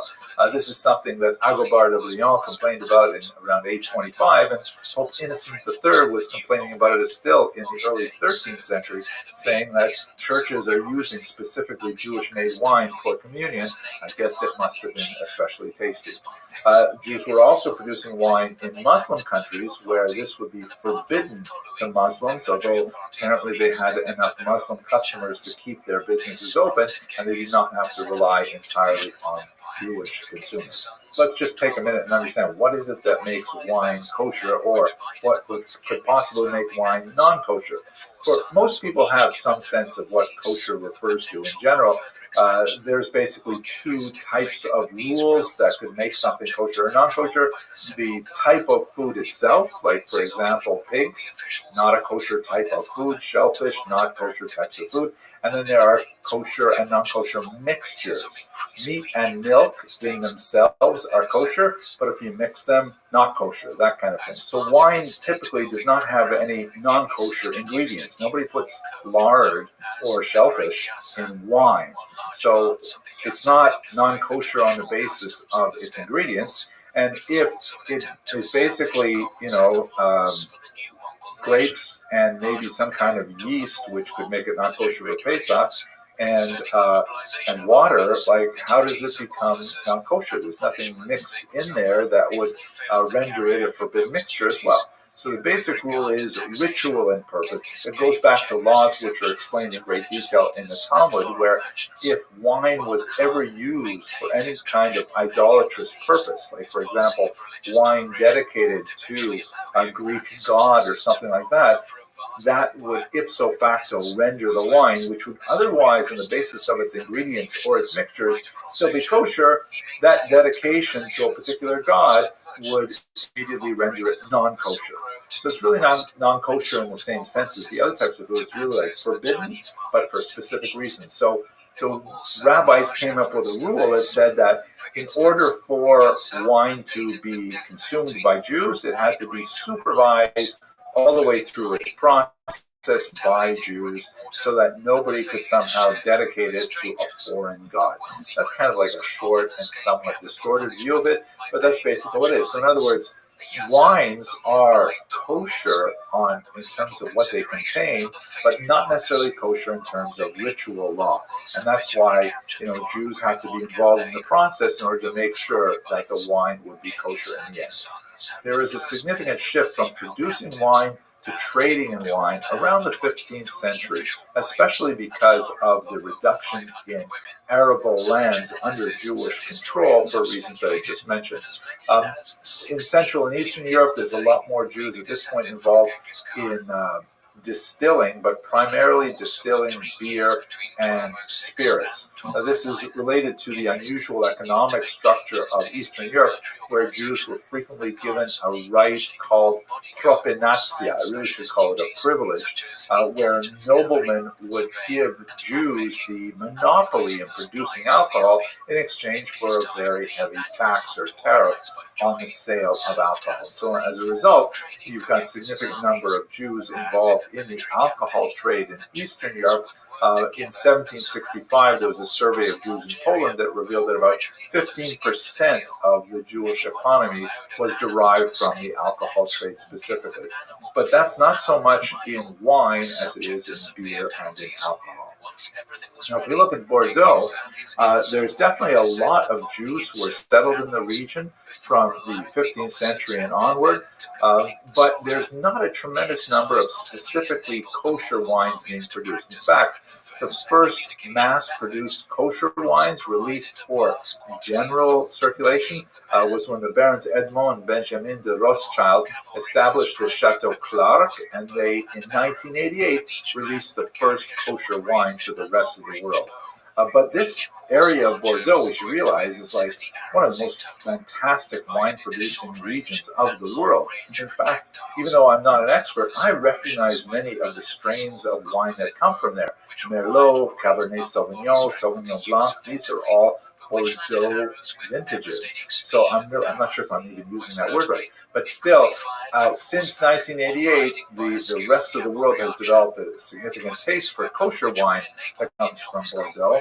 And so as a result, it has exploded. Okay, that's a very quick overview of Jews and wine up to at least the 1980s. I'm hoping to report back more once I try tasting some of these wines myself. Thank you very much for watching. Genghis employed a range of tactics to exaggerate the size of his own forces. One of the best-known Mongol tactics was the feigned retreat. If the army was struggling to make progress against a strong defensive position, one of the most fascinating aspects of the history of the Jews in Bordeaux the is enemy was distracted by the loot. The Mongols would turn back and cut them to pieces in the open its field. influence on modern Jewish history in particular. And today I'd like to look at something that I didn't understand until I started delving much more deeply into the sources, in particular Gerard Nahon's amazing book, Jews and Judaism in Bordeaux, which is a fantastic section on this. Specifically, the role that Bordeaux Jews played in founding the Alliance Israélite Universelle, which was one of the most important and longest lasting, and I believe the first international Jewish organizations defending specifically Jewish rights all around the world. So let's have a look at this story. It's actually an amazing thing. Alliance Israélite Universelle, which let's just call it the Alliance, the translation is just like it sounds in French, the alliance of Israelites that is universal, the Universal Israelite Alliance. And Israelite is like sort of like another term for Jew. In some languages, particularly in the late 19th century, the term Jew was considered slightly derogatory. I don't know why. And so they preferred other words like Israelite or Hebrew. We see that, for example, in Russian, the term Jew is definitely derogatory, not necessarily so in Polish or in Ukrainian. And so they prefer the term Yevrei, which means like Hebrew. In French, the term Juif is not nearly as shaded as it was in the East, but nevertheless, they prefer the term Israelite, meaning member of the House of Israel. So anyways, this organization, we'll call it the Alliance in English, was founded in 1860 in Paris. The motto was Kol Israel Chaverim. All Israel are colleagues, all Israel are comrades. It also has an allusion to a very famous passage in the Talmud that says, Kol Yisrael Arevim, not Chaverim, but Arevim, which is part of a larger sentence that says, all Jews are responsible one for each other. And this really encapsulates the idea of this particular organization, which, as I mentioned, is, I believe, the oldest international organization currently still in existence that is dedicated to Jewish causes worldwide. Its principal activities are Jewish education, vocational training, and things like that, and it had some diplomatic efforts, especially up until the Second World War, when it was severely depleted by, of course, the Holocaust. And its roots are in Bordeaux. Here is a look at the logo of the alliance, and you can see it has, the globe that it captures the international aspect of it, the shaking of hands, and on top of it, the two tablets of the law, and the word echad in Hebrew, which means, God is one. Fascinating kinds of things in their initial statement, but I want to get right to the story. The two major international events that sparked the idea for the alliance, which was born in the mind particularly of one individual, Jules Carvalho, who's shown here. He was born in 1820, died in 1819. He was one of the founding members of the Alliance, and he was from Bordeaux. He was one of the first to really raise the idea that Jews need an international organization to defend them. One of the two major events that really brought this to the fore was the Damascus affair and the Mortara affair, 1840 and 1858, respectively. The Damascus affair was this terrible story where in Damascus, a Capuchin monk and his Muslim servant disappeared in February of 1840. And this crazy idea circulated that somehow the Jews of Damascus were responsible for the disappearance as a recrudescence of that bizarre medieval myth called the blood libel. This is something that first appeared in England in the 12th century and then rapidly spread throughout Europe, this insane notion that Jews somehow need to consume the blood of Christian children for various ritual purposes. Absolutely, ridiculous libel and lie that has been perpetrated through much of medieval history and has no basis whatsoever to it. But nevertheless, it's stuck in the popular mind. It's very hard to let go of this thing. The Nazis made a big deal of it and so on. 7 Jews were arrested, and they were accused of this blood libel, and they were exposed to horrific torture. 2 of them actually died while in practice. 1 converted to Islam in an attempt to avoid the torture, and the remaining 4 issued a false confession, much like under the tortures of the Spanish Inquisition. The tortures extended beyond these 7 individual Jews as well. 63 Jewish children were arrested in an attempt to coerce their mothers to devote his servant Amar, and no information was ever found. An absolutely horrific and awful medieval revival in the 19th century. This is the era already of the telegraph and things like that. And the Jewish world was absolutely shocked that this could still be happening in the 1840s. Now, it happened that one of the arrested Jews was an Austrian citizen, and so this helped a lot of the European powers get involved and say to the Ottoman Empire, what are you doing there? Moses Montefiore, a very important, wealthy British citizen, traveled to the Middle East, and he demanded, together with other prominent Jews, including Adolphe Crémieux, a very important French Jew, that the case be transferred out of the backward judicial center of Damascus to a much more advanced Alexandria, where the case could be tried properly, and of course they would end up being released. In fact, what happened when Moses Montefiore pressed on this, Damascus ultimately had to admit that this was just a sham, and they released the prisoners, and so they were able to shamble out of prison after this horrific event. And the Damascus affair subsided afterwards. But it was a tremendous example of horrific wrong that was executed on a helpless Jewish community, and only through the exertion of international efforts, particularly from wealthier, more powerful nations that had Jewish populations in them, like France and England, was a resolution that could be sought. And so this was kind of a major inspiration for the idea that maybe Jews should establish some kind of organization that could dedicate themselves to it more effectively and consistently. However, the revolutionary era of 1848 slowed the progress towards this goal, but 10 years later, another major event, absolutely horrific event, very similar in some ways, led to the moment that created the alliance. Specifically, I'm referring to the terrible story of the kidnapping of Edgar Mortara. Basically what happened was in Bologna, Italy, which was part of the Papal States at this time, there was a young child named Edgardo Mortara, a Jewish child. The Mortara family employed a Christian maidservant named Anna Morisi, and when the child Edgardo was about 2 years old, he was very, very ill, perhaps with some kind of scarlet fever, and Morisi worried for the eternal life of this unbaptized child, and so she secretly took him to be baptized without letting her employers, the parents, know that the child was now officially part of the church, albeit unwittingly.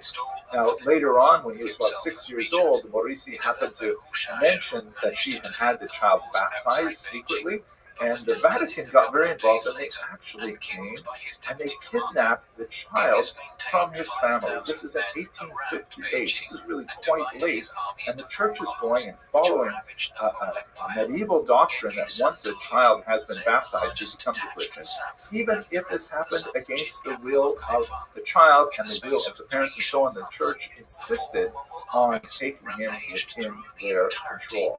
Here's a horrific painting of that event by Moritz Oppenheimer that really captures the horror of the family must have experienced at that point. The Pope Pius IX was unmoved by any kind of protest by the family, and they took young Edgardo from Bologna to Rome. And despite the protests of Jews worldwide, including in New York at this time, and including the prodigious efforts of Moses Montefiore, the hero of the Damascus affair, Pope Pius IX refused to release the child back to his family. An incomprehensible tragedy. The young Edgardo ended up growing up and becoming a priest. He specifically dedicated his life afterwards to proselytizing among the Jews, and only as an adult was he finally reunited with his family, as you can see him here on the right, with his mother and his brother. You can imagine what kind of a family reunion that would have been. Mortara lived the rest of his life as a priest and ultimately died in Belgium just shortly before the Nazis invaded. The Nazis would have certainly considered him a Jew, regardless of his baptism and his Christian heritage. Nevertheless, this example of the incredible power wielded by the church and the helplessness of the Jews led specifically to the foundation of the Alliance. A gathering was held in Paris in 1860. Paris, of course, being the capital of France, was the logical place for the Alliance to be founded, and it was its principal center of activity. Of the 6 founding members, 2 of them were from Bordeaux. Most prominently, Jules Carvalho, who is shown here. He was the elder statesman. He was the first one to begin to really stress the idea that this should be created. And also Elie Aristide Astruc, who was a rabbinic figure. He studied in the rabbinical seminary in Metz. Very, very prominent, in particular in drafting a lot of the key statements of the Alliance at this early period in the activity. The 6 charter members, including Carvalho and Astruc, developed 3 main goals for the Alliance. 3 goals that basically they have stuck to for the duration of their existence right up into the 21st century. First, to work everywhere for the emancipation and moral progress of the Jews, and that phrase you hear a little bit of Eurocentrism public. 2, to offer effective assistance to Jews suffering from anti-Semitism. And 3, to encourage all publications calculated to promote the same. Very strong publication-oriented activity that we'll see also in the formation of a central library and things like this. The Alliance was especially active for the next century and a half in the Middle East and North Africa, areas where France was much more involved in general. They set up schools, a major network of schools throughout the North African coast and into the Middle East, into Persia as well, and they were especially known for promoting the education of women. They were also quite active in helping migrant Jews flee from persecution in the Russian Empire and so on, and their heyday was really the last half of the 19th century, moving into the early 20th century. The Holocaust, of course, would deal a horrific blow that would be very difficult to come back from, but the Alliance nevertheless continues to be active. If you have a look at their website, you'll see, although it does offer an English option. It doesn't seem like there's very much translated into English on the website, but they have a relatively active YouTube channel, specifically interviewing people who visit the library and things like that. They remain in this unusual space where they are promoting an understanding of Judaism that is faithful to tradition, but is tolerant and open to the modern world. And they continue to do a lot of really tremendous things all around the world. And at its core are two Jews from Bordeaux, Carvalho in particular, the elder statesman who came up with the idea of the alliance. I think it's so fascinating. I hope you'll be able to join us on this trip to Bordeaux, and if not, I look forward to sharing with you some of the research that I conduct as I prepare, and hopefully some videos from this amazing part of the world and the Jewish history. Thank you very much for watching. In 1218, Jebe eventually caught up with Chukluk in northeastern Afghanistan and executed him. So began the Mongol westwards expansion into Central Asia, even as other parts of Genghis's armies were still undertaking the conquest of China far to the east. While Jebe was pursuing Chukluk, Genghis sent... This morning we're docked in Libourne in the region of Bordeaux. Beautiful, much more rural area than the city of Bordeaux, which we left last night. And we're going to be visiting a vineyard in this region of Saint-Emilion. This is the beautiful river as it empties into the Gironde estuary. And you can see the city or it's really a town of Libourne. It's rush hour now, morning rush hour, so you can see quite a few trucks and cars and things on the road.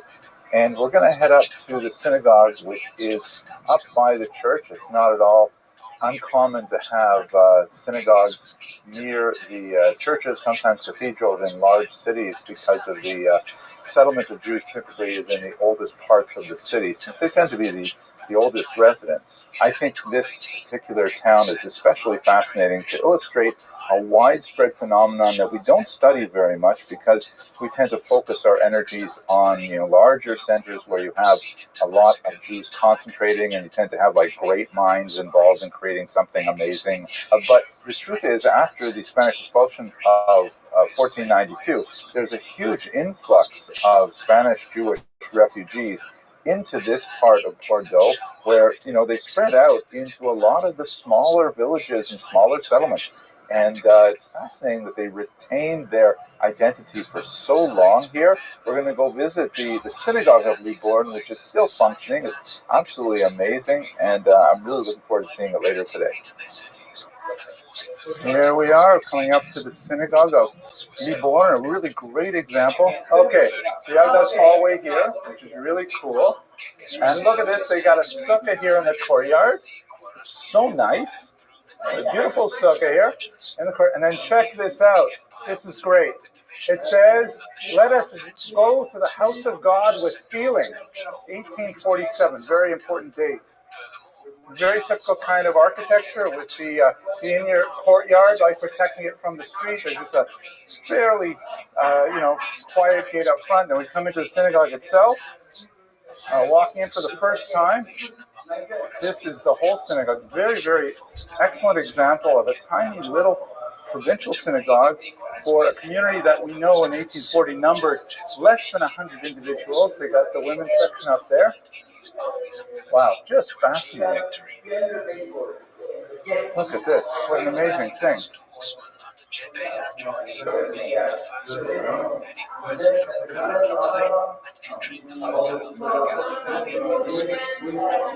Excusez, Miguel, est-ce que je peux ouvrir le Aron Kodesh? Et le voir? Okay. Très bien. And now we're going to look inside and see the Aron Kodesh. Beautiful. Both Sephardic and Ashkenazic style synagogue. I really enjoyed visiting that beautiful little synagogue in Libourne. It's just such a great illustration of what it must have been like to live in a small community like that in the 18th century. It's important to note that the synagogue actually existed much earlier to that, but in a private home, and finally they were able to build that modest little structure that lasted for centuries now. What a wonderful, wonderful little visit. We're now headed south. It's the next day. We had a fantastic concert last night, a classical concert that was just amazing at a local chateau.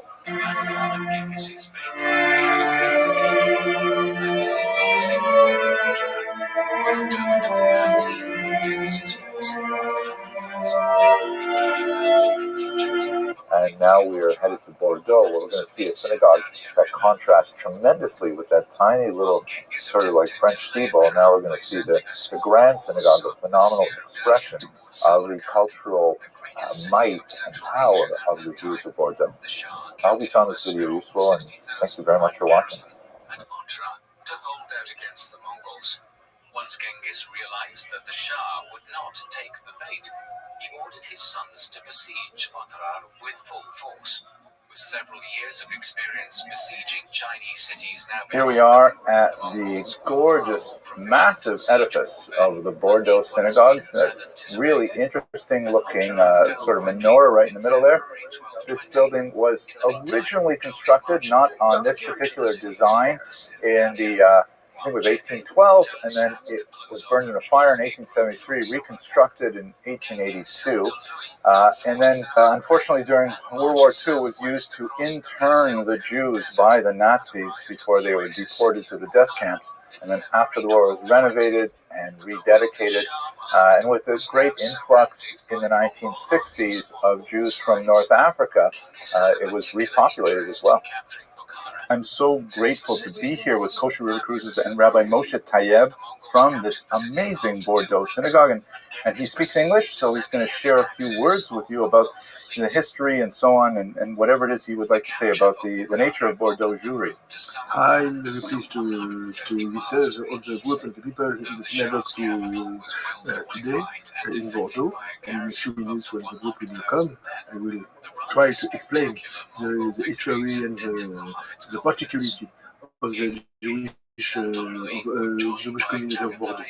All right. If you would like to say one thing to 100,000 followers of Jews around the world watching these videos, what would you like to say to them? I say then that we are very pleased to receive all people, of Jewish people or not Jewish people, to see our synagogue and to come in Bordeaux to see and to learn about the history of the community and the history of the Judaism and of the Jewish people in the city in Bordeaux. Thank you very much. Okay, très bien. So this is the entrance here, and there are beautiful mosaics and so on. And as we come into the main entrance, it's just gorgeous. Wow. And look, there's that motif of that gorgeous menorah again. Wow. Beautiful synagogue. Here I am at the top of the bima in the amazing Bordeaux synagogue. The smell inside is just gorgeous. It smells like old wood polished for decades and decades, coming from the pews here, the seats. You can see there's a massive menorah right in the center. It's evoking the menorah that's on the exterior wall. And here is the Ner Tamid. This is a really interesting Aron Kodesh. Got these huge theatrical light curtains that go up. It looks like about 4 stories worth. And there's a skylight bringing natural light in over the Aron. And you can see that the Aron itself has decorative elements of the 12 tribes, and then the stones on the breastplate of the Kohen Gadol. And then they have a full statement of not the abbreviated text, of the 10 Commandments. They're all spelled out as per the biblical text. Just gorgeous. They have a large women's section on the top, and it looks like they have, it goes all the way around the back as well. Beautiful acoustics, gorgeous. And look at this, there is a massive organ here. Now, I have to get into the history a little bit to find out what they did with the organ on Shabbos. That was a huge bone of contention in 19th century Europe. Do you use the organ, not use the organ? Because it is possible to play an organ without electricity using hydraulics, for example, and compressed air. But the The question is it appropriate on Shabbos? It was a hallmark of reform to use them. Orthodoxy was really quite hesitant. This looks like the Kisei Eliyahu, the chair of Elijah that is used for circumcisions, the Sandek, the godfather, as it were, who holds the baby on his lap, would sit there, and there's a spot here for his feet. It's like the Bordeaux synagogue is just a tremendous statement of the status that the Jews had achieved after so many hundreds of years of living first secretly as Portuguese merchants in this region, and only in the 18th century beginning to assert their Jewish identity, which had long been artificially submerged. And then ultimately, by the time you get to the 19th century, when they built this great edifice, they'd come of age. They had pioneered the emancipation of Jews, not only in France, but also of all of Europe, and by extension, North America, where a lot of the articulations of how Jews were to exist in modern society were finally expressed in a contemporary society where people's membership in a state is based on citizenship rather than on membership in a community, which has its upsides and its downsides. We've discussed that in other lectures, but it's really amazing to be here in Bordeaux with Kosher River Cruises and actually see artifacts like this, great architectural artifacts like this in real life. Okay, I'm going to go up into the women's section right now. Nice curving stairs here. And check it out. Very grand kind of approach to the top. And it looks like you can enter into the center section or to the left section. Let's go to the center section and see if it's open. Yes. Here we go. Okay, you've got these banked seats, kind of like, like a bleacher style. Not terribly big, but this is 19th century. People would, as you can see, it's actually used. People need a sitter here. And look at that. Actually, it looks like this sitter is with the photograph from Bordeaux itself. The sign here says, "Please don't forget to put your books back on the shelf." And this synagogue is active. They have a minyan. We just saw them coming out this morning. As I don't think they probably don't pray in this large room here. They probably use a smaller room somewhere else during the week. But on Shabbat and holidays, they have quite a crowd here.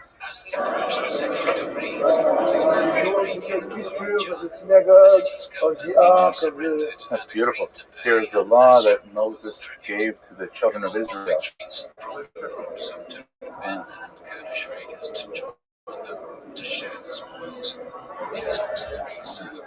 Most of the original Sefer Torahs were actually thrown in the river by the Nazis, but several were saved by the community and hidden away and later returned. And there are also, of course, new ones that have been added since then. So immediately behind me, you see there is a plaque that memorializes the 1,600 Jews who were actually interned in this synagogue during World War II. This is the only synagogue in France that was used actually as a jail by the Nazis, so that's ironically the reason it was not destroyed like so many other edifices were. But the Jews of Bordeaux were all held here until they were later deported to Drancy and then from there to Auschwitz to meet their deaths. And someone pointed out that it is a sad irony that on the wall over there we have a memorial to Jews who were interned in this synagogue during World War II, and on the front doors here we have photographs of some of the hostages who are still being held in Gaza as I record this video. It's a tragic reminder of the historic adage, plus ça change, plus c'est la même chose. The more it changes, the more it stays the same.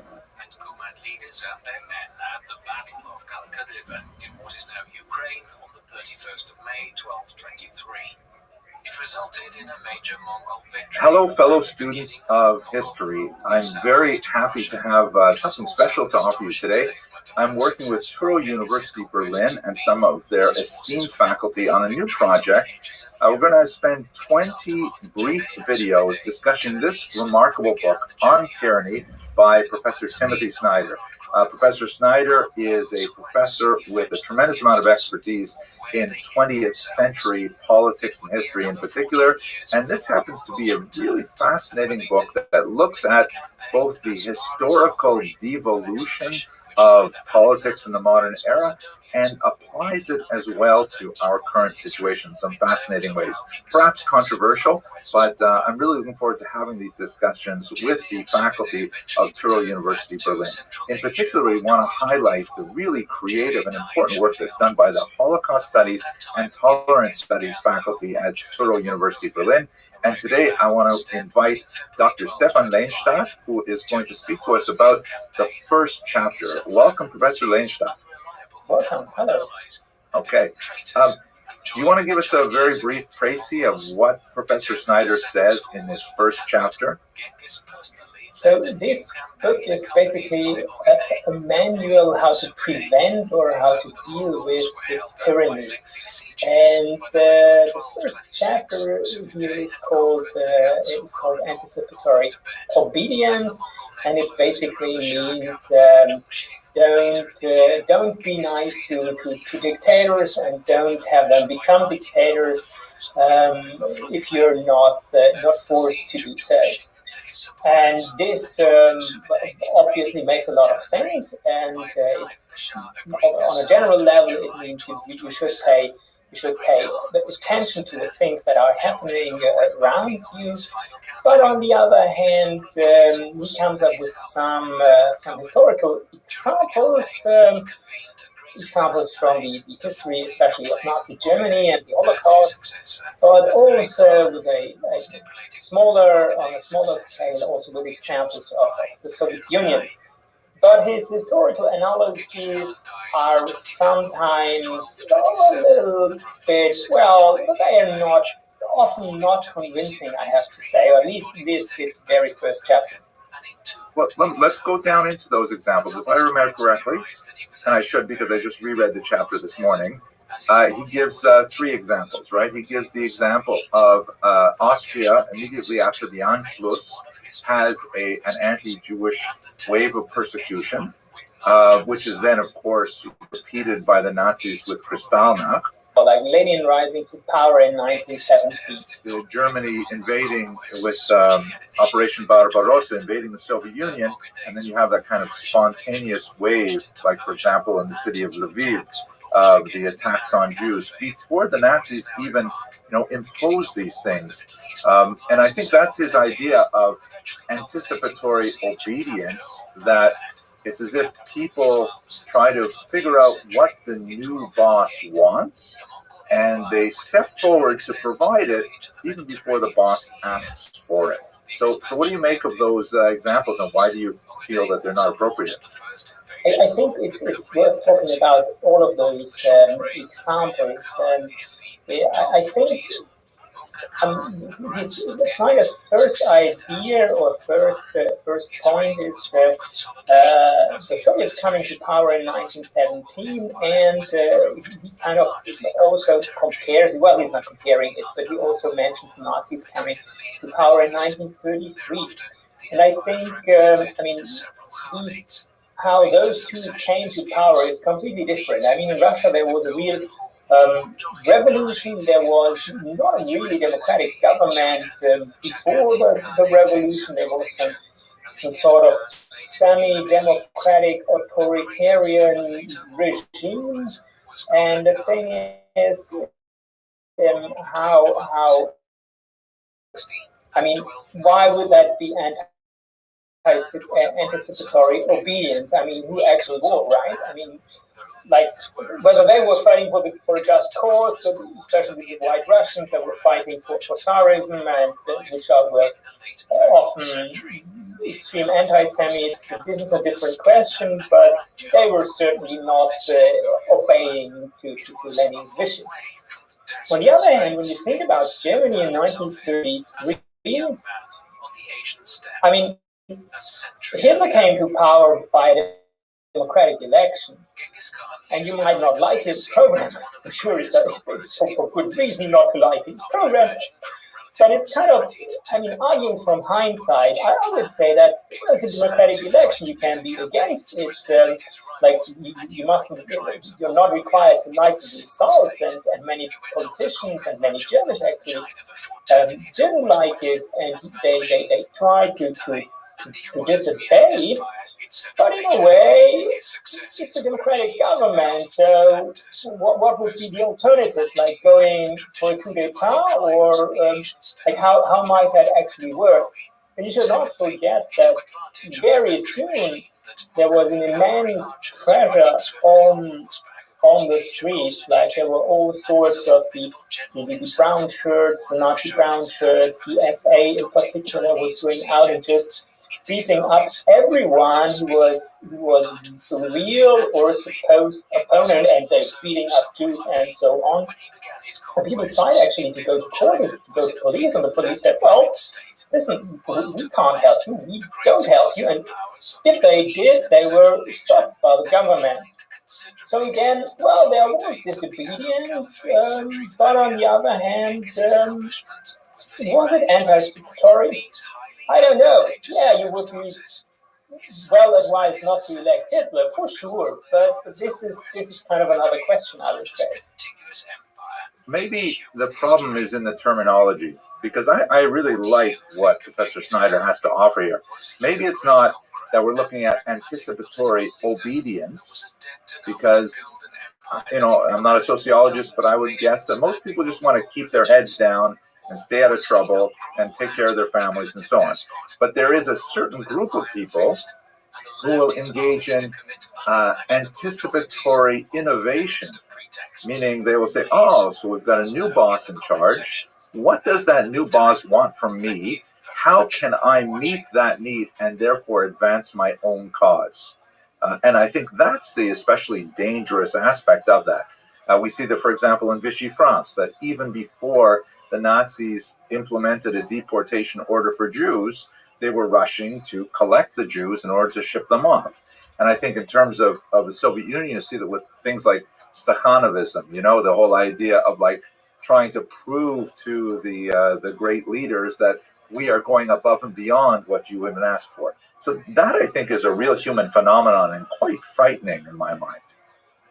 Yeah, I totally agree to this, and I think this is a good argument. And actually, we have extensive research on this when it comes to National Socialism. And then Ian Kershaw, one of the most prominent scholars of Nazi Germany, he coined the term "working towards the Führer." And this is basically it. This is and his example is basically civil servants, which are, well, trying to guess what might be expected of them and to deliver results, though they are not yet required to provide those results.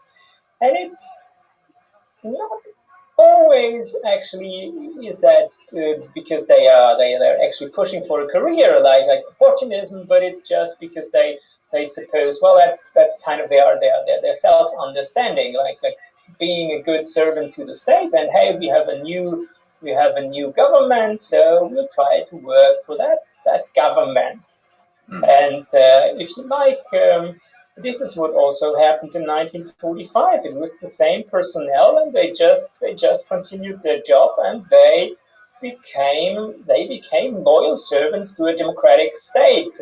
Maybe not Democrats by heart, but by understanding. And they actually, I mean, this is how Western Germany in the end became a successful and a stable democracy. It's with all the old personnel, despite them not being like persecuted for their crimes and so on, but these people actually continuing their loyal service to the state, even if it's regardless of whether it's a democratic state or whether it's a dictatorial and totalitarian state.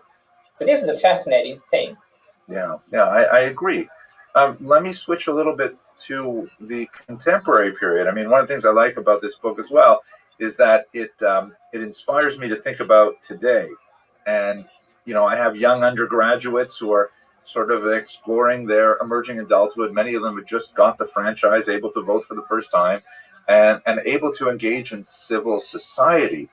And I think that Professor Snyder offers us some sort of cautionary message here.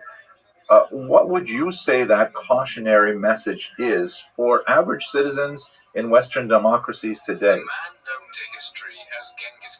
I think, I mean, what is very obvious is that you should always reflect what you actually requested, or maybe not even requested, but what you're going to do. So think about whether it's really like that. What you're doing is actually, let's to say, good for the people is maybe a bit pathetic, but whether it's not, it doesn't do any harm. And this is something what really needs critical thinking. And I think this is something what our students really are interested. I mean, many of our graduates, they then move on to work at memorials, and they become educators, but not teachers, but educators, like for grown-ups. And they are interested in this kind of stuff, and that's kind of their motivation. How can we get people to critically reflect what they are actually doing and thinking and how they are behaving? I'm really glad you specifically mentioned that, because I wanted to get an opportunity to promote the amazing work that you do at Tura University Berlin. Do you want to just take a second in our conclusion to say something about why your program is so unique and so valuable? Yeah, I mean, what we actually do, what our students then often do, is that they actually curate exhibitions. So it's not just about theoretically reflecting also things we were just discussing here, but also trying to get an actual outreach, like the practical relevance of history, and see that the lessons that history teaches us, and history can teach us a lot of lessons. The question is whether these lessons are actually learned, so that you can transfer them in a way that it's understandable, and it's not a book on academic writing or so, but well, an exhibition can also be an online exhibition, but that is accessible, it's understandable, it reaches the audience, and we do this together with Berlin Memorial. So actually, this means the exhibitions, they are not just on campus, but they are really out there. And they actually, I mean, some of them are prevalent. I had an exhibition that my students did, and it was actually shown by the United Nations in New York. So a huge success. That's fascinating. I hope that we'll have an opportunity over the course of these 20 short videos to speak maybe with some of your students. And of course, I'm looking forward to speaking to some of the other faculty at Tura University Berlin.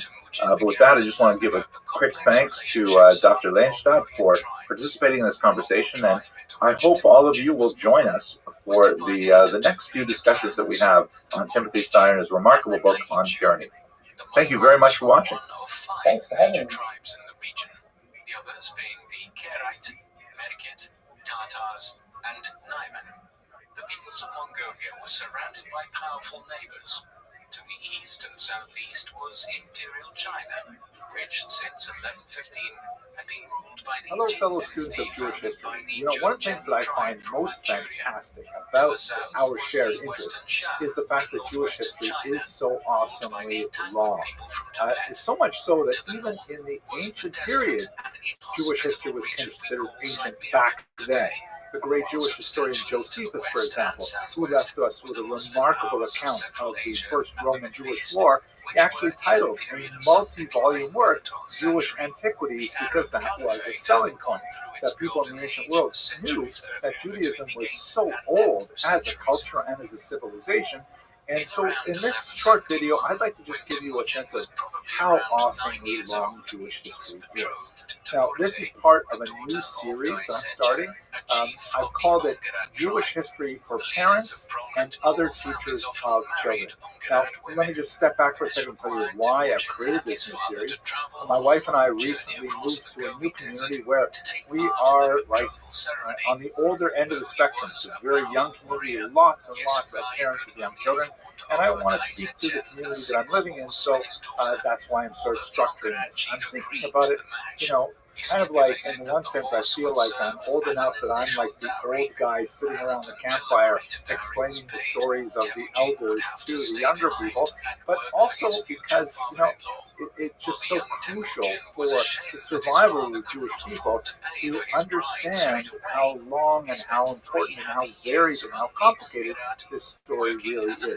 It is the story that we share every Passover, as the late, great Rabbi Jonathan Sachs has shared so many times. It is that story which has really kept the Jewish people alive, understanding the arc of this brilliant narrative and where contemporary Jews and their children find themselves living.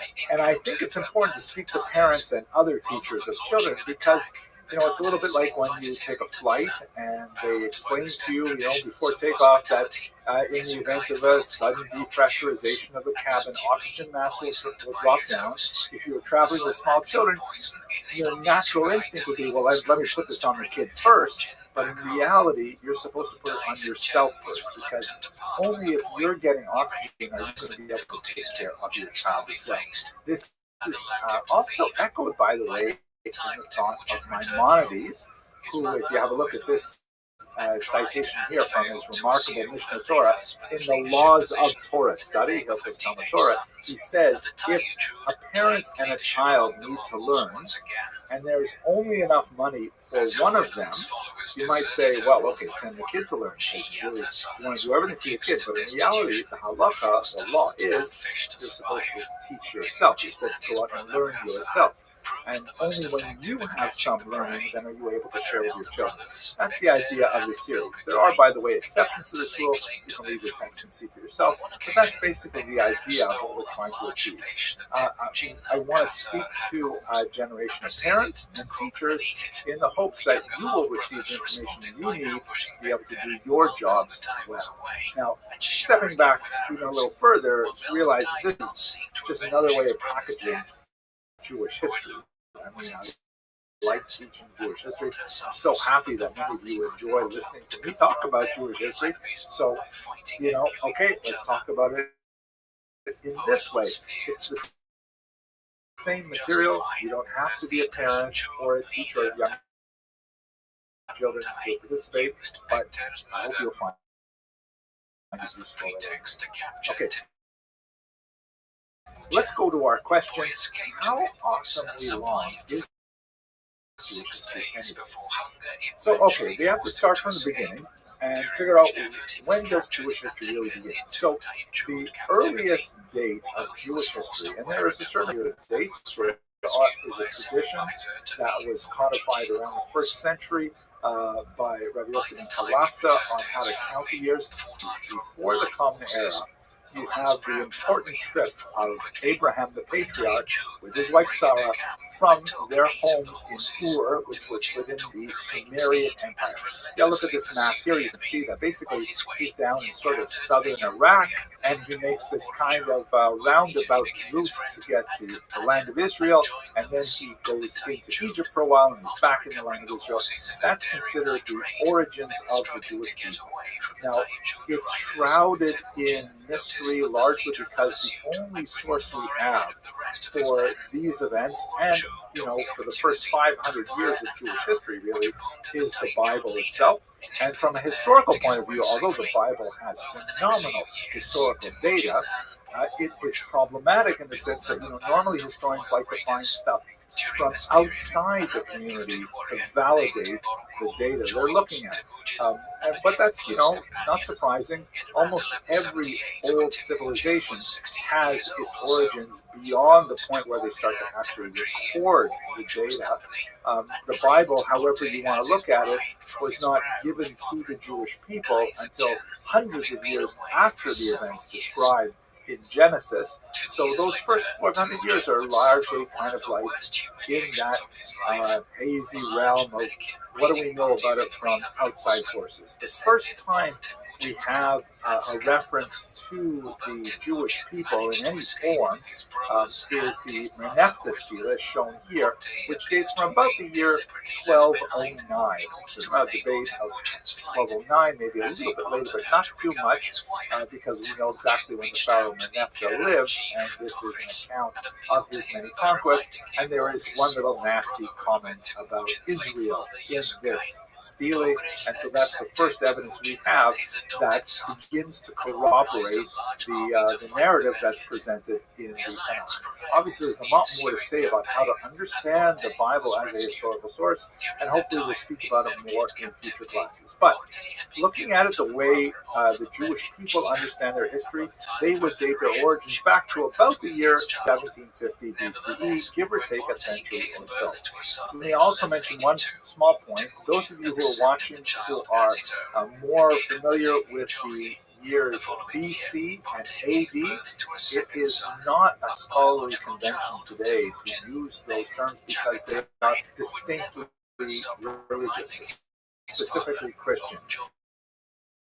The word BC obviously stands for before Christ, and although that may be the actual year we're working with, it has an internal inaccuracy built in because there's some debate about the actual year of his birth. And secondly, the term AD is offensive to not of our Lord. And so therefore, a non-Christian who does not consider the founder of Christianity to be his or her Lord would prefer not to use that term AD. So the scholarly convention, which is secular in nature, is to use the letters BCE, meaning before the Common Era, for dates before the year 1. I like to joke about the year 0, but there was no year 0. And the term CE, Common Era, is used the years after that time. Okay, so sorry if you're offended by that. Sorry, you can leave a nasty comment in the comment box, and most people do. So go ahead. At any rate, so here we have this early start, about the year 1750 BCE, which means that Jewish culture is roughly 3,750 years old. If you want to start from the earliest extra-biblical evidence, the Meneptah stele, that's still 3,250 years long, which is a really long time. And I have to say, as a historian, it's really good for me because we get paid by the year, right? So Jewish history is like full of opportunity. I want to leave that as a small public service announcement for those of you who are considering Jewish history as a career. Great. Very few other histories have this long period of duration. How does that compare to other ancient civilizations? Well, we should note that if we're talking about continuous civilizations, meaning civilizations that survived antiquity and the medieval period and the modern period to come to our own period, Judaism is not the oldest civilization, but it's pretty close. Have a look at this chart here, which basically measures how long these various civilizations lasted. Now, this is basically a back-of-the-envelope calculation, again, working with the self-reported numbers, like we talked about with Jewish civilization, but also with Chinese civilization, which has the same kind of conundrum. It appears that the Jewish civilization is pretty much the second oldest continuous civilization in existence. The Chinese is older. A lot of people make jokes about how this meant that the Jews would have something to eat when they began civilizing, right? Because Jews love Chinese food. There is, of course, very old civilizations like the Mesopotamian civilizations of Assyria and Babylonia and so on. The Egyptian civilization is like super old. The Harappan, Peruvian, Mesoamerican, all these are very old civilizations, but only the Chinese one is currently extant. So the Jews and the Chinese have a lot in common. They have been sort of neighbors in time for over 3,000 years. But the Chinese have, I have to say, a huge advantage here. I mean, look at this chart here, which compares the number of Chinese people alive today to the number of Jewish people alive today. It's pretty easy to say, oh yeah, we've got a continuous civilization that stretches back almost 4,000 years, when, yeah, you got like billions of people to count for it. The Jews are we're talking about somewhere around 15 or 16 million people here, a tiny fraction of the Chinese. If you look at this chart, you see that, Chinese people are actually just about 20% of the world's population, 1/5 of the world's population. Jews don't even make a single percent, 0.5%. So that, it is a remarkable thing that the Jewish civilization lasted so long with such a tiny population. And that number, by the way, never exceeds 2% of the known population of the world. The Jewish people seem to hang on through all kinds of very, very difficult circumstances and to perpetuate their culture generation after generation. It is really, I think, mind-boggling. Another factor besides the sheer number of people is the fact that unlike the Jewish people who were exiled several times in antiquity, and especially after the destruction of the temple in the year 70 by the Romans, Jews were exiled around the world, living in even smaller concentrations. Whereas if you look at this comparison map, you can see that the size of the historical land of Israel is just so tiny within the geographic scope of the country of contemporary China. And as this map indicates, Israel is 437 times smaller than China.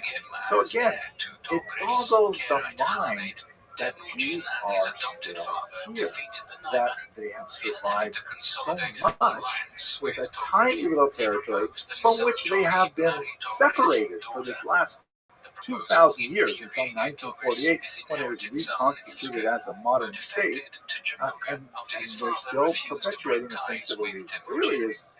I mean, what can I say? I don't know how to understand it myself, even though I spent so much of my own time studying this situation. Okay, so that describes the ancient civilizations that were around when the Jewish people emerged onto the historical scene.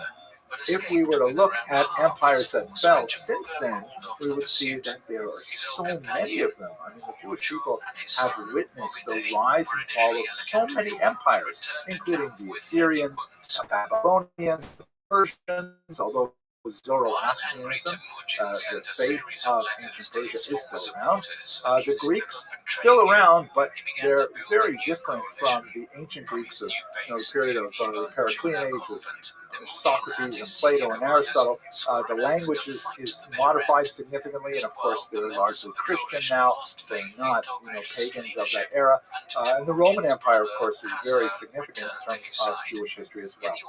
And this is the same thing that's true of empires outside of the land of Israel as well, like the Harappan civilization in northwest India, or the Peruvian civilizations, the Nazca peoples, the Mesoamerican peoples like the Aztecs and so on.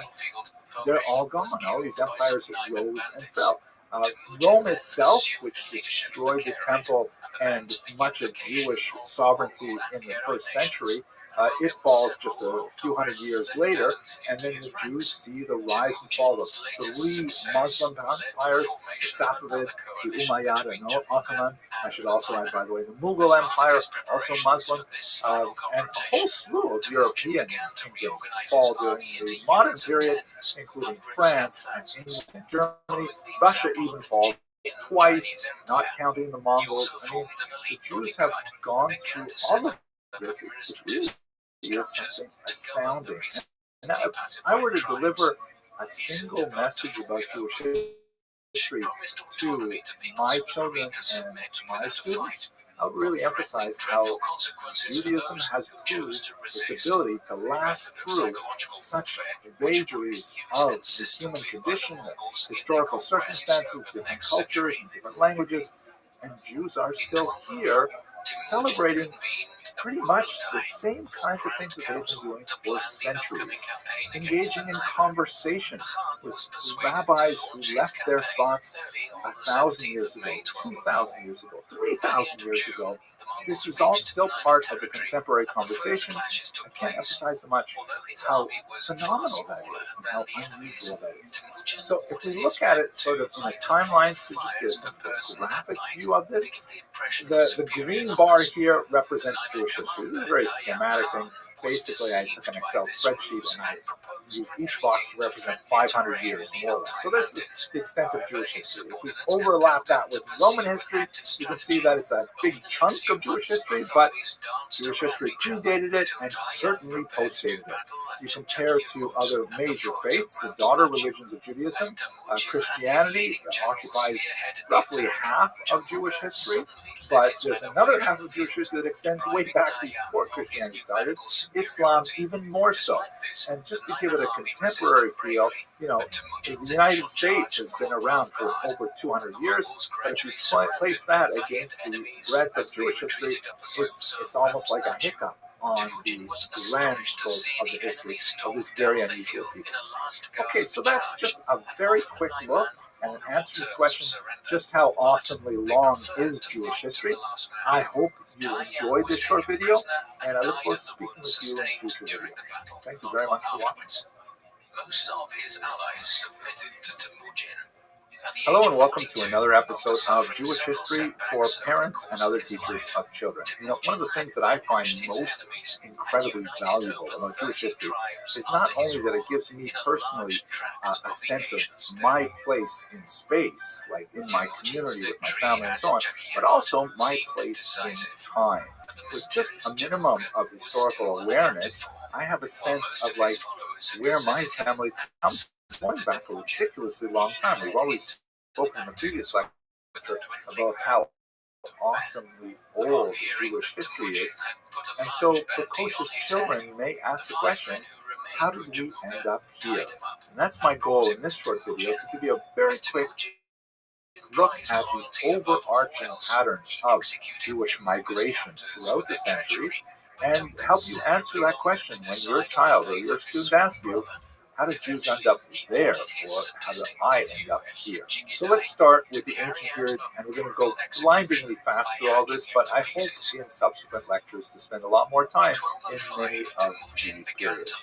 The very beginnings, as we discussed last week, begin in what would be southern Iraq, as is described in the book of Genesis, when Abraham takes his family and makes this roundabout journey up the Euphrates River, and then makes a sharp left down to the land of Israel with a very short stay in Egypt. That stay in Egypt, of course, will be extended under later generations, and that's the whole Passover story. That's not for our topics today. But the end result is that the Jews settle the land of Israel. Here's a map that shows you how the Bible describes the distribution of land according to the tribes, and ultimately they come together as a monarchy. And this exists under the kings Saul and David, and then later Solomon, where it's expanded considerably. Unfortunately, this doesn't last. After Solomon, there is a split between the northern tribes, known as the Kingdom of Israel, and the southern tribes, known as the Kingdom of Judah. And ultimately, that northern kingdom is going to be taken away by the Assyrian Empire. You can see in this map here how there are several population transfers from the